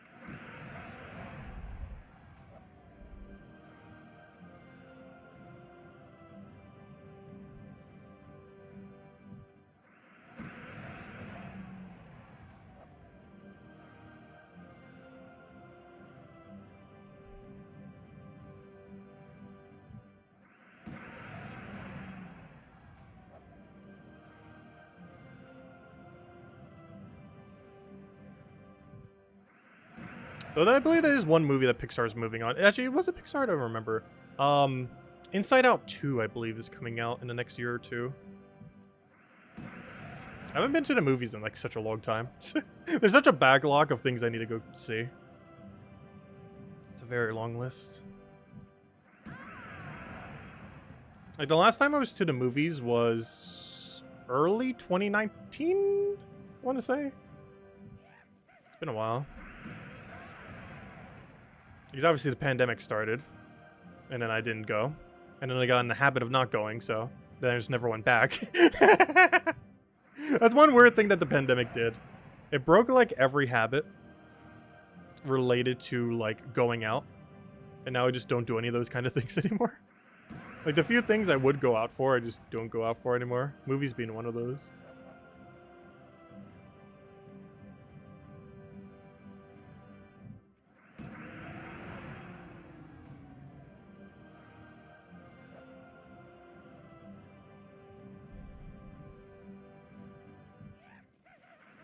Hey, Soul Gnome, got anything good in you today? Mid-range souls, that's fine. As long as you're not doing your lowest possible drop.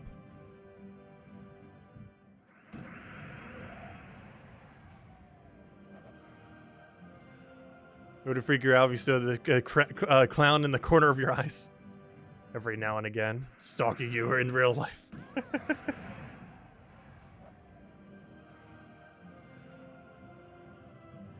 He's got a 7 times revive on Inferno. That's unfortunate.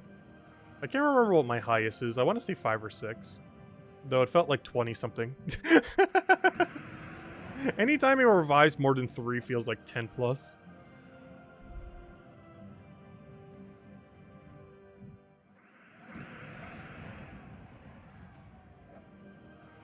It's kind of funny because when Inferno King first came out, a lot of people were mentioning like, oh, I got him to revive 4 times or 10 times or 8 times or some kind of absurd number. And I never even saw him revive more than twice.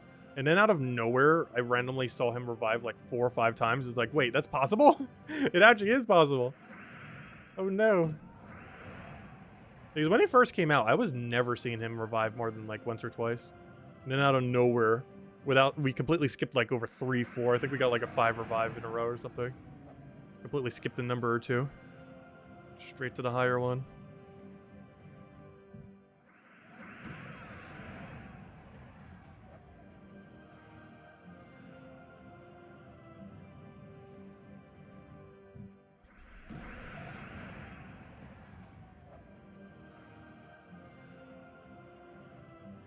Oi, oi, oi, oi, oi, oi, oi. Hey, verse 2. I somewhat need you. No, verse 3 is what we're actually looking for. You know, this entire time when we started grinding again, I don't think we've gotten a single verse 3. Which is kind of sad. And unfortunate. They're hiding from us.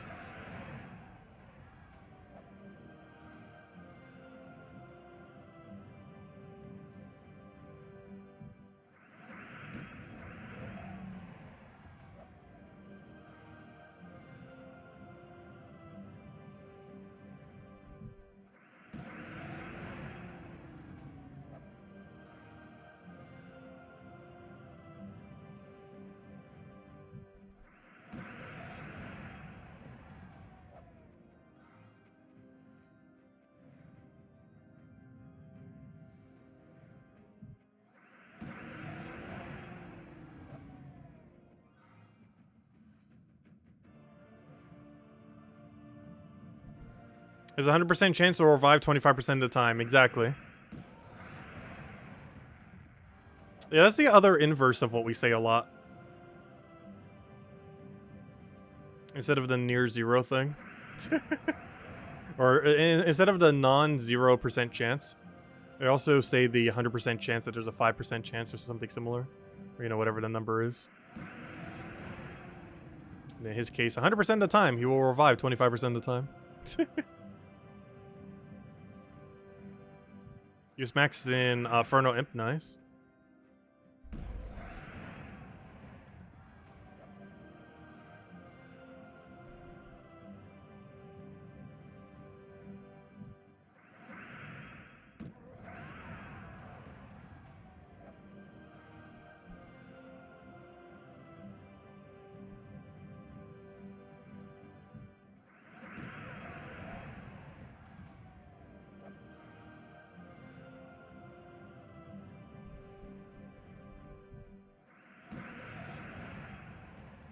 Also, we still have a lot of good dailies to go do later too. Got a lot of spicy ones. Most notably the deed book one, or not the. I wish. Could you imagine if there's deed book one? I mean the mythic deed one. 2 Imperials and 10 deeds. What's kind of insane is 10 deeds is still only 1/5 of a deed book. Even with that many, even as the mythic tier deed task, it is still only 1/5 of a deed book.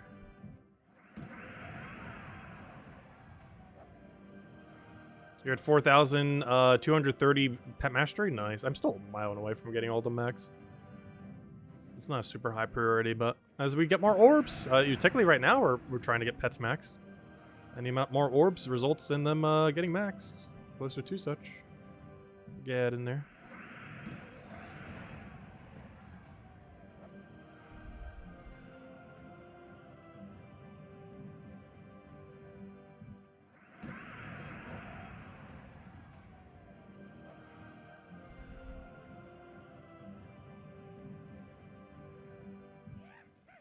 Nope, gnome, anything good in you? Want to give us a Volkey? Oh, the lowest amount of gold you could possibly give. Good.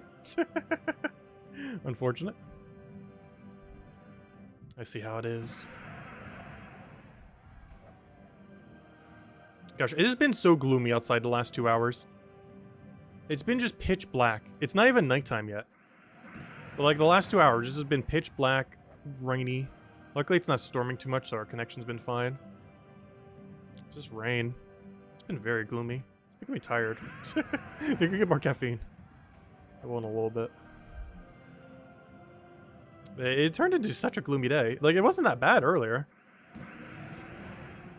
Now it's just ultra gloom and doom.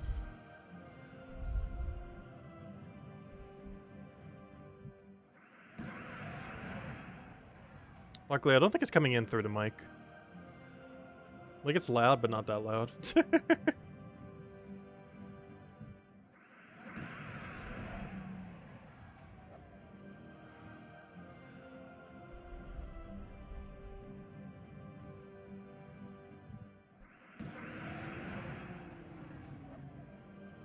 We're getting close to that level as well.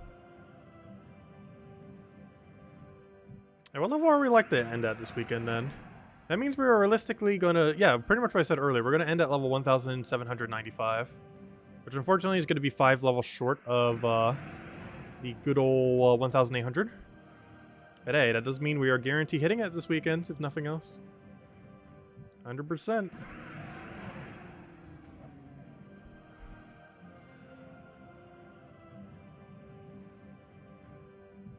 You're 180 mastery off from the max. Nice. Oh, you don't have the $50 Xbox pet? Oh no. Yeah, they are pretty pricey. I'm not sure if people would really consider it for full-blown completion. But what's considered full-blown completion in this game could be defined in so many different ways. Oh, why did I not take the skull? No! Wait, why did he not take the skull? Wait. We both made a misplay. That's funny. I saw the mana. It's like, oh, I need to go get mana to kill him, but Skull's just sitting there. But then for whatever reason, he didn't take the skull himself. Back in the day, the AI would always go for that at 100% consistency, though they ended up making the AI a little bit dumber, so it also works for when the player misclicks. Which is kind of convenient, because we did just misclick.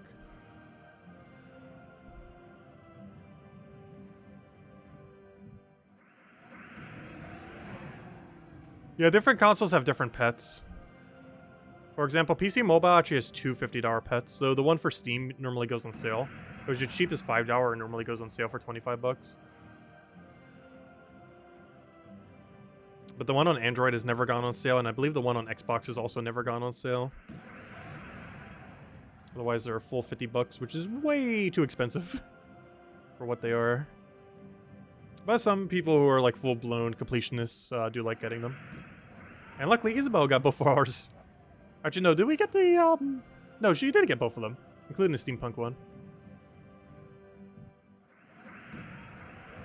Because I think I handed out my extra copy that I had at the time. Because there was a point when it was like super, super cheap.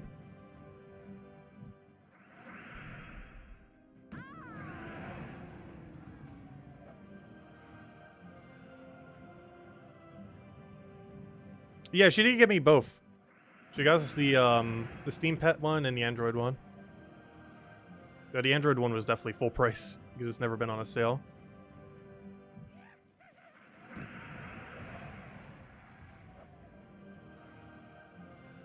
Actually, one interesting thing about the Steam bundles, I believe you get VIP points based on its base cost, not the actual cost you paid. Which is one of the only few ways still within the game where you can actually get more VIP points than what you spent. I'm not 100% sure if that's still how it works. But for example, let's say something's 80% off. It was originally 10 and is now 2. I believe you still get $10 worth of VIP points, but it costs $2. I'm not sure 100% if that's still the case. But last I recall, that is the case.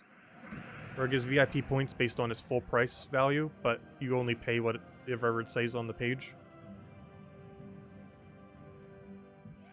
Like, some people have done that to, like, get a quick amount of VIP points. Because VIP points, in a sense, is kind of a currency. They can give you, like, permanent bonuses. Nothing really too important given from VIP level. But it just makes grind take less time. And some people pick up some extra VIP points for cheap occasionally. There used to be a really weird method where you could actually buy it, I think, on the Android version. Or just mobile version in general. Or, like, for whatever reason, some bundle on that thing was giving, like, double the amount it should have been or something. I don't remember exactly. The same people bought it up just to get free VIP points. Because you do get a lot of permanent bonuses from them. But the price starts to go very high very quickly. What even is our VIP level these days? We are VIP level 9. Oh gosh, we're almost 10. That means we've almost spent $800 on the game over the course of 7 years. It means we spend on average almost 100 per year, or maybe a little bit higher than that actually. Which makes sense because if you consider the cost of the passes these days, we're spending that means we're on track to spend slightly over 100 a year then.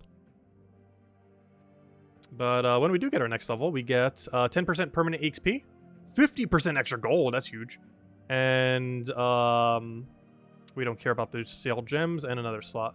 So yeah, we get 2 really good bonuses when we go up one more. One of them being 25%, 10% more EXP for our hero, and the more relevant one being 50% more gold. Which actually is not bad at all. But that's all VIP does, it just makes grind a little bit less. Like, you can live without those little bit of bonuses. Like, they help, but they're definitely not needed.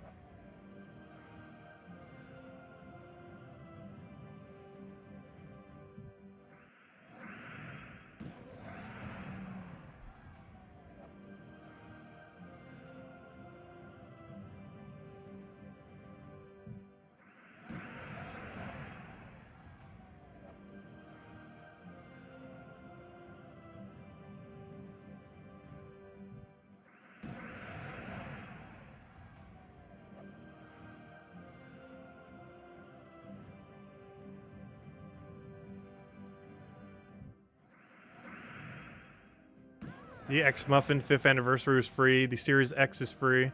The X Ball $50. Yeah, I think those are the exclusive 3. They had like an exclusive Muffin. I'm not sure what the second one that you mentioned are. And of course they have the $50 pet. The only ones unique to PC Mobile are the 2 $50 pets. The one for Steam and the one for Android. For whatever reason, there's not one for Apple. Which to this day I don't quite understand. Because if there was any product to sell something super overpriced to, it would be Apple. And not Android. Because generally people who have Apple products have more money than people that have Android products, generally speaking.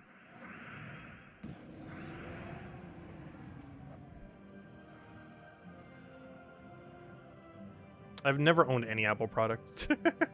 Ever. I don't quite get the appeal for them. Especially their computers.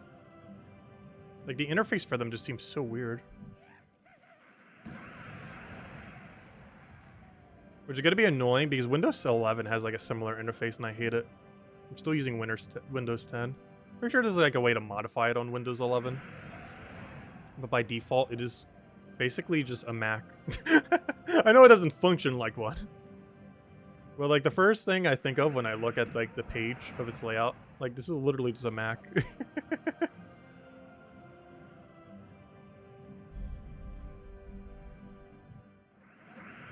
Do any of you guys actually use Windows 11? Still on Windows 10. It says I can upgrade, and I've seen what Windows 11 looks like, and I never want to click that button. We're not ever getting this computer off of Windows 10. Maybe a future one, we'll try it. Maybe we'll wait till Windows 12 and see what that's like. Hey, a wild Dragonite gnome. The third or fourth... Oh, wait. We need to kill him. We need to kill him. Okay, if we see red, take red. We need to deny every red we ever see. Oh, we can mana drain him. That's huge. Okay, let's play this very safe this time. He's not running away again. No! Okay, good. The mana drain came through. Oh, he really wants to run away. He really wants to run. Come on. About to kill you with Iron Hawk. Come on. So close. Come on. Don't you dare. There we go. Safe. Hey, 60 Dragonite. Oh, that means he ran away with 6,000 Dragonite earlier. How could he? Rip. Yeah, we lost one earlier for any of you that don't know. And you know he had like 100 drop or something on him because he ran away. That's how it works. It always has the highest possible drop whenever they run.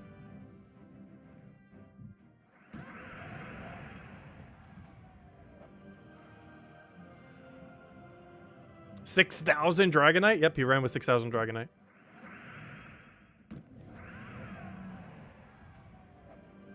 Maybe he was even over 9,000. Over 9,000? Yeah, he left with a lot of Dragonite. Whatever it was a number more than 0.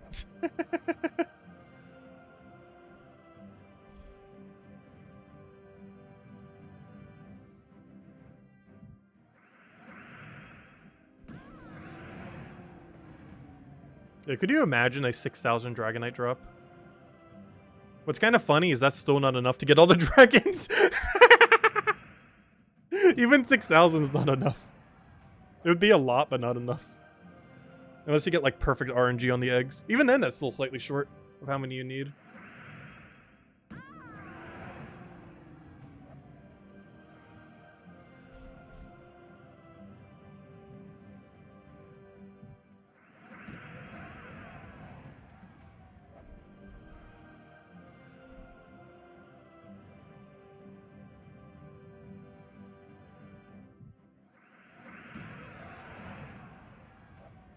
Your hourly tribute is mailed to your account at Max VIP. Wait, is it really? Did they add that as a feature? I don't think that is, right? Unless they added it. But it's not a feature. Honestly, that should be a feature. But it's not a feature. I'm pretty sure it's not.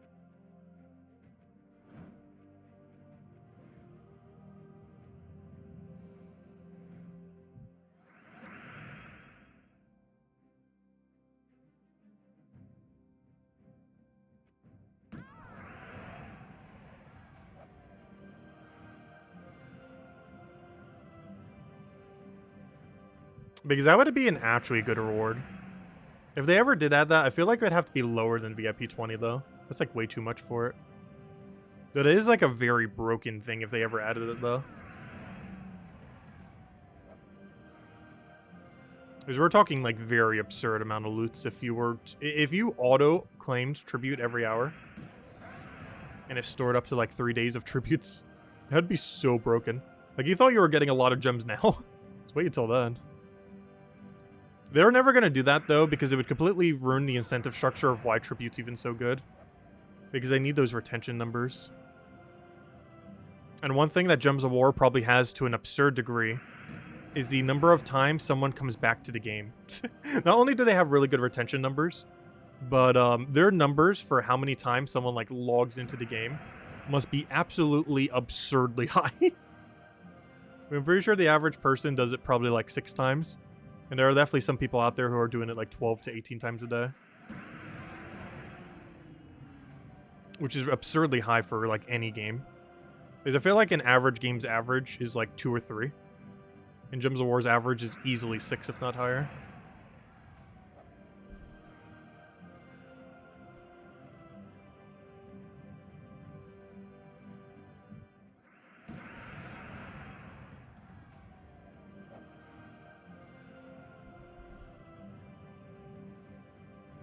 So we should probably start using some of these Paloozas soon. I'm just finding this too relaxing to stop, though. This is one of the few Vault event weekends where I actually just want to grind for Paloozas more than I actually want to use the Paloozas themselves. Which we could technically do that. It's going to make us even further away from 1,000. However, we could theoretically just try to make this a week where we recover verses a little bit more. So we have a number a bit higher than 10 for once. It's because I'm tired? It could be. It's just a really gloomy day. Like, the weather outside has gotten so depressing over the last 3 hours. It went from, like, normal day to, like, ultra gloom, ultra dark, raining constantly kind of day. It's definitely a bit draining.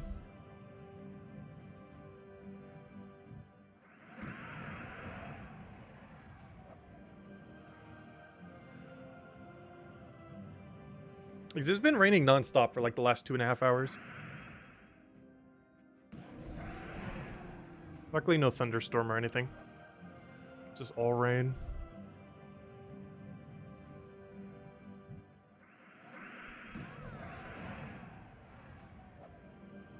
You like the rain? Is your favorite type of weather? I do kind of like rain. Hey, verse 3! Gosh, we were like 2 hours dry there. Finally. Maybe we should go do some now. How many do we have on reserve? After we just got one right now. Inventory. We are at 17. Alright, one more and we'll go back to using a bunch of Paloozas. Let's get one more first. Hopefully it doesn't take nearly as long as the other one. Maybe we shouldn't make that the goal. Even though we found like 7 in 2 hours, it also took us 2 hours to find one. We've done both this stream. 7 in 2 hours and 2 hours for one. Hey, well, let's go. Oh, that's funny. Oh, we just got one already. I kind of want to keep going in case there's like a whole herd of them over here.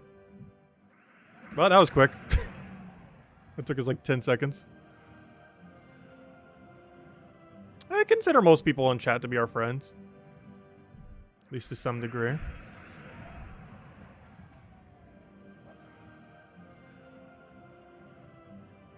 I've actually seen Defiant before. In person.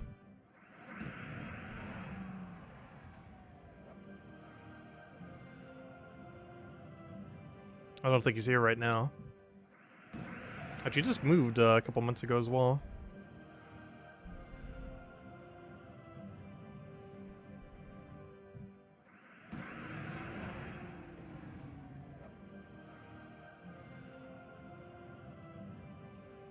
I don't think we're getting another one. We used up all of our luck there. Okay, let's go run some Paloozas. I'm gonna make sure I restart the game. Let's do like let me go get my shards down. That's something I don't normally do. Let's go get our shards down until it's like a few. So we'll run a few more sets. Wait until our shards go down to basically 0. And then we'll go run a Palooza. This is something you could do just to make it a little bit more optimal. It's not required, and I generally don't bother with it. But we're going to this time. Trying to get your shards basically to near 0 or exactly 0. And then start a Palooza.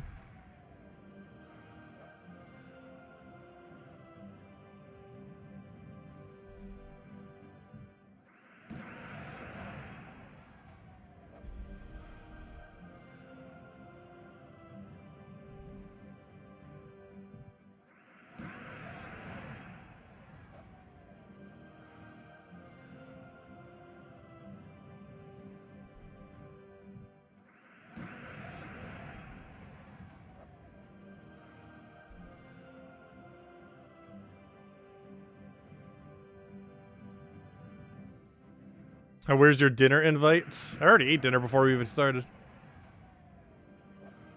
Unless you're lucky to eat nothing. Because I'm probably almost not eating anything for the rest of the day.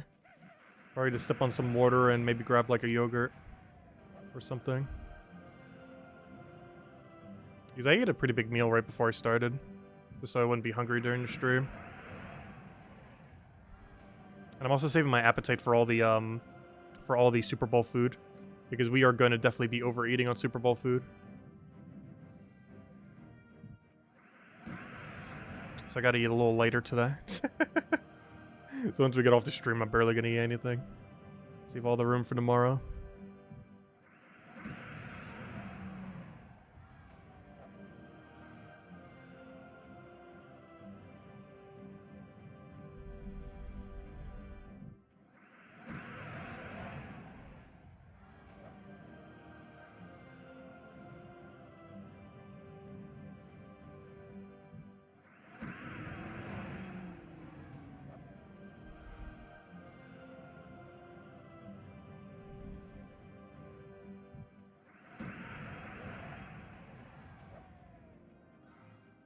Have we gotten to the shard location yet? I think we do after this set, or the set after this set. And then we'll go run some Paloozas.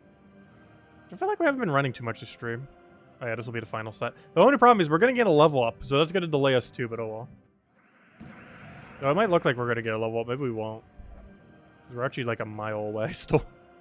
Alright, let's do this one, and then we'll go... Oh, I should have switched my other team. No! Because now I still have to do one more fight. Just switch it back.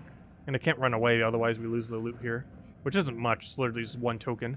But hey, that's one more token than we would have had. Because I can't run away, because we'd lose out on whatever this is about to be.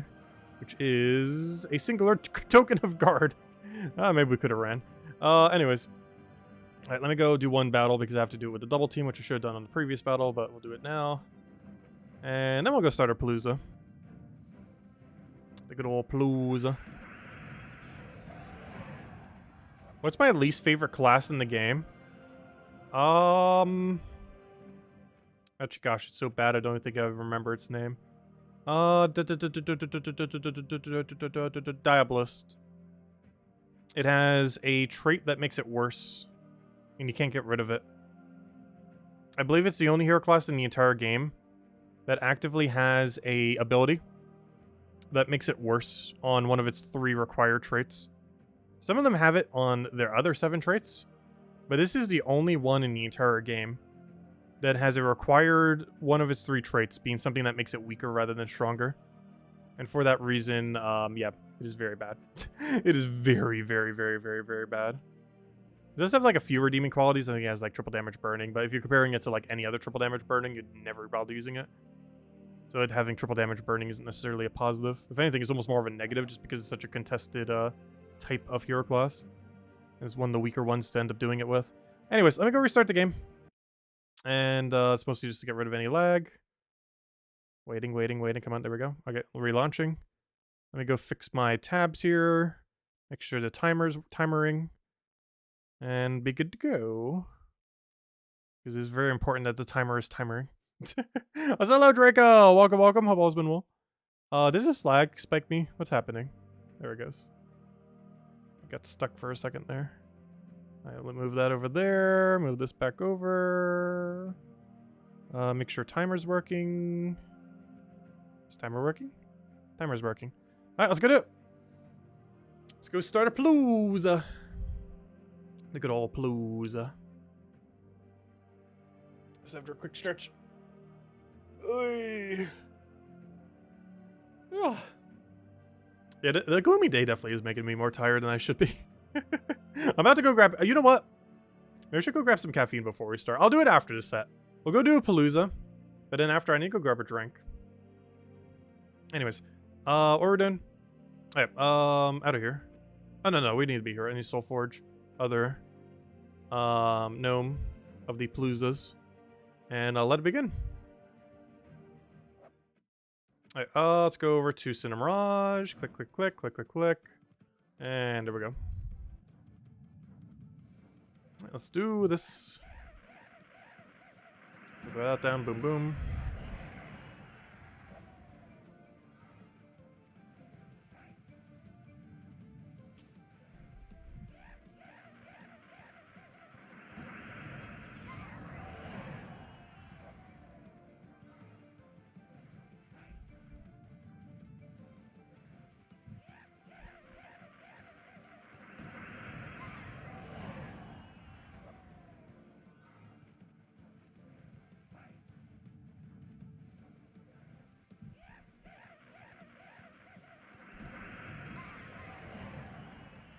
Oh, you're going for a gem dragon egg? Good luck, it's Theo.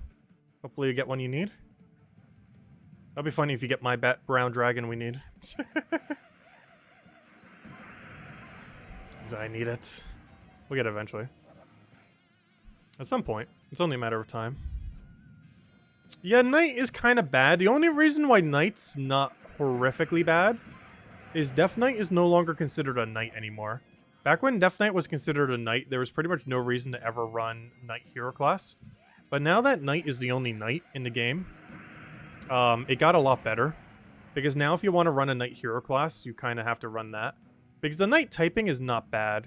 The biggest issue with Knights is more so the hero class. But Knights as a typing is actually somewhat decent under some circumstances. It's more of like a mid-game kind of thing, but there are a few combinations in it that work pretty good. Plus it has a 50% mana start troop, which any typing that has that's always at least somewhat usable.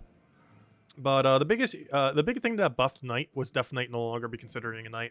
It was changed a couple years back to become a Undead or a Daemon? I don't remember. I think it's Undead. But whatever they end up changing it to, it is no longer considered a Knight. And that change drastically buffed the Knight hero class, making it the only Knight in the game. So if you're running some kind of Knight synergy team where you want to run Knight hero, you have to run Knight hero class.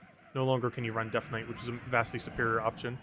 But because it doesn't count as a Knight anymore, you have to run Knight hero class. That's the only thing keeping Knight from being the worst hero class in the game. Is the fact that Death Knight's no longer a Knight. It's quite literally the only thing. Like, if Death Knight was still a Knight, I would probably agree that Knight is the worst hero class. Because that's one thing about Diabolus too. There's already other Daemon hero classes that are better than Diabolus. It's kind of the inverse reason.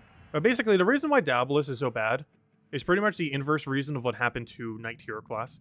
In the case of Knight, there was 2 Knights and then there was only 1 Knight, making Knight the only Knight, which made it better. But inversely, for Diabolus, there are other Daemon hero classes. I think there's 3 of them, if I'm not mistaken, 2, 3.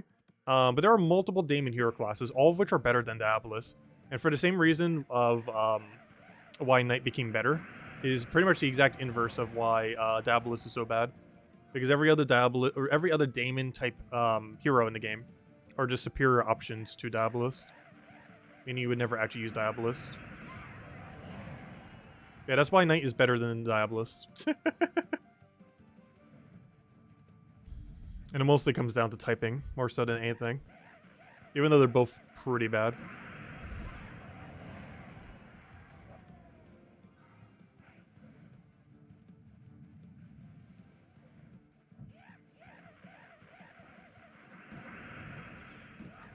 Unless like Raid Shadow Legends, gosh. I'm actually surprised Raid Shadow Legends has never contacted me to do an ad. Out of all the sketchy things that have ever tried contacting me, I'm surprised Raid Shadow Legends is not one of them. Guess we're not big enough for them.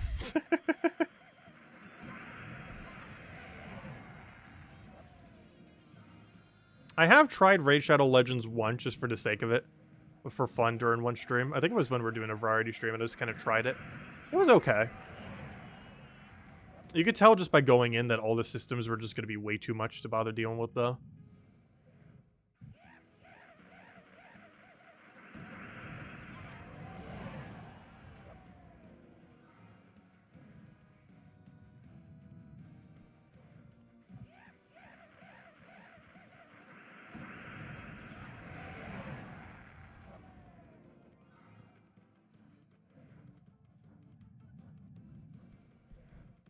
Yeah, Ironhawks are pretty nice. Though there is a small chance they're getting nerfed soon.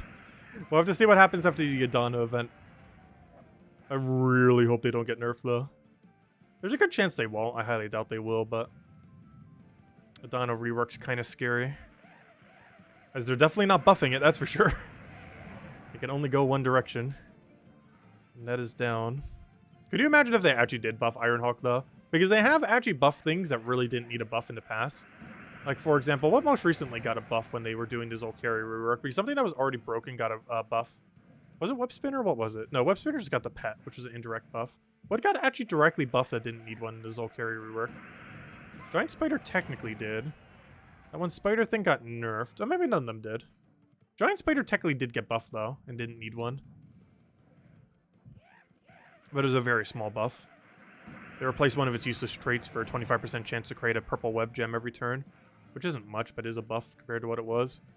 What's the best thing about it is they left the +1 purple link intact, so it has a chance of creating a purple gem while also having extra purple mana to whenever you take purples, which is a good combination. Unfortunately, the chance is pretty low, of course.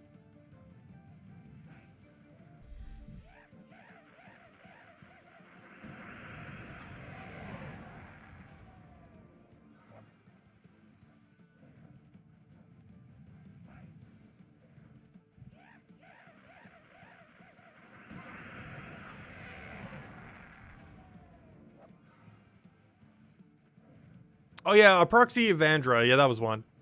I knew there was one. Yeah, our proxy Evandra did not really need a buff. I do like the buff they did for it, but I don't feel like it was necessarily needed. It was already really strong. Yeah, our proxy Evandra. That's a weird name. But yeah, she got a 30 mana cost reduced down to 26.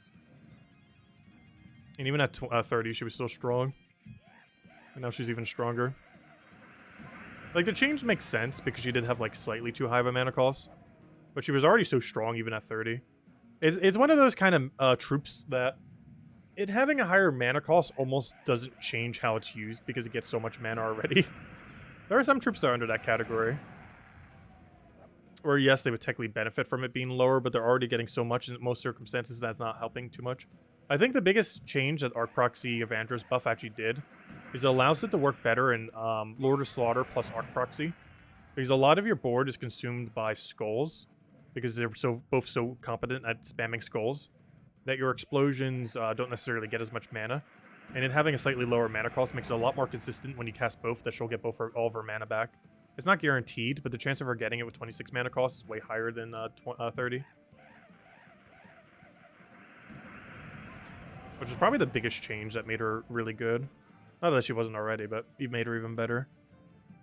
It's just the way that the Lord of Slaughter and Arc Proxy combo works due to the lower mana cost. Because she always struggled to get 30 mana back in those situations, but now she pretty much never does. The biggest issue is still getting alignment, though. Because Lord of Slaughter doesn't because he can create the extra gems, but she still needs direct alignment in order to cast. Otherwise, you're pretty much just hitting yourself with 1 billion damage.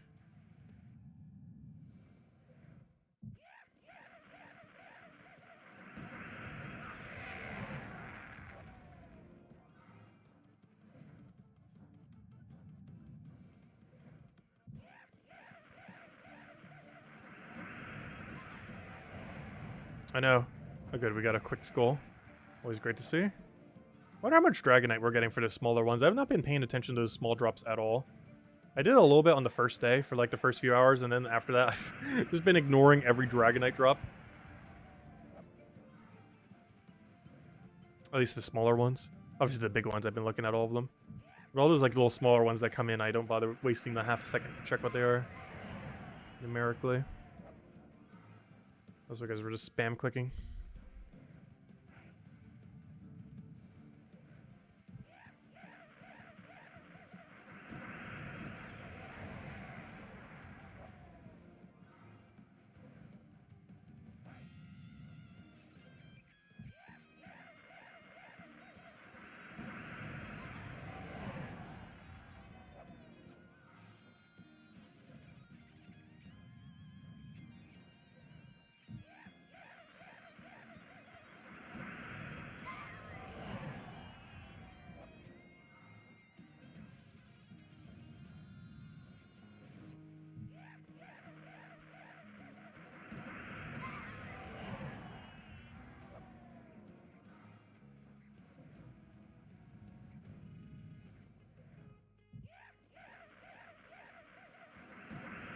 Oh gosh.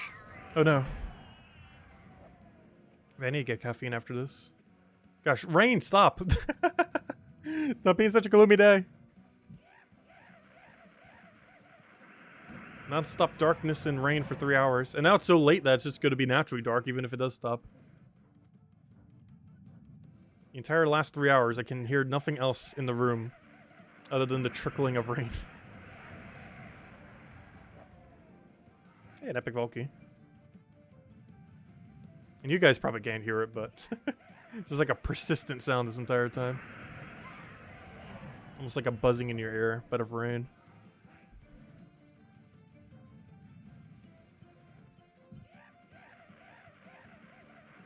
Also make a quick bathroom break when I go get the thing as well. As I have not done so, probably all of today. So probably should. Obviously gotta finish the Palooza though. Which is also why you should only ever do one Palooza at a time. You never know when something's gonna come up that's gonna make you have to stop for a little while. I highly advise never, ever, ever, ever, ever, under any context, using more than one Palooza at a time. Not only does it give you more loot, but also make sure you don't waste any of the 15 minutes for any of the times.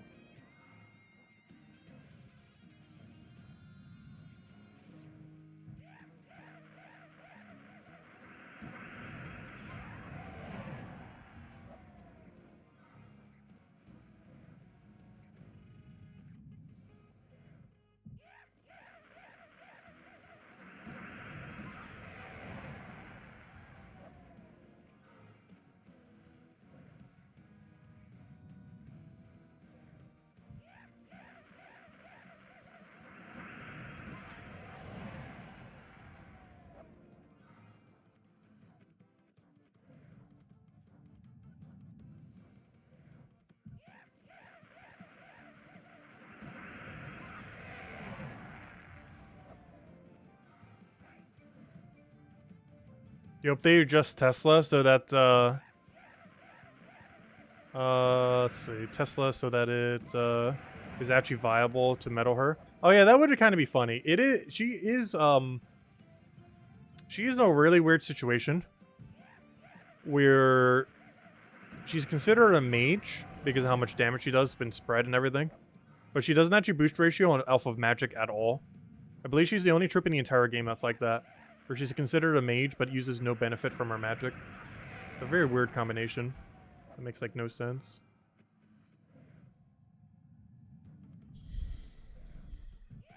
You got Ferris Raw from a glory chest? Nice. It's a pretty good pickup. A lot of free souls once you get it fully traded. Not as good in the current state of the game because Ironhawk just does everything.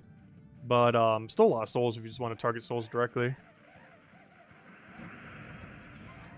Unfortunately, his damage doesn't really scale too well to the current state of the game, but definitely as you're progressing into the game, works really well. Just way later in the game, it just doesn't work as well these days. Okay, it looks like we're getting 1 billion souls here. Anyways, I'm gonna go to the bathroom real quick, grab a quick caffeine drink, and then we'll be back to run some more Paloozas. Let's give it a few extra seconds. Okay, come on, show me 15,000 souls.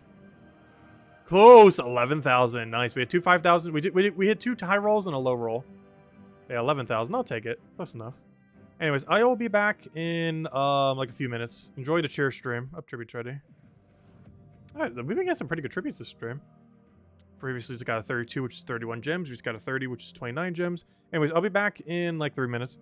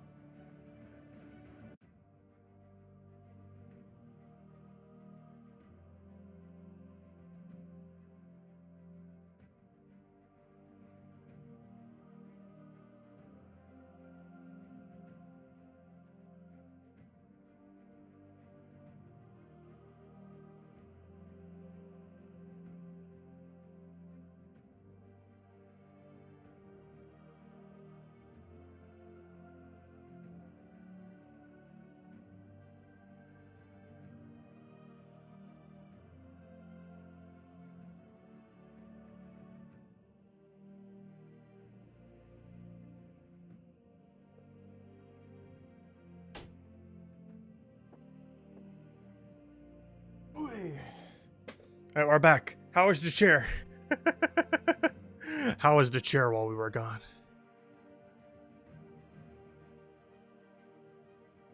Alright, let's see.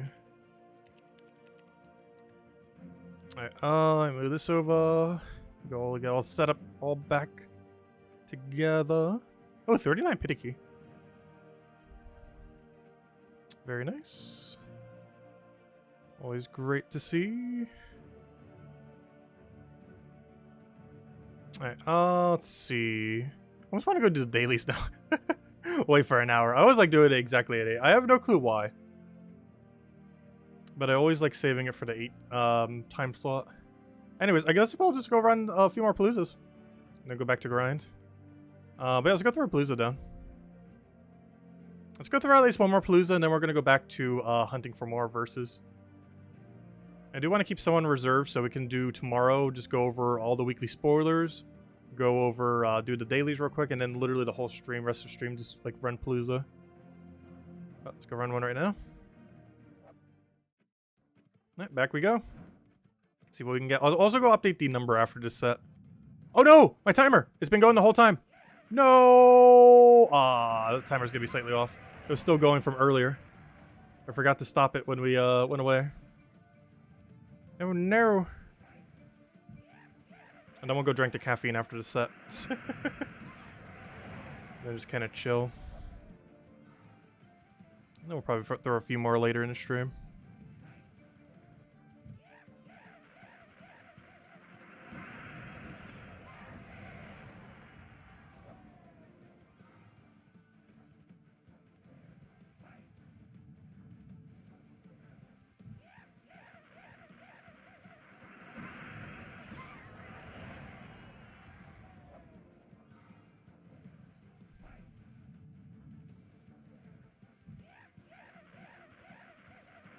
Oh yeah, I didn't see the chat about the timer, yeah.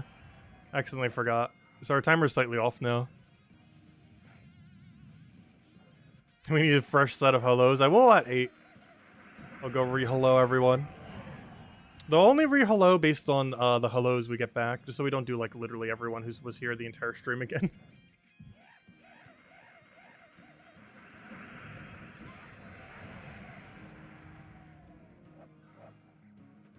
Oh, we're about to gain a level this set. I forgot about that. I should have done some standard grind first. It's not too big a deal, though. I'm only gonna waste like a few seconds.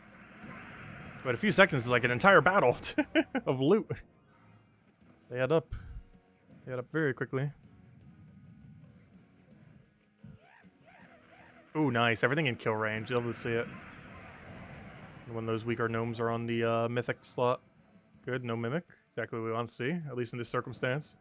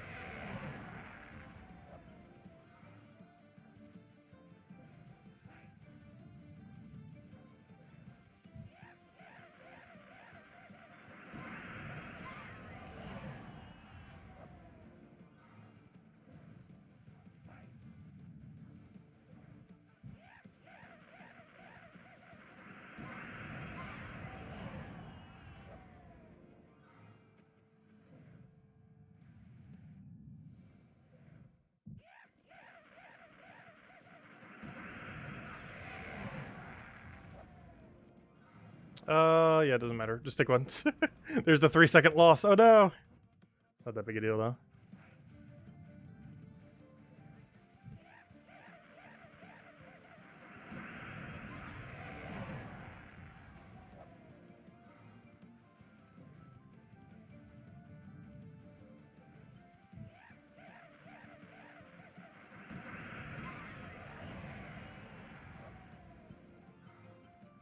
Now you need verse 1 and 3. Yeah, 3's being very elusive.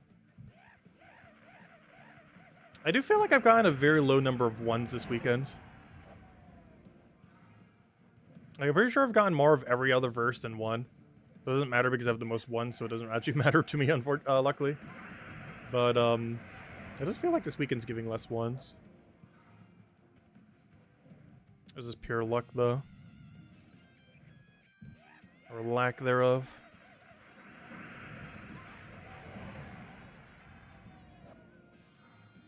Yep, come on, click. Click, click, click.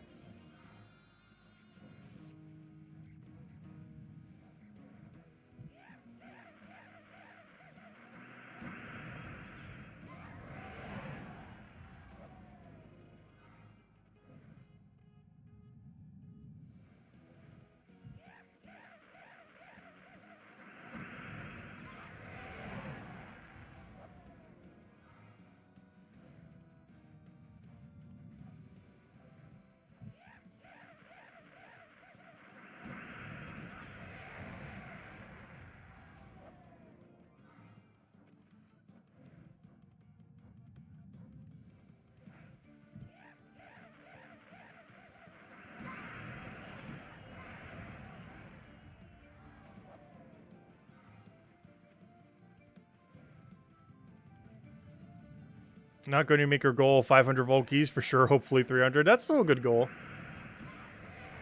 I feel like on every Volt weekend, my goal is at least 300. It's a nice goal to set. Like, it's easily doable. While still being a good number, but not being, like, too low or too high.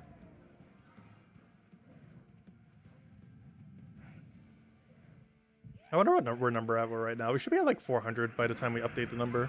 I will update it in 10 minutes and see where we're at. We've done, like, 2 or 3 Paloozas on top of whatever our number is right now. Oddly enough, I can't actually see with how I have my interface right now.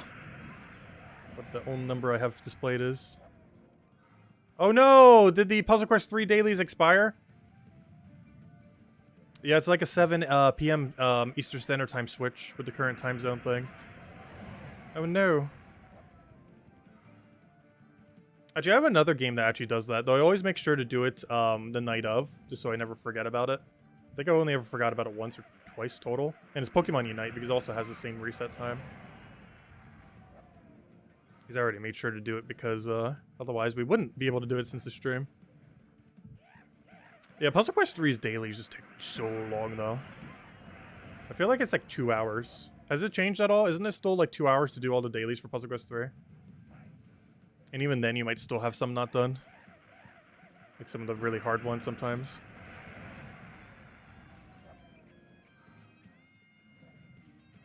Because the system of, which makes absolutely no sense. But the system of Adventure Board that's in Gems of War, you know that system that takes like 1 to 3 minutes total?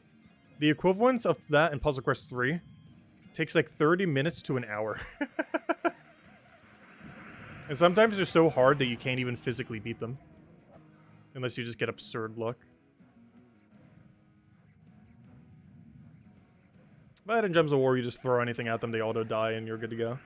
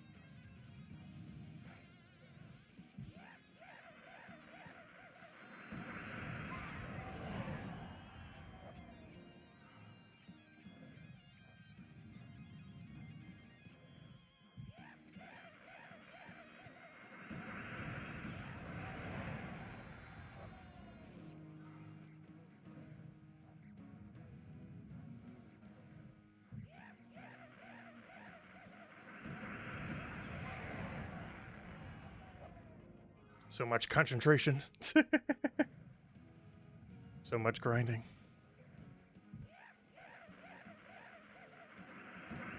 Oh, come on, quick, quick, quick.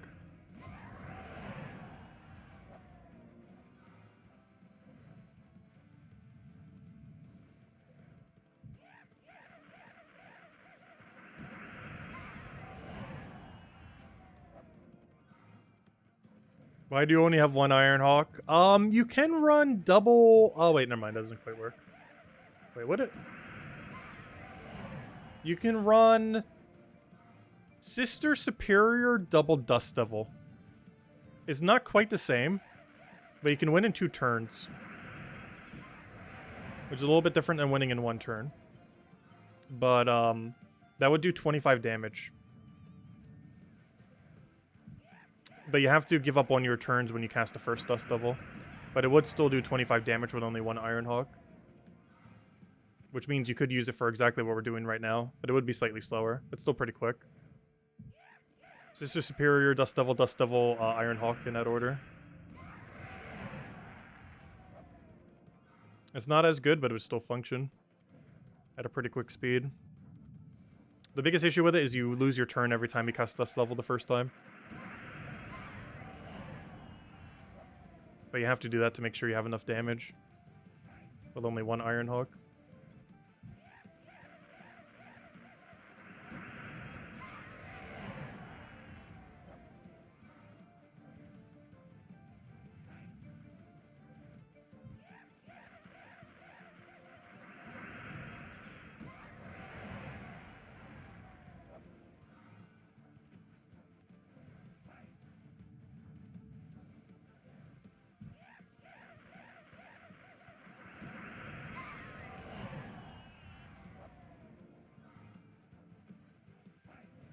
Is that better than Phoenicia farming? Well, if you're doing Phoenicia at a higher level Explorer, you might just want to stick with Phoenicia because you get an extra % bonus. Because the team I mentioned's not, like, exceptionally over-the-top quick. Like, it wins about as quick as Rowain does. Which is one of the reasons why single Ironhawk teams tend to not really work out too well. Because it pretty much just already does what other things can. Because you could just use Phoenicia one shot at a higher difficulty. You could just use Rowain as you normally would already. Ironhawk doesn't really get fully realized until there's 2 or 3 of them on a team. As well, one Ironhawk does work, it just doesn't work quick enough. Like, it's not a slow team by any means, it's just not as quick as this. It's definitely still quick.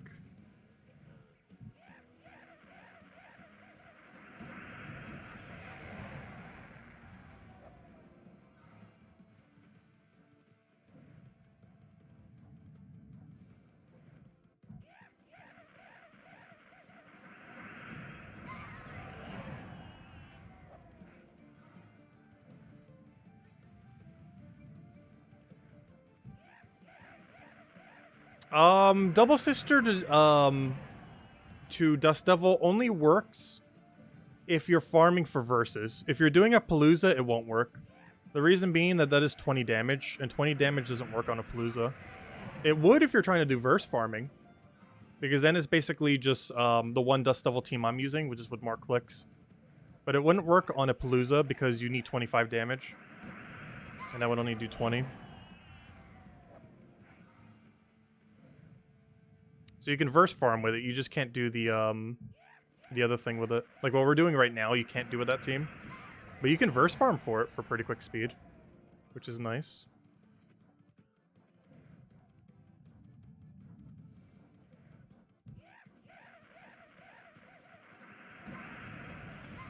Come on, show me the Dragonite gnome.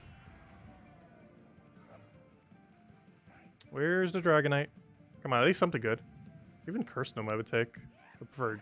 Preferably Dragonite. Alright, we got 2 more rolls. Gotta go very quickly through this one, and then we can get 1 more roll. Oh, an Epic Valky, nice. You want something good? I gotta get clicked very quickly here. Yeah, we'll reroll.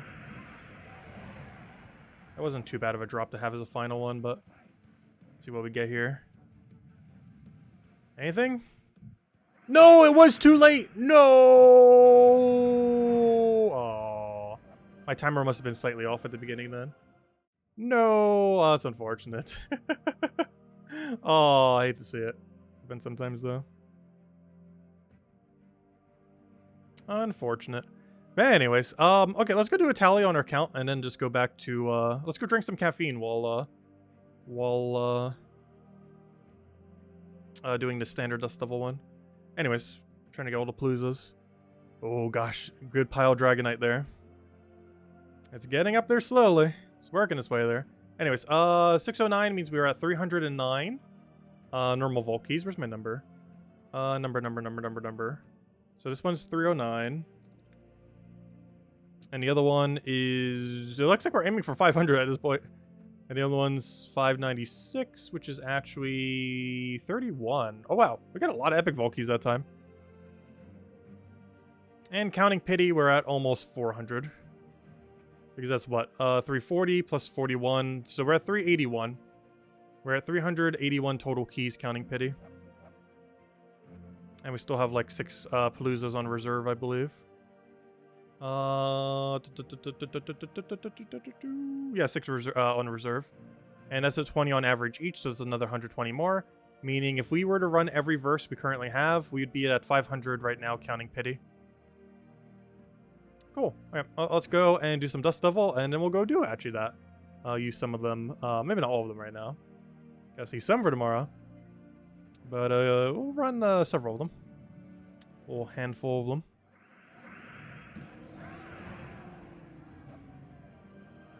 But for now, let's go do the more relaxing one.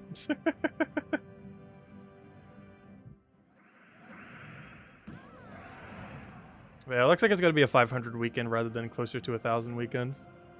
But I'll still be able to grind some on Super Bowl day, so that might close the distance. But as far as when we stream tomorrow, we'll be at like the 500 mark most likely. But by the end of it all, we'll probably be at the projection I mentioned earlier, around 600 to 700 by the end of it all. And I do want to try aiming for that 700. The main reason being that would put us at 2,000 Volkeys. And that would be a nice goal to try to hit. Not in one weekend, but in total, we would have 2,000 Volkeys. And currently we're at 1,609, though of course that's not counting pity. So we have like another 350-ish we'd have to end up doing then, ultimately.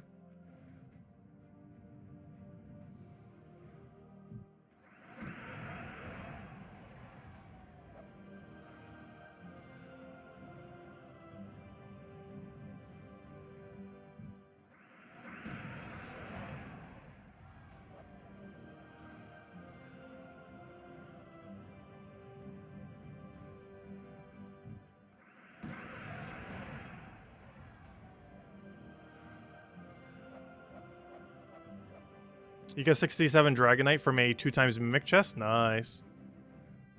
Wait, how did he get it in a Mimic chest?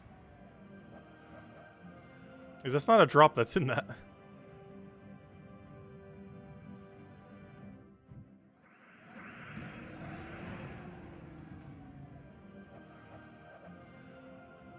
You use Crude Club, Sister Superior. Yeah, Crude Club's a really funny old weapon. That is actually really decent in the fact that it has a super low mana cost. It used to be used a lot back in the day, though there are still some interesting ways to use it these days. Especially since you can just +1 banner it to make sure it guarantees goes to full mana. And you take its color.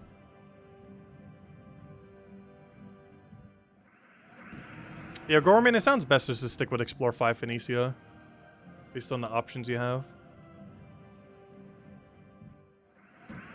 He's going to win about as quick as Rowain while still getting the boosted loot. And since you don't have the double Ironhawk.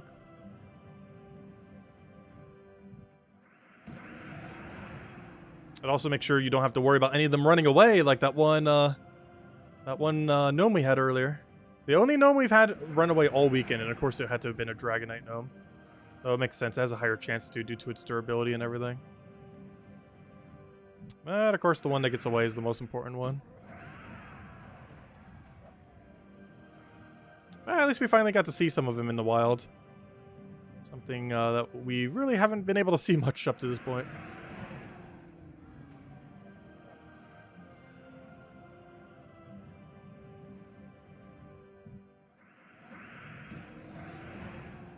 Yeah, generally, Phoenicia doesn't miss Leprechaun. Like, you can. But more often than not, it's going to get mana than not get mana. But of course it can miss. Especially due to the higher mana cost.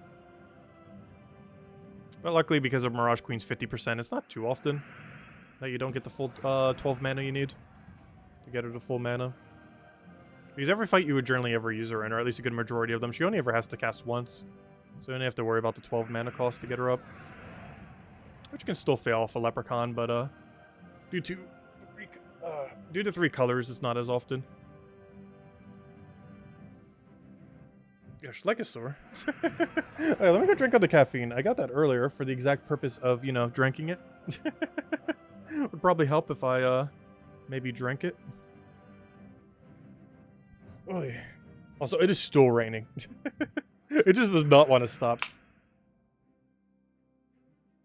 Such consistent rain. It's been going for like 3.5 hours now. Because it started at like 4-ish. Just kept going. Like, it's pretty much looked like it's been nighttime since like 4:30. Just because how gloomy it was outside earlier. And now it's just naturally dark because it's late at night. What am I drinking? Arizona iced tea.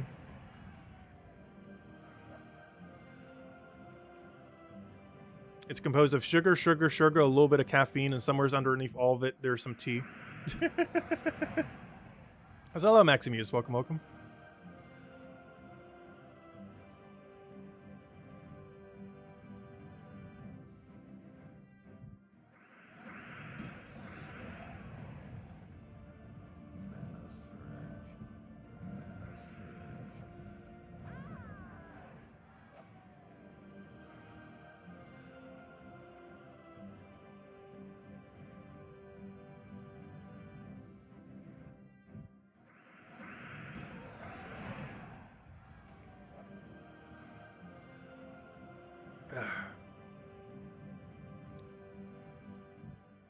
It's pretty refreshing. Also, it tastes so much better in a can than in a bottle thing. I'm not sure what it is about their cans. But gosh, in the plastic bottle, it just does not taste the same.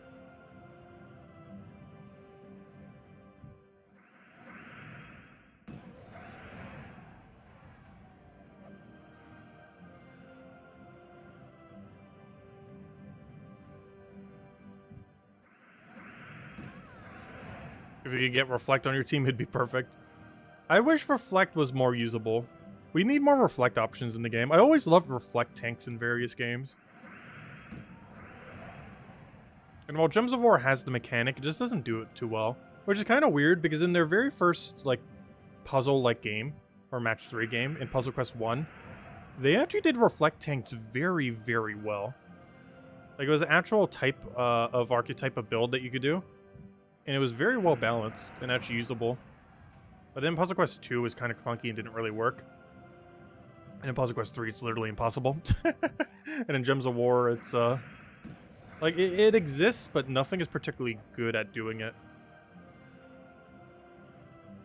These is a Reflect mechanic. There's things that Skull Reflect. There's not Spell Reflect. The only way you can reflect spells is off of specifically the Reflect stats effect. There is no trait that reflects spell damage currently. That'd be cool if they added it. But there's not a spell reflect currently in the game, not counting the standard reflect mechanic. But there's no trait that does it specifically. Which would be really cool if we eventually get that added to the game.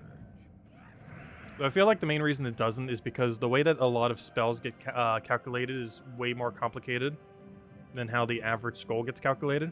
So it's really easy to implement something like Skull Reflect, but a lot more complicated to implement Spell Reflect.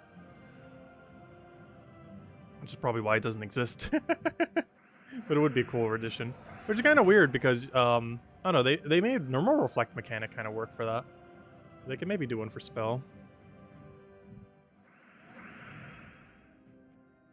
Yeah, T1 Lemonade's pretty good.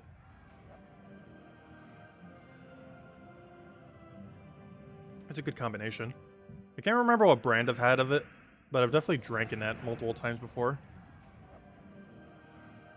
Can't remember what brands they were, though. I've definitely had lemon tea before. It's pretty good.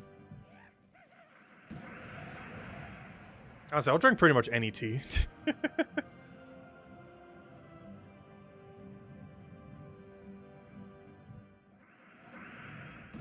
In all fairness, I would drink almost like any non-alcoholic drink. There are very few exceptions. Coffee is oddly enough one of those exceptions. But like any tea-based drink, I would probably drink.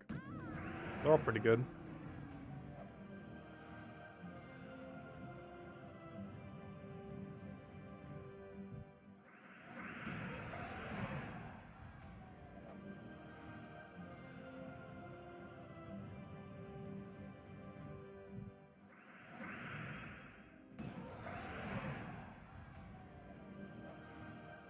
Also, half an hour till the 8 p.m. Eastern Standard Time crowd.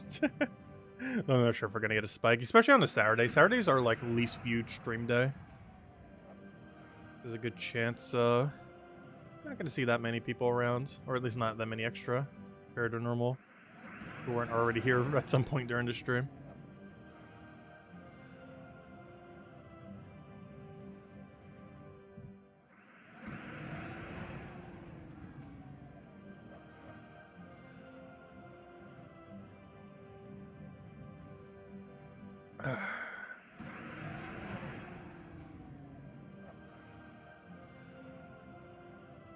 Well, the main reason I don't really care for drinking milk, or even coffee for that matter, is they're both made from like a weird second primary ingredient, as far as like what they are.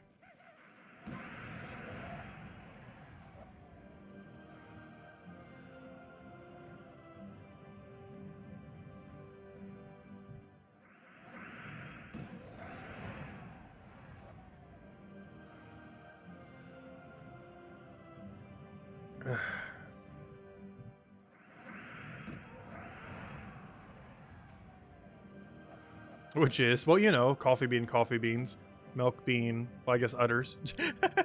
Technically. Udders are an ingredient, right?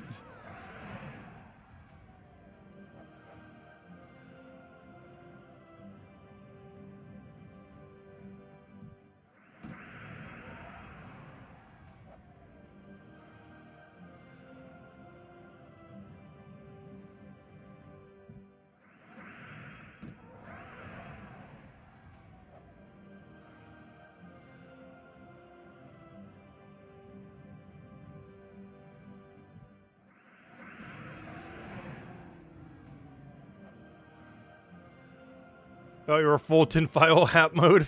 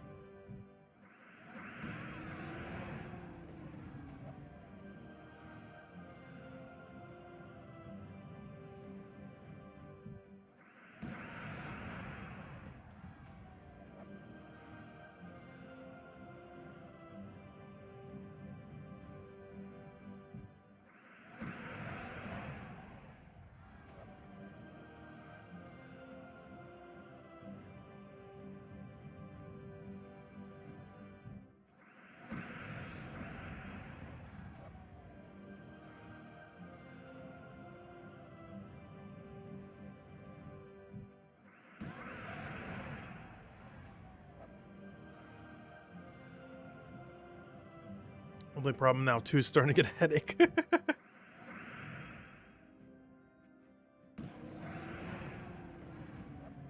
Feeling a sharp pain randomly. Or just from staring at light for too long. I think one thing that actually does it, and I need to find like a better lighting situation in this room is the way I have my lighting set up whenever I have it on. It just keeps irritating my eyes over time. I think it's the main thing that does it on longer streams.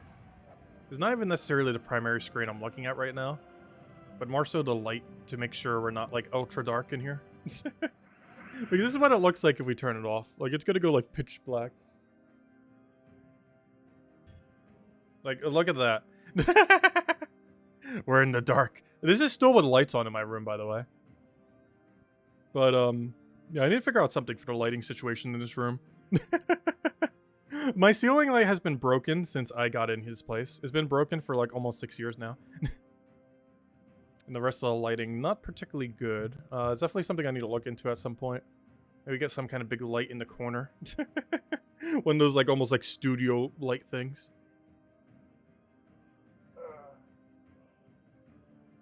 But anyways. Let's see. Move that over.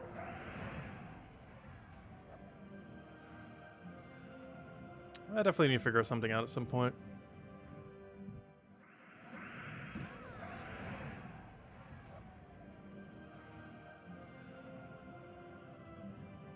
Because that wasn't me in a dark room. That was what my room looks like without one of the lights on.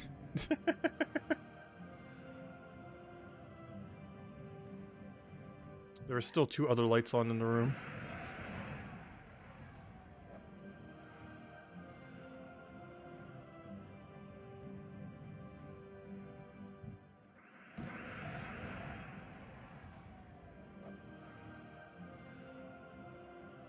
Anonymous stream, just need a hoodie.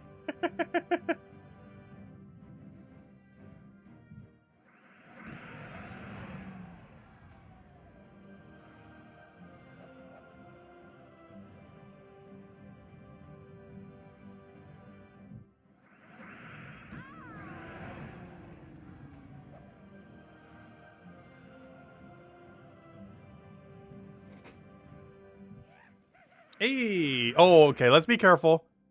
Do not let him run away. You know what? I'm not even gonna he's in first slot. We're just going for the kill.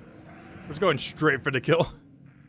There we go. Look at that. We didn't even give up a turn. Oh, no! He only dropped 20 Dragonite.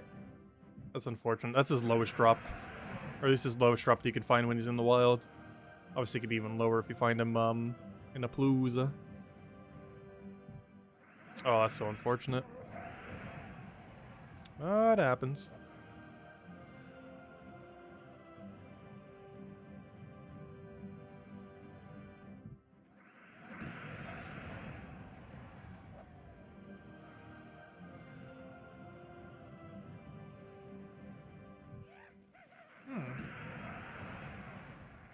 Verse 3, yay.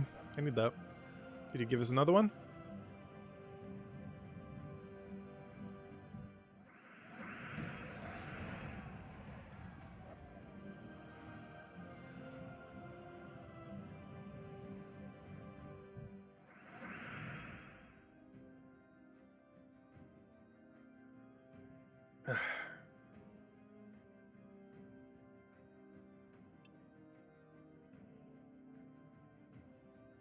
Okay. Let's see. Take that, take that.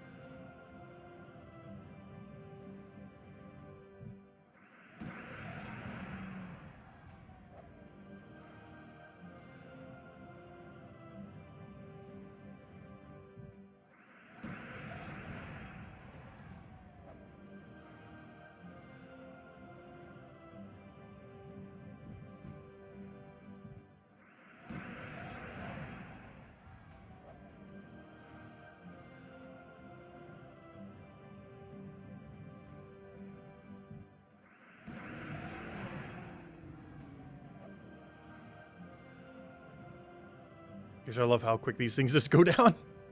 Second you start, it's like, up, over.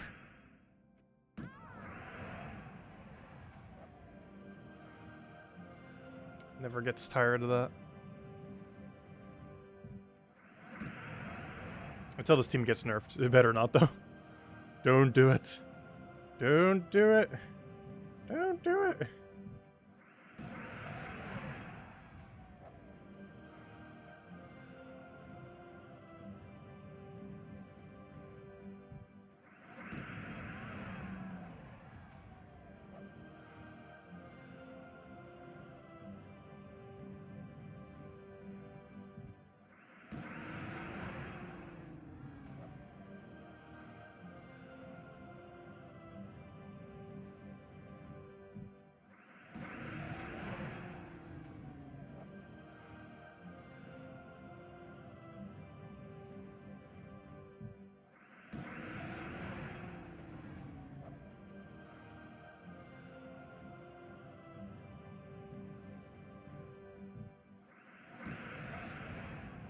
I'll do this for a little bit longer, then we'll go run another Palooza, and then I guess we'll start going through, the start of the stream.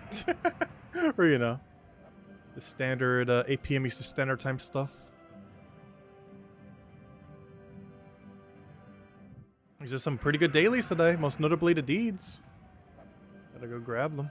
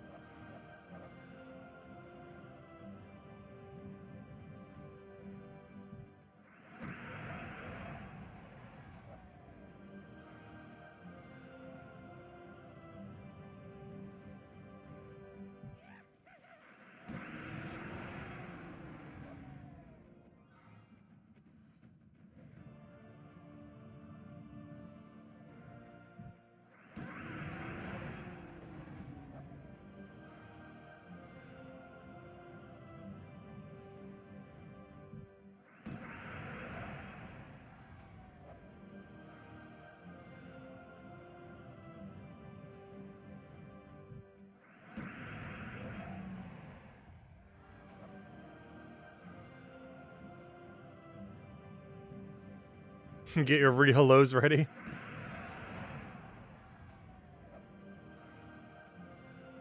We will in about 20 minutes. You did your dailies right away. I don't know why. I always save it for the nightly stream. If we're doing one big stream just for the later time. Is there any reason to? Not really. But I always do because why not? I guess I kind of do it as a reminder to everyone who hasn't already done theirs. As in, hey, don't forget to go do it. More so than anything.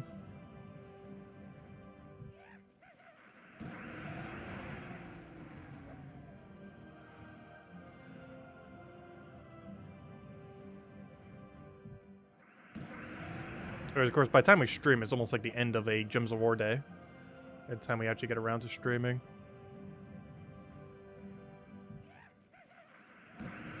Because very rarely are we streaming, like, right at reset time. There are times that we do, though it's exceedingly rare.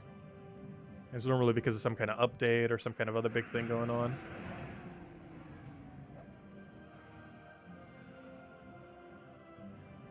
Right after this battle, we'll go start a Palooza because it's right at the reset point. Which is perfect. Ah, he went for the skull this time. He was smarter this time. He got us. Come on, where's all the surges at? Oh, skull works. Okay, there we go. Now let's go start Palooza. And I'll pretty much bring us to 8. 41 pity. Anyways. Games, oh yeah, do I need this bird? Don't I need this bird? Let me go to get this bird real quick. Otherwise I'll forget to get this bird. Hello, Ricardo! Welcome, welcome. Going bird hunting. What bonus was this even for? Oh yeah, it was for Shadow Hunter, wasn't it? I remember now. Answered own question within seconds. Yeah, this is for Shadow Hunter.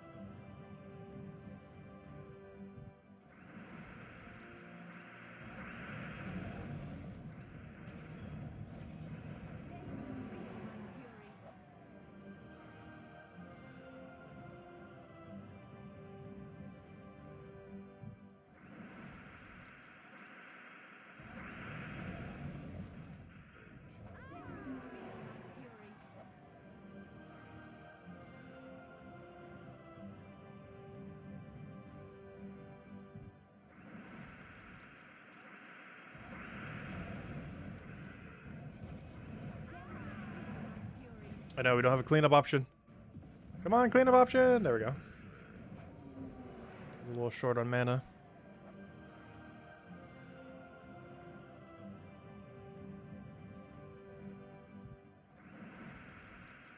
You know what? It's actually better to not cast here. Let's do that. Then get a leprechaun. Be good to go. Oh, a little more mana. And wipe it out.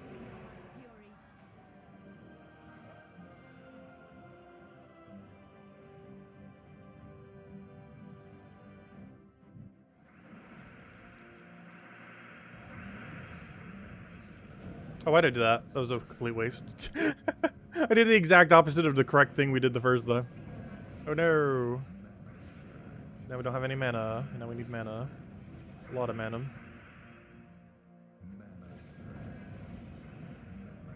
That should be enough. And if it's not, we got writhing staff. Alright, there we go. Oh, we only need one copy. How many do we get? Well, technically we need more than one, but one is enough to get our upgrade. No, not shop. I want troops. Troops pet. I know it's all the way to the right, so it's like, oh, let me click there. Oh, one thing I should go check in the shop, though, in case we have it. Don't accidentally use those, no. Why would he highlight them like that? Okay, there we go. Gosh, why do we have so much yellow? Why is our yellow food so much higher? 285, 376, 119, then 731, then 5, then 275, and obviously the white one would be way higher. That one's not surprising, but the spread on the rest of them is kind of weird. Anyways, what do we get for our upgrades? Some gems? Yeah, some gems. There we go. Oh yeah, what's our troop level? I'm in pet level right now. We're at 3,430. With every pet owned except for the Infernus one. Which we'll get at some point. Anyways, okay, let's go into Palooza. I don't think there's anything else we need to go and mess with yet. So run a Palooza. We'll go clear out all the other things. Also, we got 30 million gold right now. You donate a bunch later. Oh yeah, did we ever fill the final slot in our guild yet? We have. What did we get? Who's our new recruit? Assumably you. The Smooth Move 64. Isn't there a game that was almost called that? Not on the 64, but anyways. Let's go run to Palooza. Good old Palooza. And that'll bring us down to 16. Oh, I forgot to change my team. Luckily I remembered so we could shift real quick. There we go, that didn't waste too much time.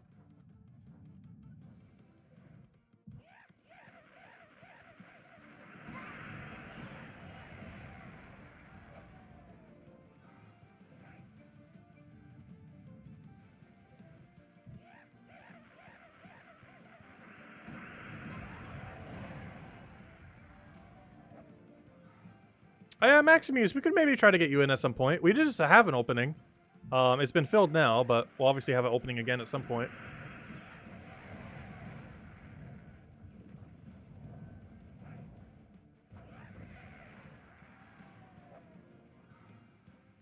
Yeah, weren't you one of the people who got in on the original stream too?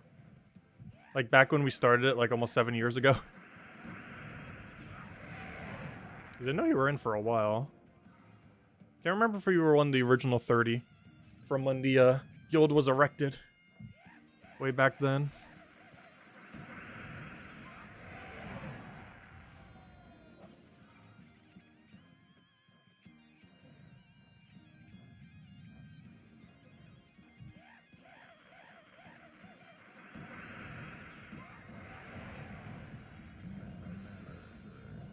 So we have this team set up so a yellow is guaranteed full mana for Sister Superior. So we know for sure in those situations all we have to do is take our mana and we're good to go. Or take the yellow, I mean, and we're good to go. Green will still be full mana too, only if it surges. Yellow, it doesn't even matter for surges. We have +3 yellow, so it'll guarantee full mana every time. I was gonna say, probably contact Isabel, because she's normally the first to keep track of all the recruiting and everything. Her and Azala.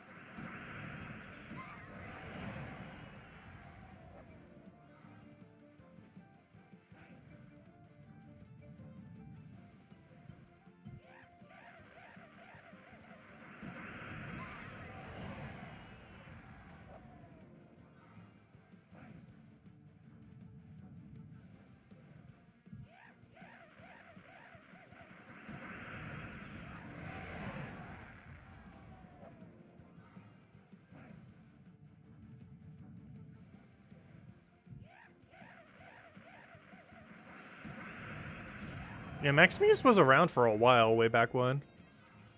Like years upon years ago. I believe he had the same name in game. At least the Maximus part.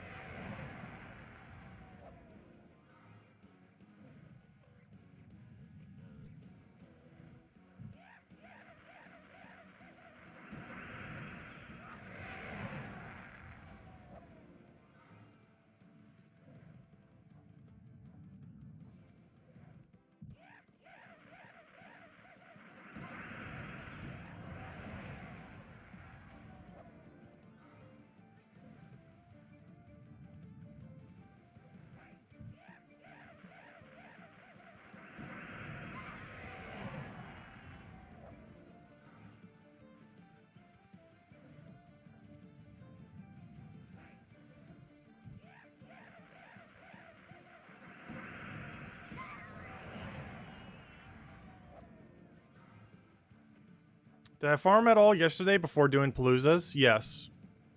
Yesterday I did. Today I didn't really have time to.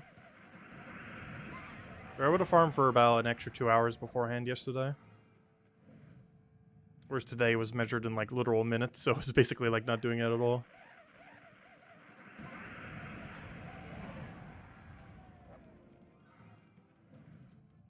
So tomorrow I should be grinding quite a bit off stream. At least relative to the amount on stream, because we're streaming for like an hour tomorrow. But off stream we'll probably grind for like 3 to 5-ish hours. In between commercials and everything else. Unless I get too distracted with food. Which could happen.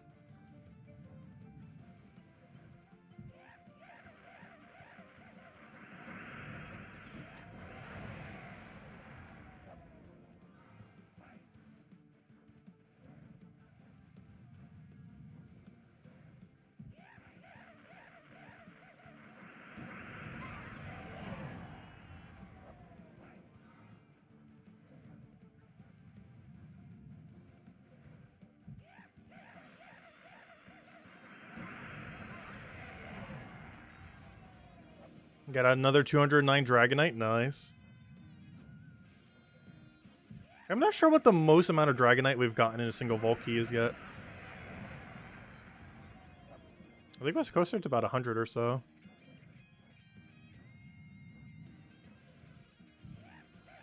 Because we had one where we had like 4 Dragonite gnomes, plus we had one at the end that dropped like a 60 or something. That was around 100 yield.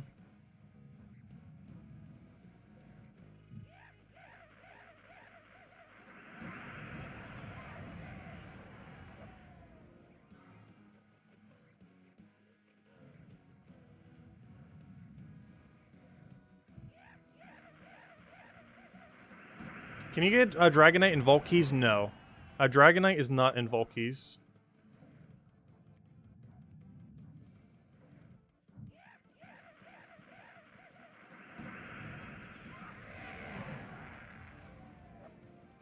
Azella Defiant, welcome, welcome. Hope all's been well.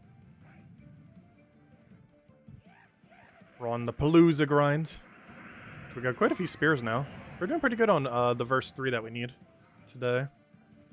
We did really good at the beginning, really good somewhat right now. And in the middle was really bad. We're trying to get the material. But overall it went pretty well. I definitely feel like we got more on average today. Also, a Dragonite gnome ran from us earlier. It was sad. You've officially declared verse 3 to be the rarest. Everyone has a different one. This comes down to the RNG. Unfortunately, there's no way to convert it, so if that ever does happen, which it does for everyone, one of them becoming rarer than the others, there's nothing you could really do about it. You can't, like, convert them or anything similar.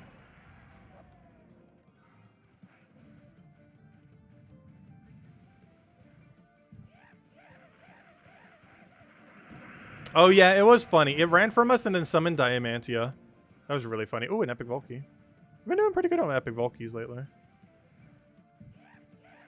Like the last difference, we got like 6 epic Volkeys within 2 Paloozas, which isn't bad at all.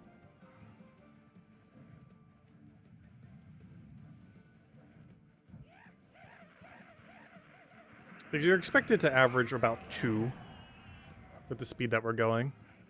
So anything above 2 is really solid for epic Volkey yield. After we finish this Palooza, we'll go do all the hellos. We'll re-hello everyone. And get into the standard 8 PM Eastern Standard Time dailies.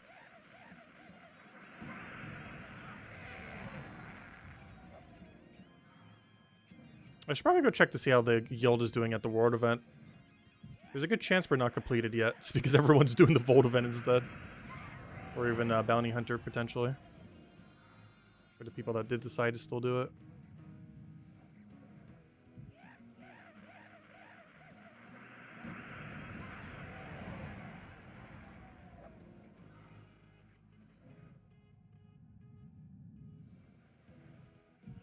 It's a loud nightmare. Welcome, welcome.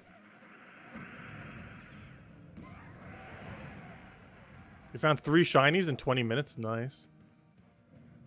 I haven't been shiny hunting in Pokemon recently. Actually, I haven't played Pokemon Scarlet or Violet since the last time we streamed. And honestly, we did pretty good on the win rate during that stream. We got like an 80-something% win rate in singles. And like a 66% win rate in doubles. It was actually kind of funny because we went 3 wins, 3 losses, then 3 wins. To get into Master Rank. The singles went even better. I'm not sure if I would ever compete in Pokemon. I think my biggest issue is how many times you'd have to go to in-person tournaments. Because unless you do absurdly good, which is very unlikely, like I'm talking like first place or top 4 finish, you're likely gonna have to go to like 4 to 6 in-person events. Which is just too much effort. There's just way too much effort. To not only schedule all that, but get the tickets, get housing, or, you know, a room for all that, everything else. Just too much to have to worry about just to try to compete for something.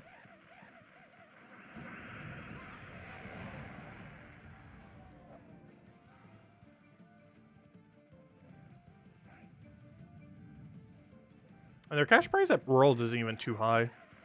I think last Worlds was like 100k for first. But you know, that's not a small amount of money.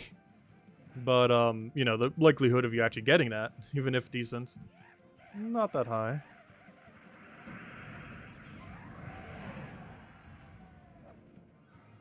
Yeah, that's generally the biggest issue with competing for, like, almost anything. Is more so just the expense of travel.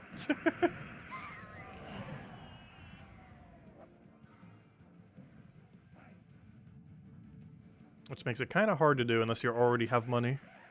And you're more so just competing for the fun of it. Because, yeah, unless you're sponsored or something similar, there's not much money to make from it.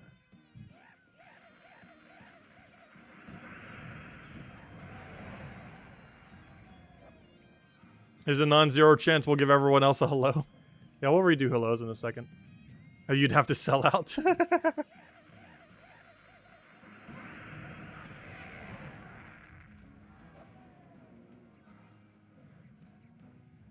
I do find it funny for some esports events that people's like jackets that they wear or anything similar almost look like NASA cars. You know what? We're actually going to delay on this guy so we get the full amount of Dragonite.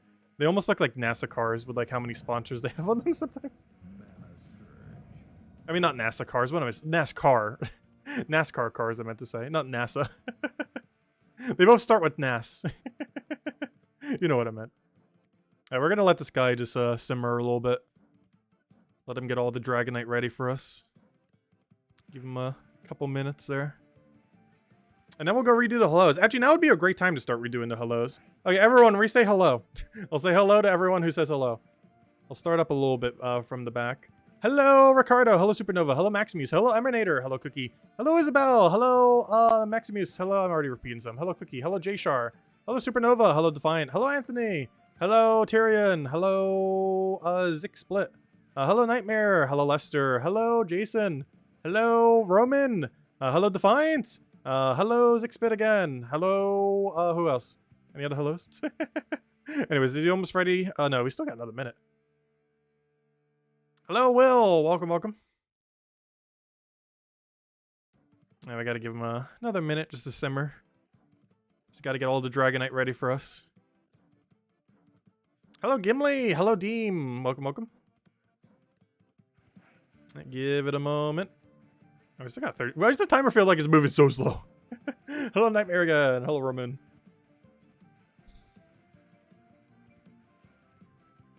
Any moment now. Any moment now. Hello, Sir Michael. Any moment now. Come on, you're so close yet so far. Any moment now. Loading, loading, loading. Oh gosh, the chat above me just like went crazy. I'm not sure why it's been doing that this stream. Have you guys been noticing that? Like the chat above us just like going crazy out of nowhere occasionally. Anyways, let's go kill him. And get our 100 Dragonite, right? 100, 160, upwards. Yeah, 50, yeah, that's a good drop. I got some gem keys and a few other loots there. Nice. Okay, anyways. So, let's go to our normal things we do around this time. Well, first things first, tribute's ready. 42 pity keys is resting there. Okay, first things first, we gotta go for these. You know we gotta do it. Where's my Finisi build? Alright, let's roll this. Claim our loot here. Yeah, the game plan at this point is just clear out all the dailies. See if the guild may need some help with that other event, because we might actually have to help them for the world event. And then go back to grinding just a little bit more of the gnomes. And we'll end around our normal-ish time. Though we might go a little bit longer just because we did start a little bit later. Just so the stream evens out to a bit more of an exact 7 hour. As it's quite literally in the title. I think I said, actually I can't remember what the title is anymore. It was like 7 hours of pure RNG hunting. Volk hunting or something.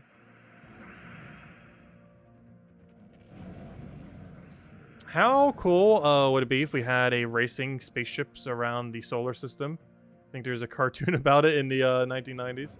That'd be a pretty cool premise. There's quite a few space games these days. I don't currently play any of them, but they're out there.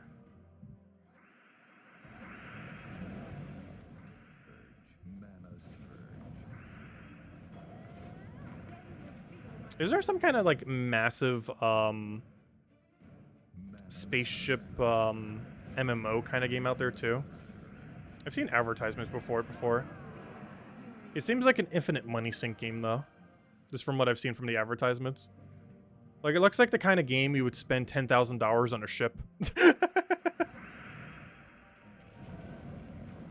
And I say that as a joke, but the ships in there probably cost more than that. Like I wouldn't be surprised if they cost like the amount of like good quality cars, like 20 to 100,000 or something. Yeah, EVE Online, that's the one. Yeah, how much do ships cost in EVE Online? Like I feel like the average end game ship, like super end game, will probably cost you upwards of 10k. Like there's no way it doesn't. Like you could probably get in for like a few bucks or even free, but you want like those big behemoth end game ones. I think the minimum's probably going to be like 10k in that game or something. I'm actually not sure what the pricing is. But it definitely seems like a game where the end game is like a whale simulator.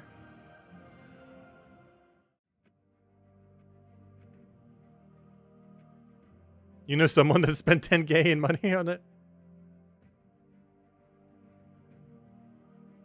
So, hello, Logic Slayer. Hello, Defiant. Welcome, welcome, welcome. Anyways, what are we doing? We got a bird. Oh, this is Bounty Hunter. It wants me to go do Bounty Hunter. That's funny. I think we're doing Bounty Hunter this weekend. Oh, top 3? Oh, wow. I didn't think we'd get that. Oh, no. I can't do Guess That Room because I can't make a poll right now with how my stream's set up. So everyone in chat, post what room you think it is. 4, 5, 6, or... Well, those are only options. Whatever number seems like the highest, we'll just click that one, I guess. But, yeah, 4, 5, or 6. We get to play Guess That Room today. So far, 5 has been winning the most recently. 4, I pretty much always go for. 6 is, I don't know. It's there. Alright, let's see. We got 2 4s, 2 5s, 3 5s. Going once, 3 fours, 4 fours, 5 fives, 4 fours. I mean 4 fives, 4 fours and 4 fives. Gosh. Let's see, a couple 6s in there. It looks like 4 and 5 are about even. Eeny, meeny, miny, mo. Oh no, 5's been doing so good, but the second I click 5, you know it's gonna be 4. If I click 5, there's a 100% chance it's 4. I'm clicking 5. Oh, it's 6! It's actually 6 for once. Ah, well that hurts. Anyways, where's our normal team? Oh, that's unfortunate. Well, there we go. It was indeed 6. If anyone who guessed 6, you are very correct.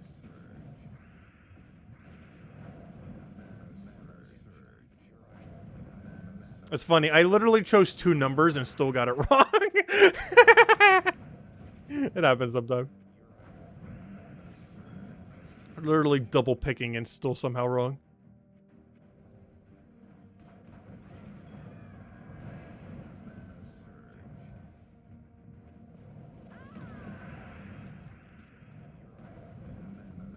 Oh, he didn't get enough mana. Now he's mana blocking himself because he summoned, of all things. That's funny.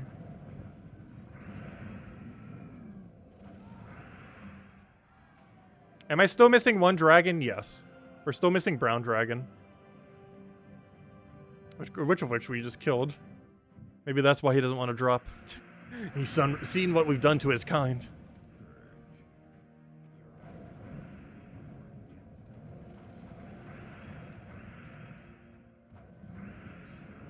Yeah, I'm technically missing a brown and 2 diamonds. That is correct. Because we do definitely want more than 1 diamond. Though not more than 2. The exact right number of exactly 2. Okay, we'll take that. Get a bunch of mana. Because our main win conditions is Zulg off him.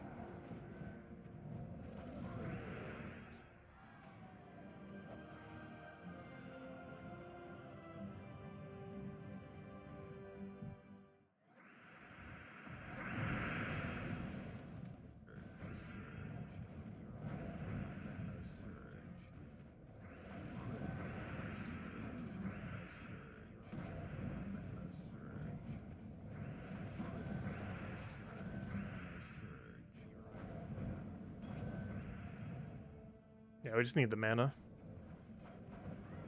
Though I probably should have just leprechauned. You know what? Angry Mob is better at this point. And then you're dead. How's that not an extra turn? We're not frozen on anything. I think we got one. Apparently not. Ah, there we go. And we already got the Dragonite. Okay, there we go. Any other daily worthwhile? Not really. How's the guild doing on World Event? Let's see. Ah, we're not there yet. Did we help them? They're fine. Yeah, we should probably do some.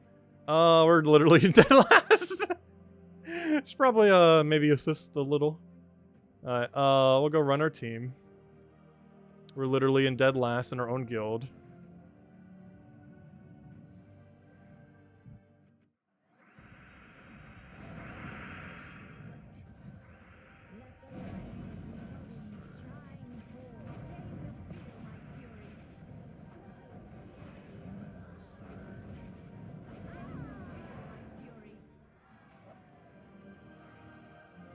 And we pretty much just keep clicking the same location over and over again. Also, they're not jiggling anymore.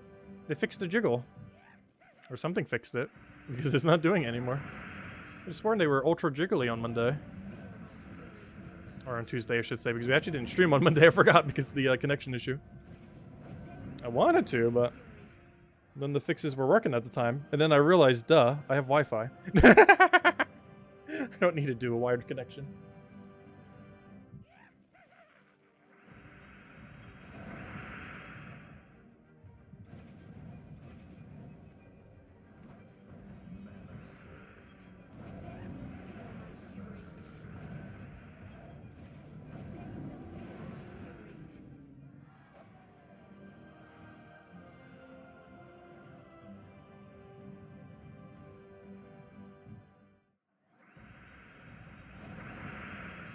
I gotta love that turn 2 Empower.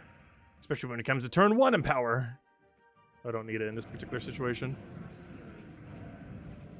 dude's just triple Zachi, or apparently double Zachi, and they still have full mana. Gosh, everything has full mana there. The Harpy Mage is basically turn 2 Empower. The way that it works is she starts with 75% mana first 14, which is 10. If she starts with Enchant, she'll have 12 on turn 1, and then 14 on turn 2. Meaning even if she doesn't get any additional mana, you'll be a turn 2 Empower. Oh, this guy's a bit bulkier. Some Nimbus Bow in there.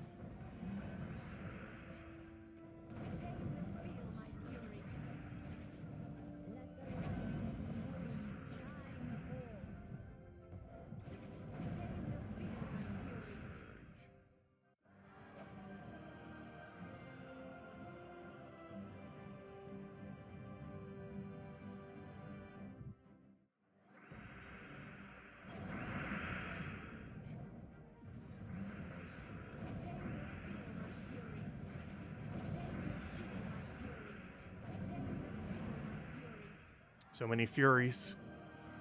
You've seen the same voice line over and over and over again. Let's see. We're definitely not going to be able to solo all the points on our own because we need like 1,000 something. Are we not dead last now? Aha! We are almost not dead last. Get in there. So close yet so far.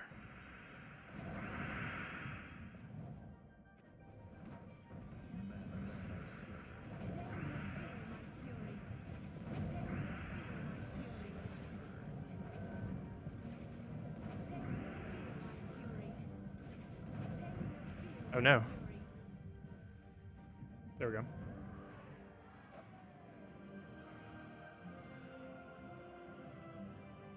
Why does it feel like our points are barely moving?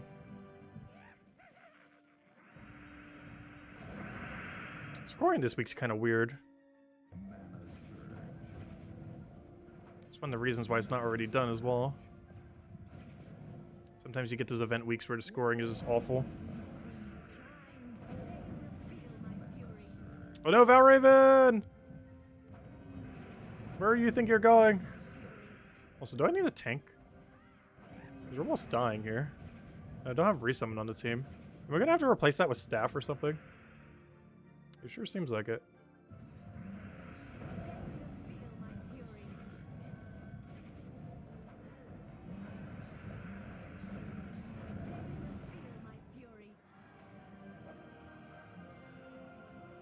Alright, this battle's starting to get so bulky. Why is it so bulky? I'm about to get resummoned just to make sure we have an option. Staff of Storms. Just in case the Zachi starts falling like crazy. We have a backup plan to not lose. The other weapon works a little bit better for mana, but this will make it more likely we don't just auto die. As it gives us a very solid backup plan. Hey, we got Reflect. We were just talking about Reflect tanks earlier. Not really much of a build for it. They'll do something. It'll be funny if it kills itself off of Reflect. It's almost in that kill range. We got Enrage that time, nice. This does give a random positive status effect to all Strix, which is our entire team except Hero. I just believe it re-enchants itself or something.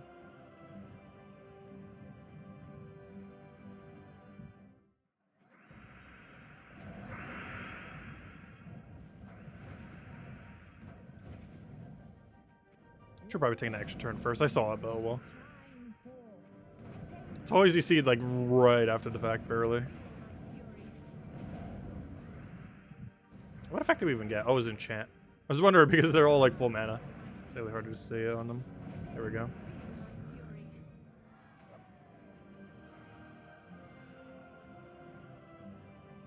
About how many normal Paloozas would you have to run to get 1k keys? Depends how many you get in between and how much you're counting pity. But it would be around 45 Paloozas, roughly. Give or take a few. Yeah, you'd have to do around 45 Paloozas to get 1,000 keys, counting pity.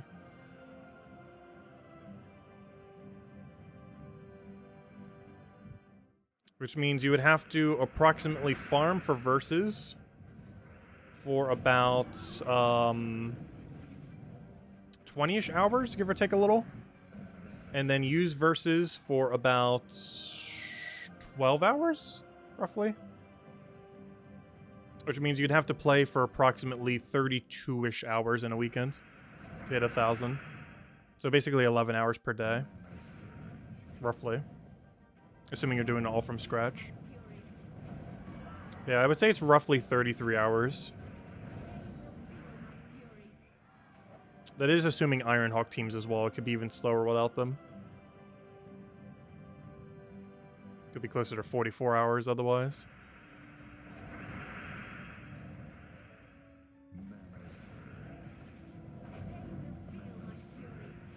Yeah, it's quite the grind.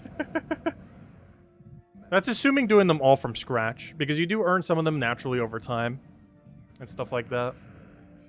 But that's assuming you're grinding all of them completely from none.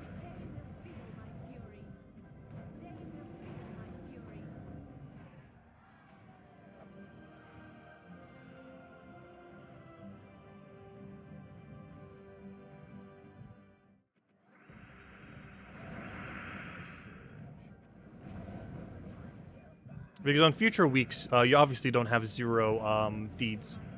Or not deeds, but I mean verses. Like, you're going to have reserve of verses. You might have 0 of one, but you're going to have multiple of other ones. So if you ever get a lucky week where you're getting a lot of the one you actually need, it kind of balances out a little bit. Because then you end up getting a lot on that one given weekend. Like, let's say we get a weekend where we just start getting like 1 billion verse 3s. Then we're going to be at the point where we're getting a normal Palooza every verse 3. Which means we might be getting like 5 Paloozas in an hour, or even like 8 if we're getting like super, super lucky. Because the average is like probably like 2 or 3 per hour. But if you get most of your drops into the one you actually need, you can start getting way more than that per hour. Because when I say 2 per hour, I mean like 2 full sets. But if you're at the point where you have a bunch of all of them except one, and you keep getting that one that you actually need, it starts going up pretty rapidly. How many you have at your disposal. Also, what pet was that? I think I already have it maxed. I think that was one of the Broken Spire pets, wasn't it? Yeah, that was the new one of the new Broken Spire ones. That's what I thought. Just making sure. Oh, that's not what I wanted to do. Wait, I already forgot exactly what I was just doing. Wait, what? How? Oh yeah, Bounty Hunter. No, not Bounty Hunter. I mean the world event. Okay, we got 1 battle left. Let's see if we get a Valraven here.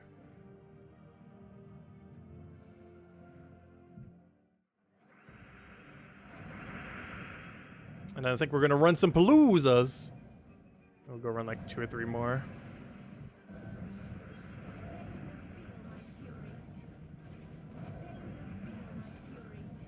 Come on, a little more. Little more. There you go.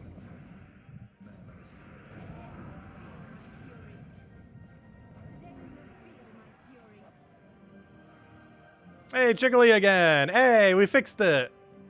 Look, we fixed it. It's working as intended now. Look at that. Perfect. I was wondering where it went. All we had to do was go back to 0 for some reason, and that breaks it. How? Why? I have no clue.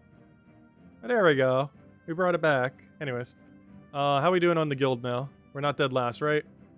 Yeah, not dead last. We're actually 15th. Hey, we're dead center. Perfect. Exactly where we should be.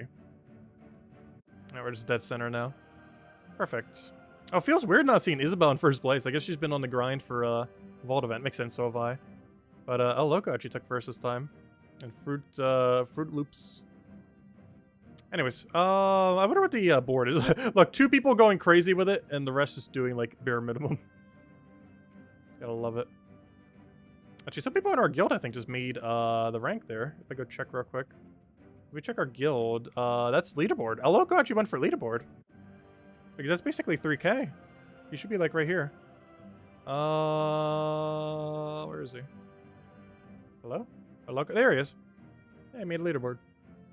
Cool. Anyways, so other news. So we're still not all the way there on points. Need the rest of the guild to cover the rest. Pretty much there. Anyways, let's go run some Paloozas. We have quite a reserve. We are currently on, I think, 16? Let's say 16. Please go all the way down. Why won't you go down? Ah!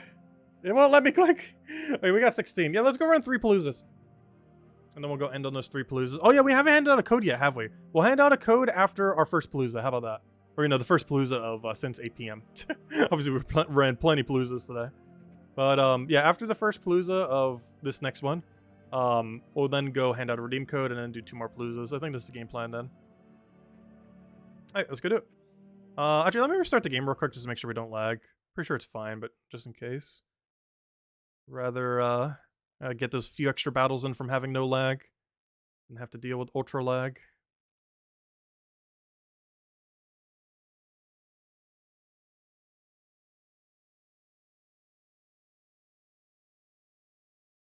Loading, loading, loading. I'm doing that to avoid the lag, then it just comes in and just immediately lags. Anyways, let me make sure I'm set up on the right team because I have a feeling we're not. Good thing I checked because we're a mile away from the correct team. I'll just do this once, and then let's go do a Palooza. We'll hand out a code, do 2 more Paloozas, and we'll call it there. Till tomorrow. Anyways, let's go to games, go to Soulforge, go to other. And let's go start it up.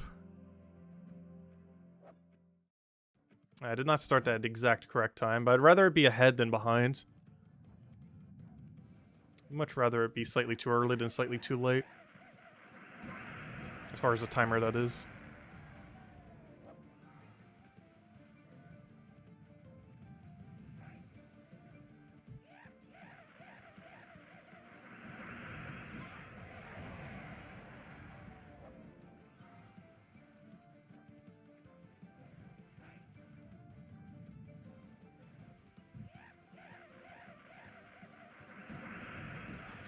To the devs, this isn't what the people are talking about when they talk about jiggle physics.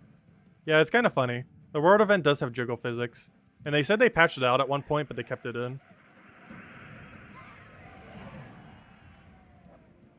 But yeah, they have jiggle physics in the game. Very high quality jiggles.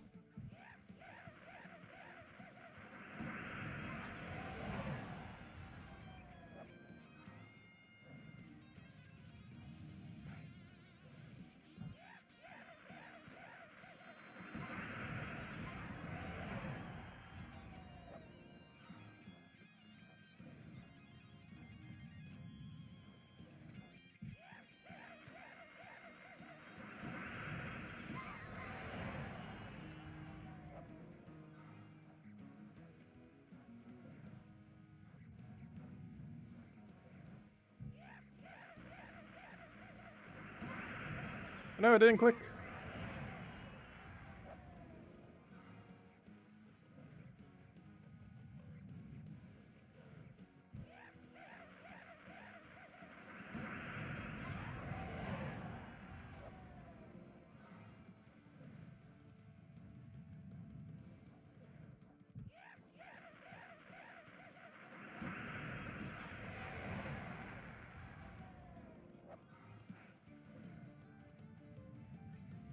This game's not PG.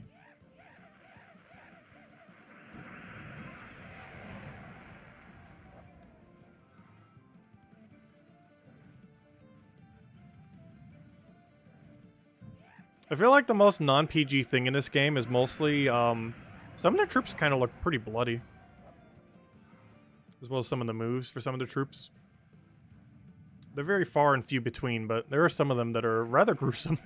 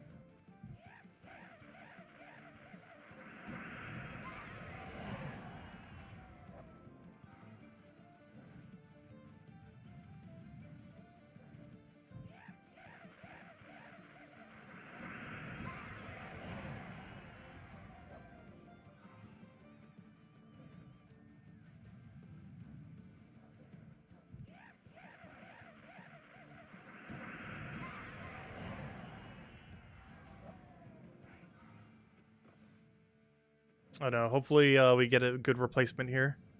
Come on. Oh, which one is it? I can't even see. Oh, good. That should be a one-shottable one. Perfect. What I meant by that is there's some gnomes that when they... Oh, no! When they replace the Mythic, they have enough durability to survive. And that is luckily one of them that does not survive. After this Palooza, we'll go hand out a code and then probably run another 2 Paloozas. We'll call it there. Also, hello, Clip Bomb! Welcome, welcome.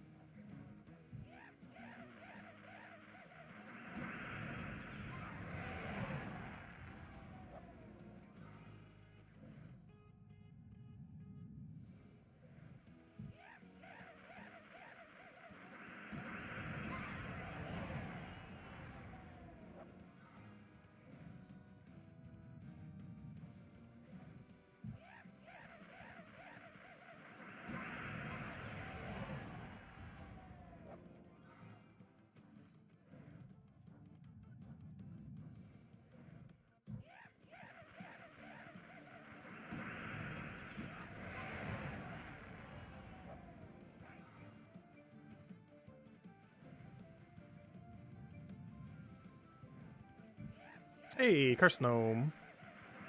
Honestly, I feel like we've gotten more Dragonite Gnomes than Curse Gnomes this weekend.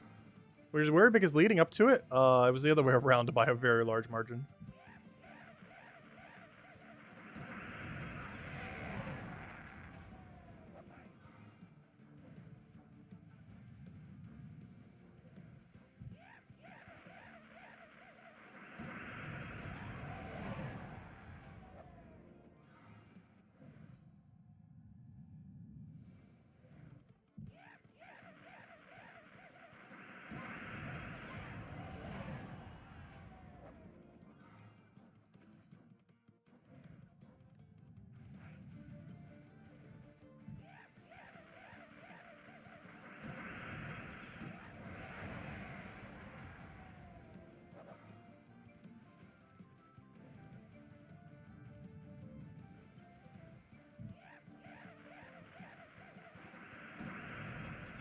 Hey, there he is. Unfortunately, he's a little too early. So we do have to kill this one. A little early. Came a little later.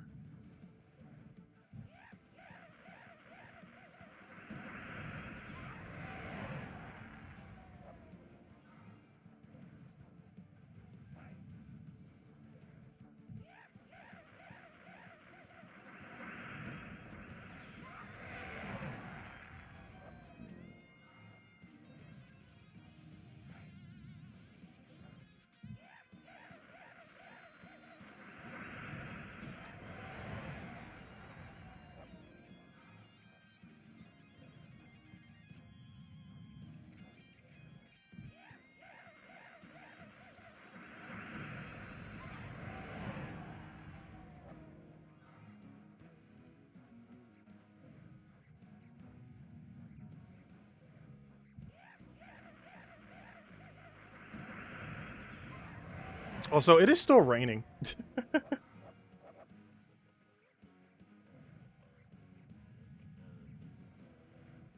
I have no clue how it's been raining for like 5 hours straight. What's weird is like it's such a consistent trickle. It's not like ultra downpour. It was a little bit earlier, But it's more so just been like a really consistent, just like slight rain. Like I'll probably look out there, it'll barely even be an inch. It's just so consistently coming down. Like pretty much all day. I guess everything will be well watered. As in it'll be drowned in water.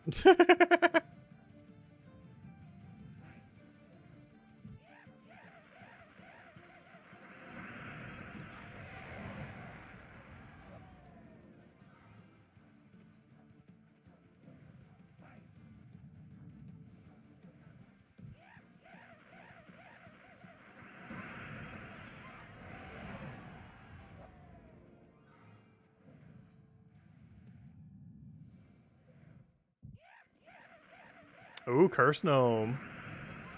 That's something we haven't held for a while. Just Curse Runes just aren't really that needed.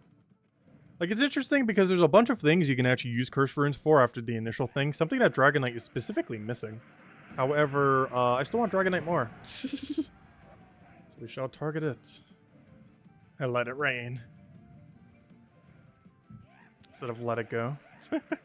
Are they making like a sequel to Frozen or something? Or have they already? I haven't seen any of them. Though I used to sell some of the products when I was at flea markets. They sold very, very, very absurdly well. More than any product ever should. I don't quite understand what made it so popular.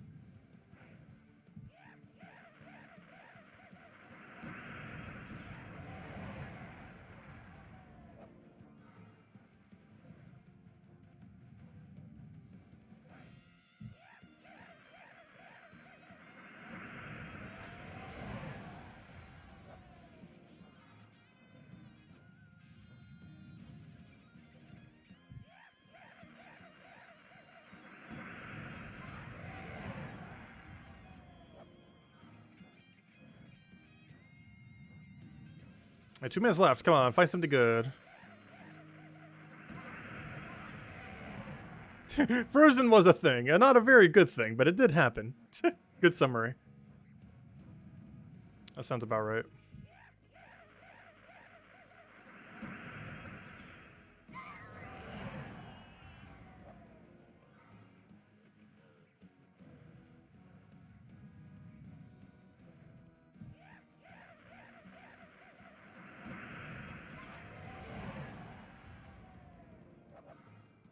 Oh, an epic Volkey, always great to see.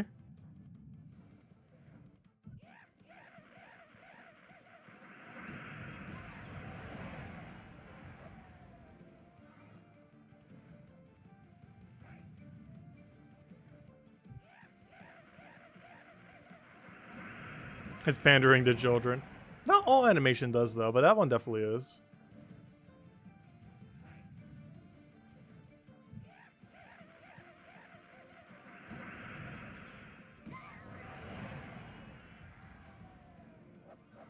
Another epic Volkey. Gosh, was that back to back? I think it was.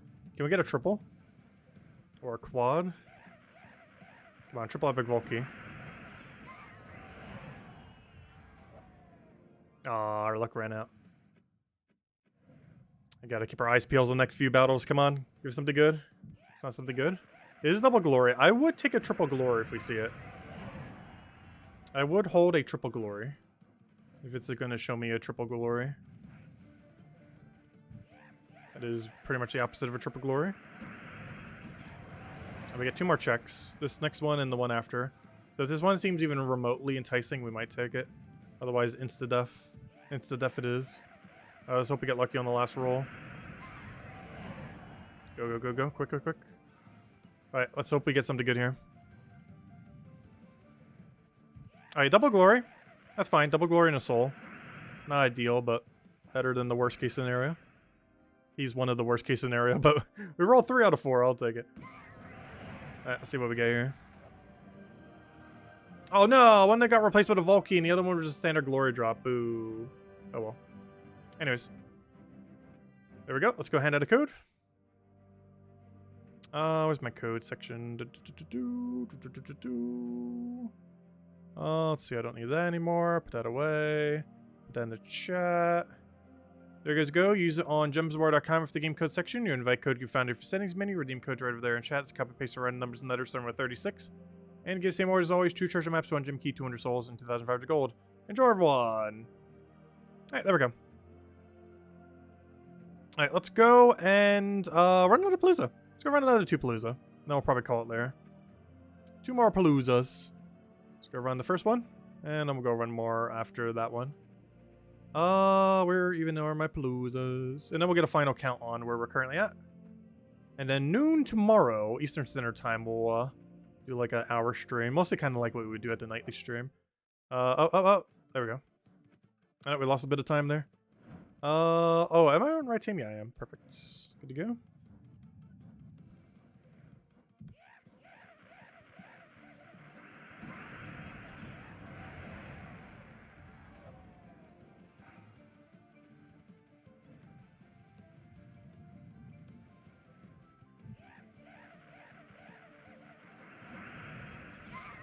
You love Frozen? You ate so many blizzards? That's kind of funny. I don't think I've ever had one before.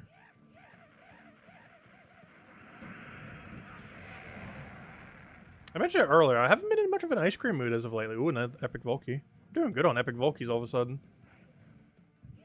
Or maybe it's just we were doing so bad on them that it seems good in comparison. It would also somewhat be the case right now.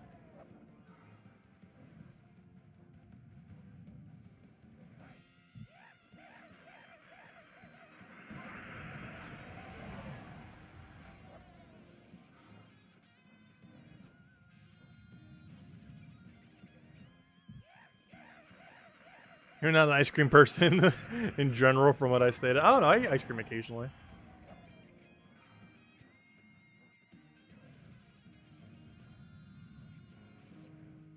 I definitely feel like I've grown out of the taste over time, though.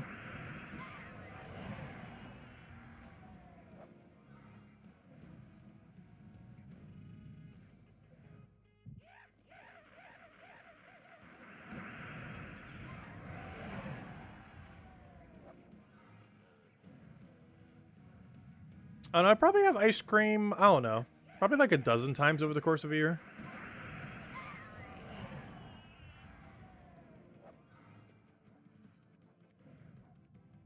One a week ice cream person.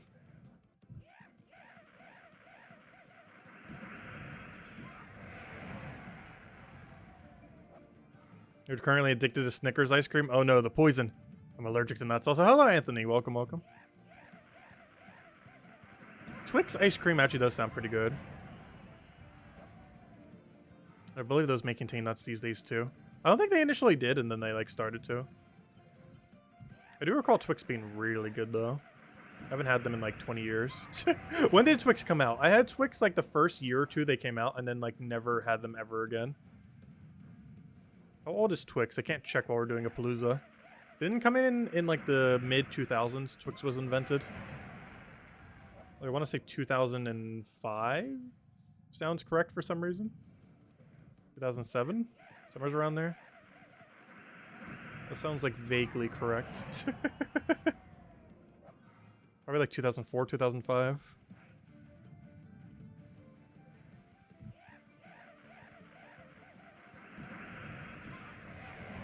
So it's not even 2 decades old. Wait, am I way off? Has Twix been around for a while and just never seen it anywhere? Because I think the first time I ever saw one was in about 2004 or 5. Like somewhere in the very early 2000s. 1967? No way. How did I not see a single Twix for like a decade? Is it really that old? Was it called something else at one point? I need to look that up after this. I'm actually curious now. Really? Okay. Where was I for a decade? I've never seen a single Twix until I was like double-digit age. And as a kid, you see candy a lot. So how on earth have I not seen that until, like, way later?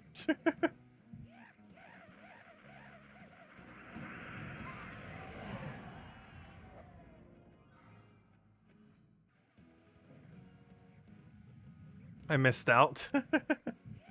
Oh no, nowhere's I ever went to had Twix then.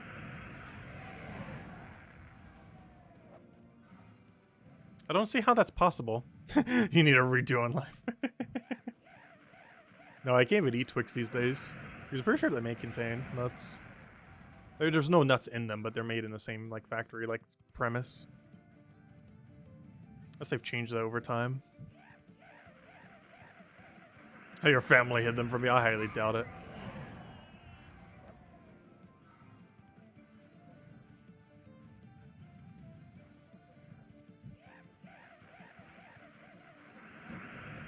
I definitely had what I would consider like the normal amount of candy a kid would normally eat. Though maybe a little bit less just because Halloween was kind of hard to do. Because there were so many candies I couldn't have. Because the allergic to nut thing.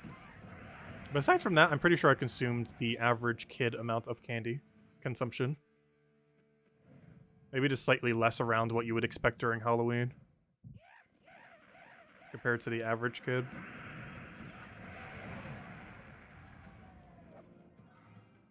I know, as far as modern candy innovations, I have to say one of my favorite ones is what nerds have done.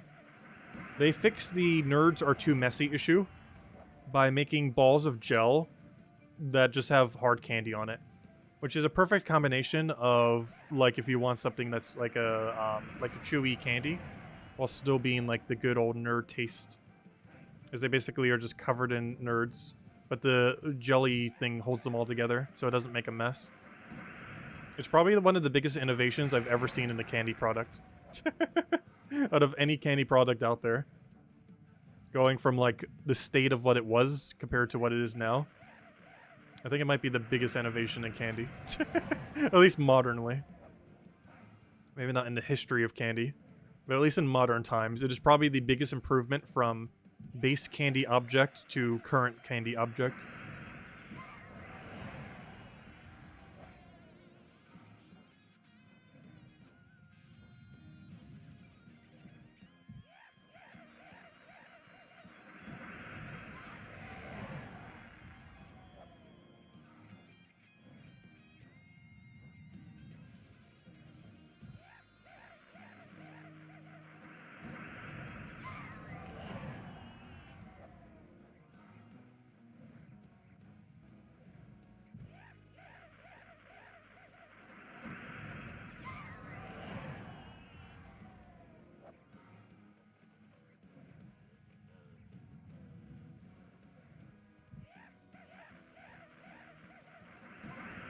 Oh, dark chocolate Twix actually sounds pretty good.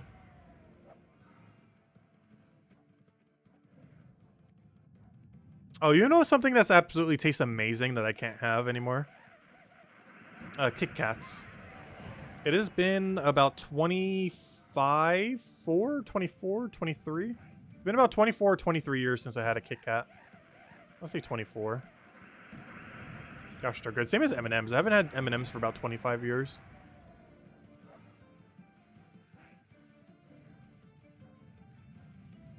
Because I got, like, absurdly ultra cautious when I had, like, an allergic reaction in first grade. Which I would have been, what, 5 at that time? 4? How old is someone in first grade? It would have been around 4 or 5. Which means it would have happened before then when I last had M&M's or Kit Kats. That means it would have been either 2, 3, or 4. I don't know, can 2-year-olds even eat it? Probably 3 or 4. Was the last time I had like M&M's or Kit Kat. Kit Kat's kind of like Twix, not quite though. It's like the closest product to Twix that isn't Twix that I'm aware of.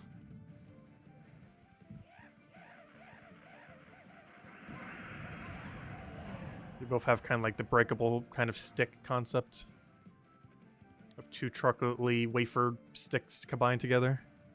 In the case of Kit Kats, it's more than 2; it's like 4 normally, sometimes more.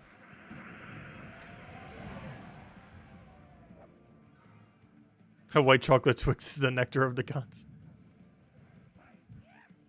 If I could make a poll, I should make a poll. Just everyone say now, which one is better, Twix or Kit Kat? Because are they really that much better, Twix? Like in a head-on-head on like Twix versus Kit Kat, which one is better?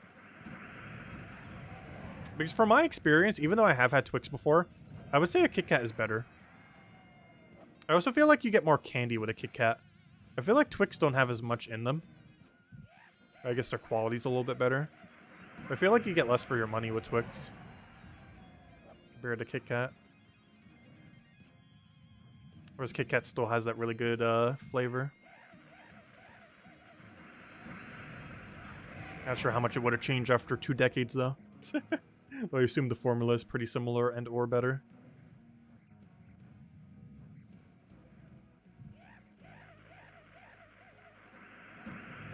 It's kind of like the difference between shortbread and wafer. Twix has the caramel, but the caramel can also get in the way. Like, it adds a lot of flavor, but it can also make things more annoying to consume.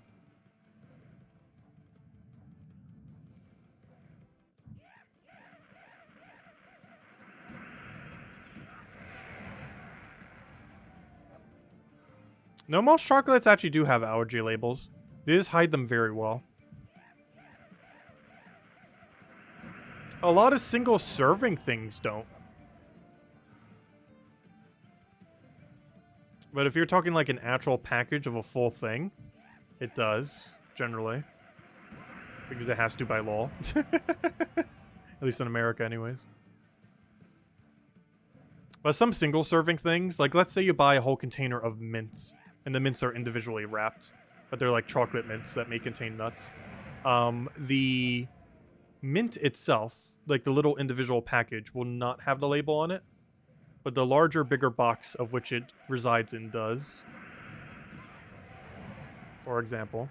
Normally most candy bars and similar things do, generally. Or they'll have like a super abridged one and say like, hey, go to this website for the full thing. If it's like a smaller individual thing within a big thing. Like, for example, I believe one thing that actually does that are, what are those popsicle sticks called? The Tootsie Roll things? Are those just called Tootsie Rolls? They might be. No, what's the things that has like Tootsie Roll in the center, but it's like a lollipop on the outside? They have a proper name. I can't remember their name. But I believe those have something on it. Where, like, the shell that holds them together has the allergy information. But each individual wrapped one does not have the allergy information, but it has, like, a link to, like, all the details that you can go look up. If you, like, go to theirs, it will tell you all the information. So, like, the main outer label has it, but each individual one... Yeah, Tootsie Pops, that's the one. But each individual one does not have the information on it. Because I believe that's a product that does something like that, last I recall. Oh, so those I've had more recently, because I actually can have those. These Tootsie Rolls don't contain in any way. And obviously the lollipop doesn't. As none of that's even remotely related to anything nut related. How many licks to get to the center? Pretty much 2 bites.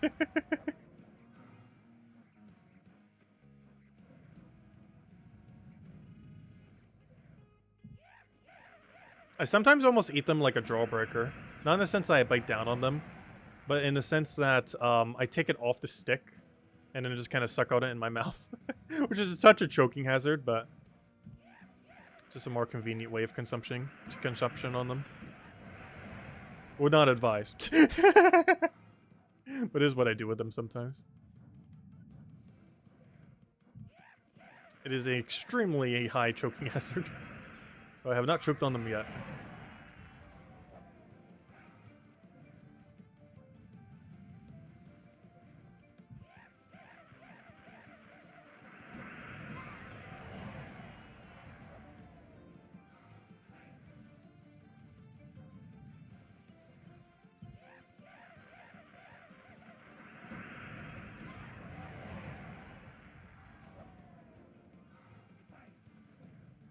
Alright, where's our good drop?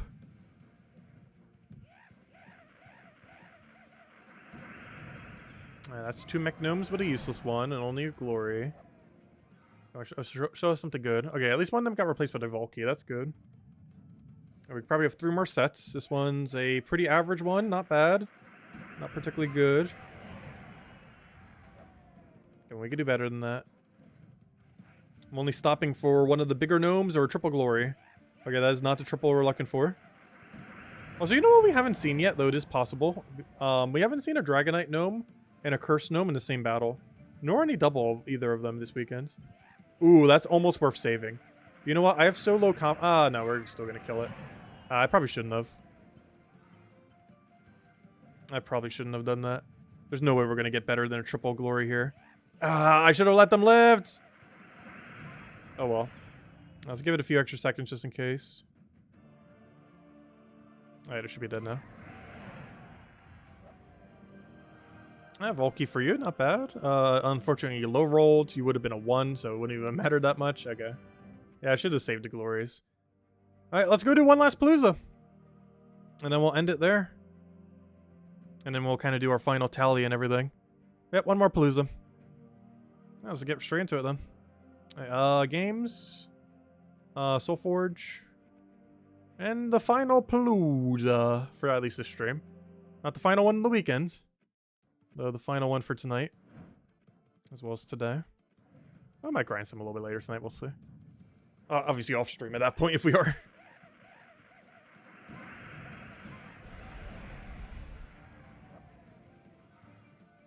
Milky Ways are pretty good.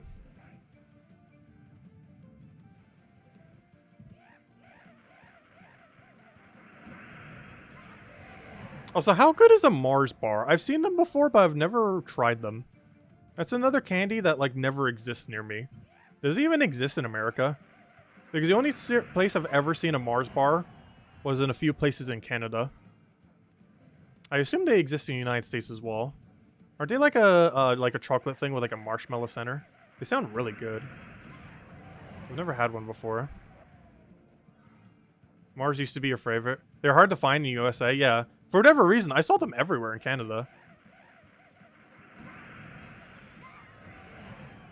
But I've never seen a single one ever in the United States, I don't believe.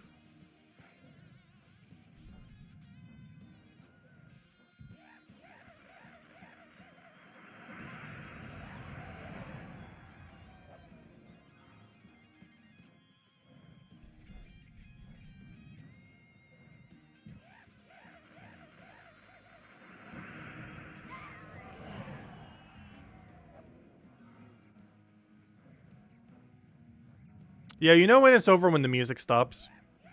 I still overestimate it slightly just to make sure, though. Just to give it those few extra seconds. Amazon has them. I feel like I would never want to order chocolate from Amazon. There seems like too many things that could go wrong.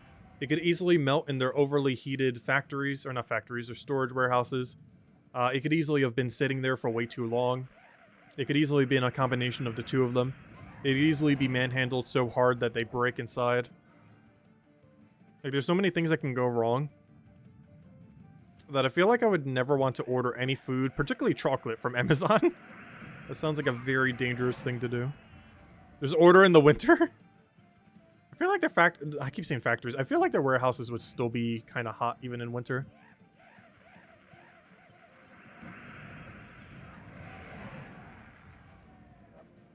I'm trying to find a Black Thunder bar. I've never heard of that before.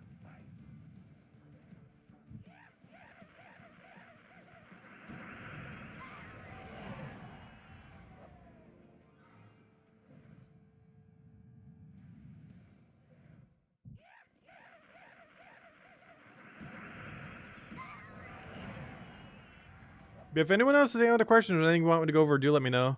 Because once we finish the Palooza, we'll do one last tally and we'll probably call it for today. Our second 7-hour stream of the grind.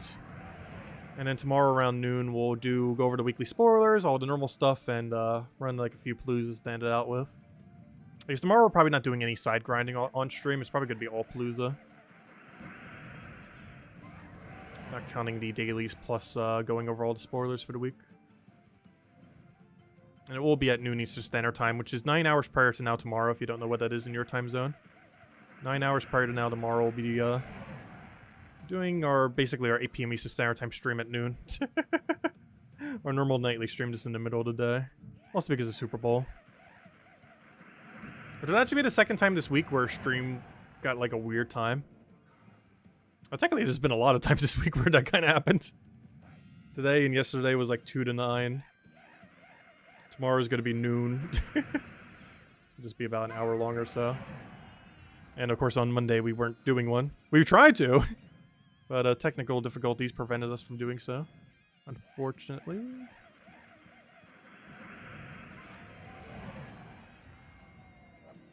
Import the bars and start a new superhero. I'm actually kind of surprised that there aren't like mega brands that end up doing that. Like having their own product based on an IP. Because yes, there's a lot of products that adopt an IP. Like for example, you know, cereals that have like some kind of superhero on it or something similar like that. But what kind of product is there even out there that it's not just like a temporary branding, but like a permanent branding? Like there's very few of them out there. One of them I can think of are like the SpongeBob popsicle sticks. Where it's like a permanent item that's always specifically that. Even though they also make like other similar things. But there are like very few that is like a permanent consumable product that is always branded with a specific IP. And I'm not talking about like the tiger guy for the cereal or something like that. I mean like an already existing thing. Like imagine if like, let's say, using the Frozen example, if Frozen just had like a permanent product that was like some kind of frosted cereal or something. But it wasn't just like a one-off thing. It was just like a permanent product that's just like always on shelves forever. For like decades. Like I don't think something like that kind of exists, does it?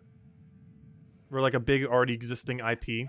Like going in order of big IP and then make product. Rather than make product but make an IP for it. Because Frosted Flakes would be something like that. M&M's would be something like that. Where it started as, okay, let's just make something that's like advertisable for this product. Rather than, oh, we already have something that's super advertisable. Let's just make a permanent product for it forever. Because I feel like that never happens. Because it's always like a temporary thing. Rather than a permanent one.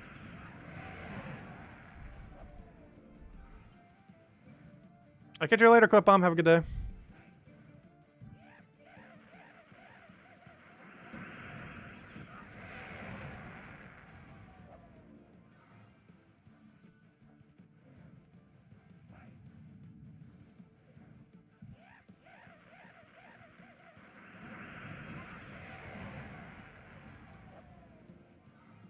Hey, an epic Volkey. Love to see it. I wonder what our final tally is going to be. The final tally of this stream is not our final tally. And the final tally of tomorrow's stream is also technically not our final tally. Because I will still be grinding some during Super Bowl and all that.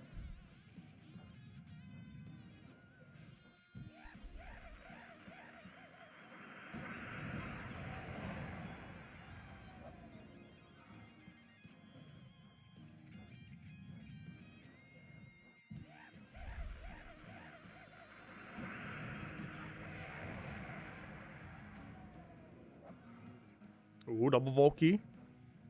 Get in there.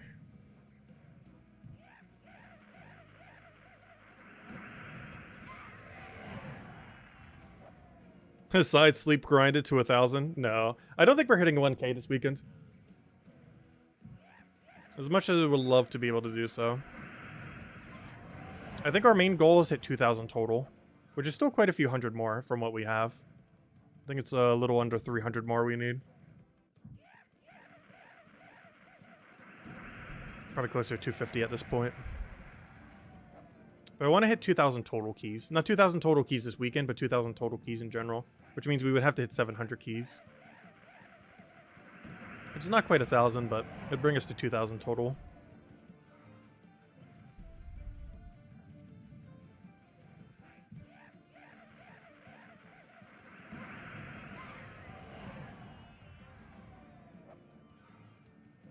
A realistic goal setting. There's a masterclass for that.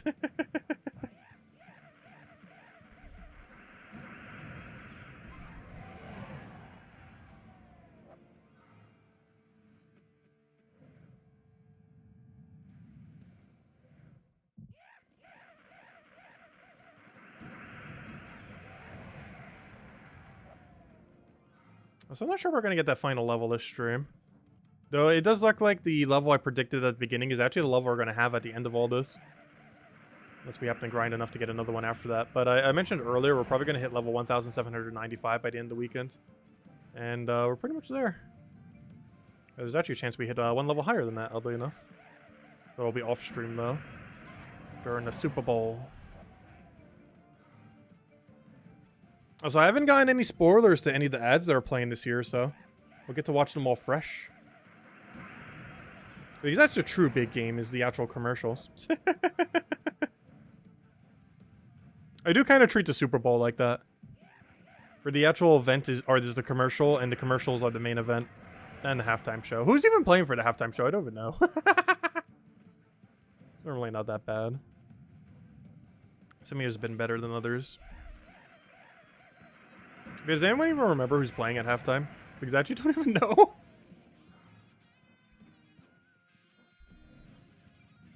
Hurry up, spoil them all. No. Rihanna? Is it multiple or just Rihanna? Gosh, which one is Rihanna again? Oh, I know which one Rihanna is. I sometimes confuse Rihanna and Beyonce. But yeah, I know who Rihanna is now.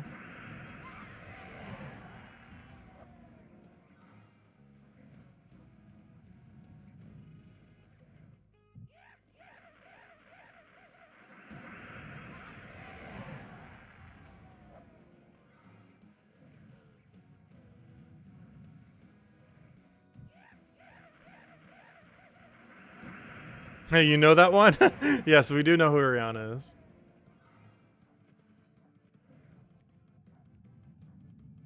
You wanted Taylor Swift. Does Taylor Swift even still make music? I feel like every song she ever does is about a breakup that she recently had. Like, I feel like that's 80% of her songs. Or basically, like, vendetta songs for, like, every person she ever been with. I feel like that's the genre of music that she even writes. It's like vendetta songs to past boyfriends. Isn't that, like, at least 2/3 of her entire catalog of songs?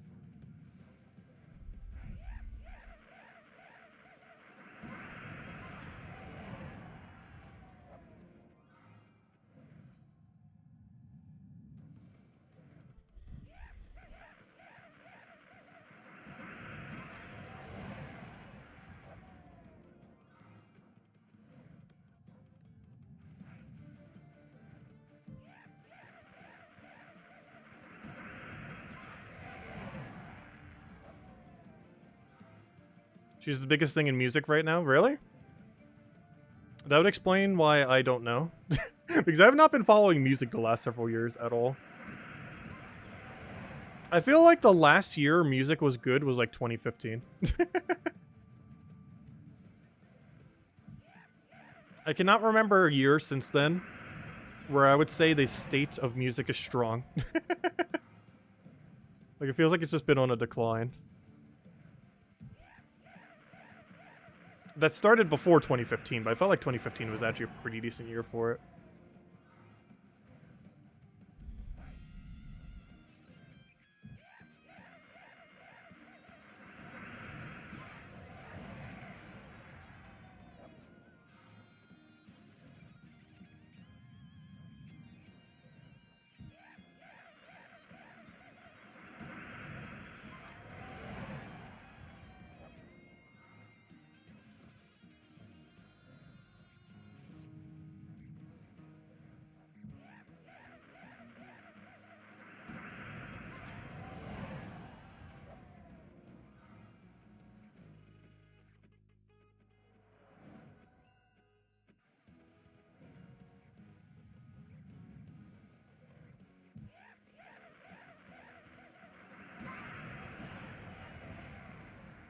I barely even know what a movie is.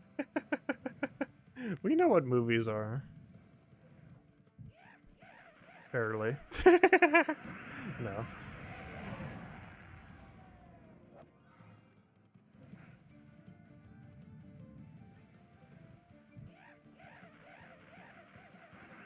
Well, it looks like a good bulk of our vault event is done. We're still gonna grind a decent amount tomorrow. Like, almost all of it will be off stream, though. Other than our quick little hour noon stream.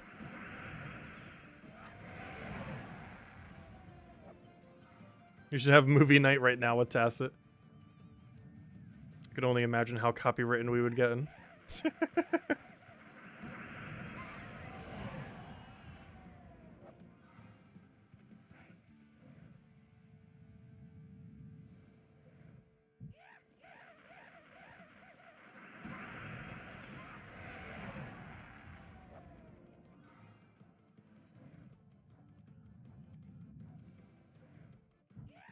Alright, last few. Okay, this one we'll pass on, even though it's kind of good. But the loot that we'd get from a couple battles is better. I think we can get 2 more cycles here. I kill these because they're really bad. We have to look very quickly on this next battle. We have to decide within half a second if we want it dead or alive. We want it dead. We want it so dead. Quick, go, go, go. We want it so dead. No, I misclicked. Oh no, I gotta let them live. I misclicked too hard. No. That's not gonna be good loot for the final little one. But we'll get the final tally.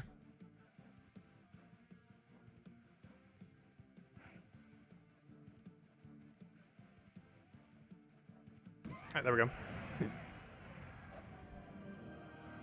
Oh, look at how bad it is. At least the 5,000 souls saved it slightly. Alright, there we go. Alright, tributes ready. Let's go see what the tally is now. So, inventory. We start at 1,300, which means we are now at 384. Where's my number? Oh, timer, you can stop now. Alright, we're at 384. I feel like we got a lot of Epic Vault Key. Let's see how much increase we got. And we hit a 08, which means we would be at 43. Oh yeah, we did. Whoa, whoa, whoa. We did really good on Epic Vault Keys there. Yeah, 43. And counting pity, we are at, let's see, 46 plus 43 is 89. And to the other number is 500 and... Oh, wait, 89. Never mind. Sorry, 400 and... 73. 473. So we're all pretty much at 500 then. One more Palooza and be there, and we already have them in reserve. So yeah, it looks like we're ultimately getting probably 600-ish. The only problem with that is, let's see, I had 46. How many more do we need to reach our other goal? I'm currently at this. We're going to add, what, 80? Gosh, how did I not remember that number? 46. So we're adding 46 to this. And what's the difference from that to what we need?